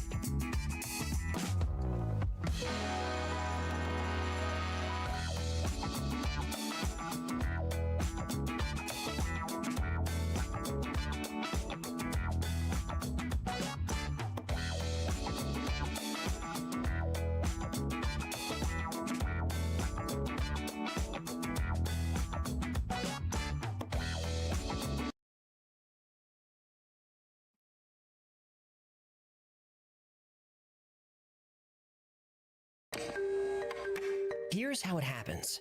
You're drifting off to sleep, or maybe you wake up in the middle of the night. You feel a presence in the room. You see something out of the corner of your eye. You try to look, but you can't move. You try to call out, but you're unable to make a sound. There's an invisible weight on your chest. Even breathing is difficult. You strain to look, and then you see it. The shadow of a person. You can't detect any features, but every instinct you have tells you this entity is not friendly. You hear a light hum, maybe a rush of air, and the dark entity vanishes. You've just encountered a shadow person. Now this one was pretty benign, but there are some shadow people sightings that are more intense, more real. These encounters can be traumatic and in some cases violent. I should know because it happened to me.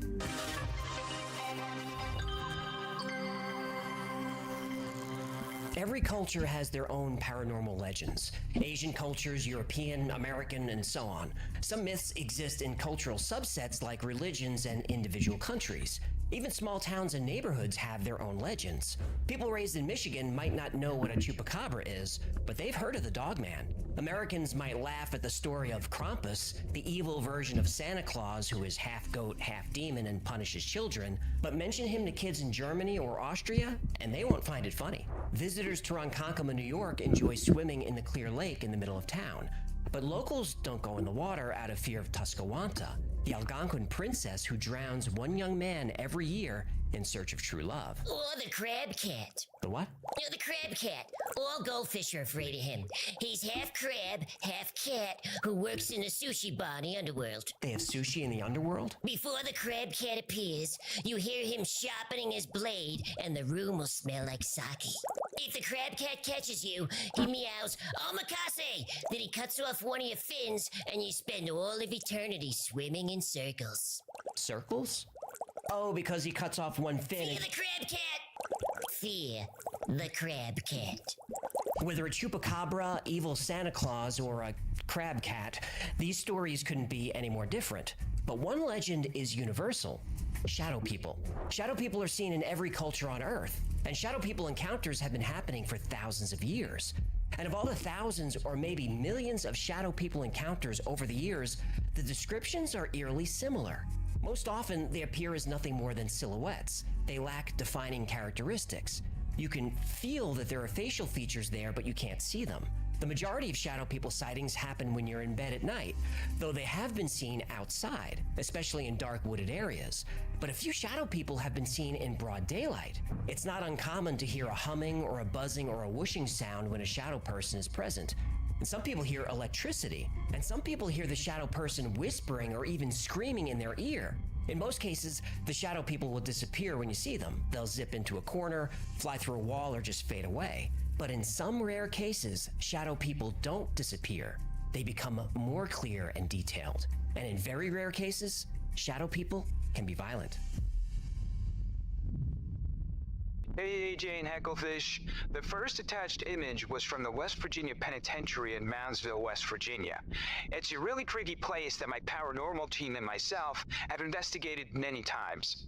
This was captured in the cafeteria by our night vision camera.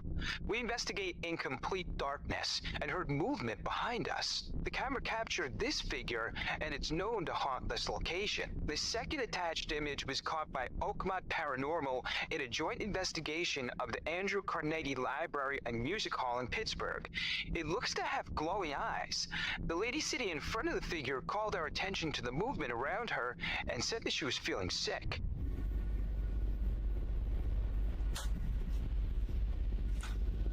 We're gonna do a complete walkthrough. You gotta say something or do something. Oh my God! No! Oh.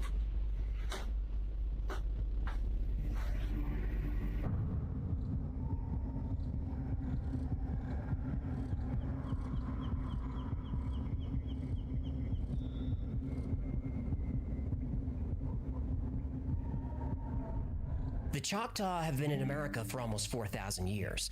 They were among the 5 civilized tribes as described by Europeans, meaning the Choctaw had an organized and advanced society. They had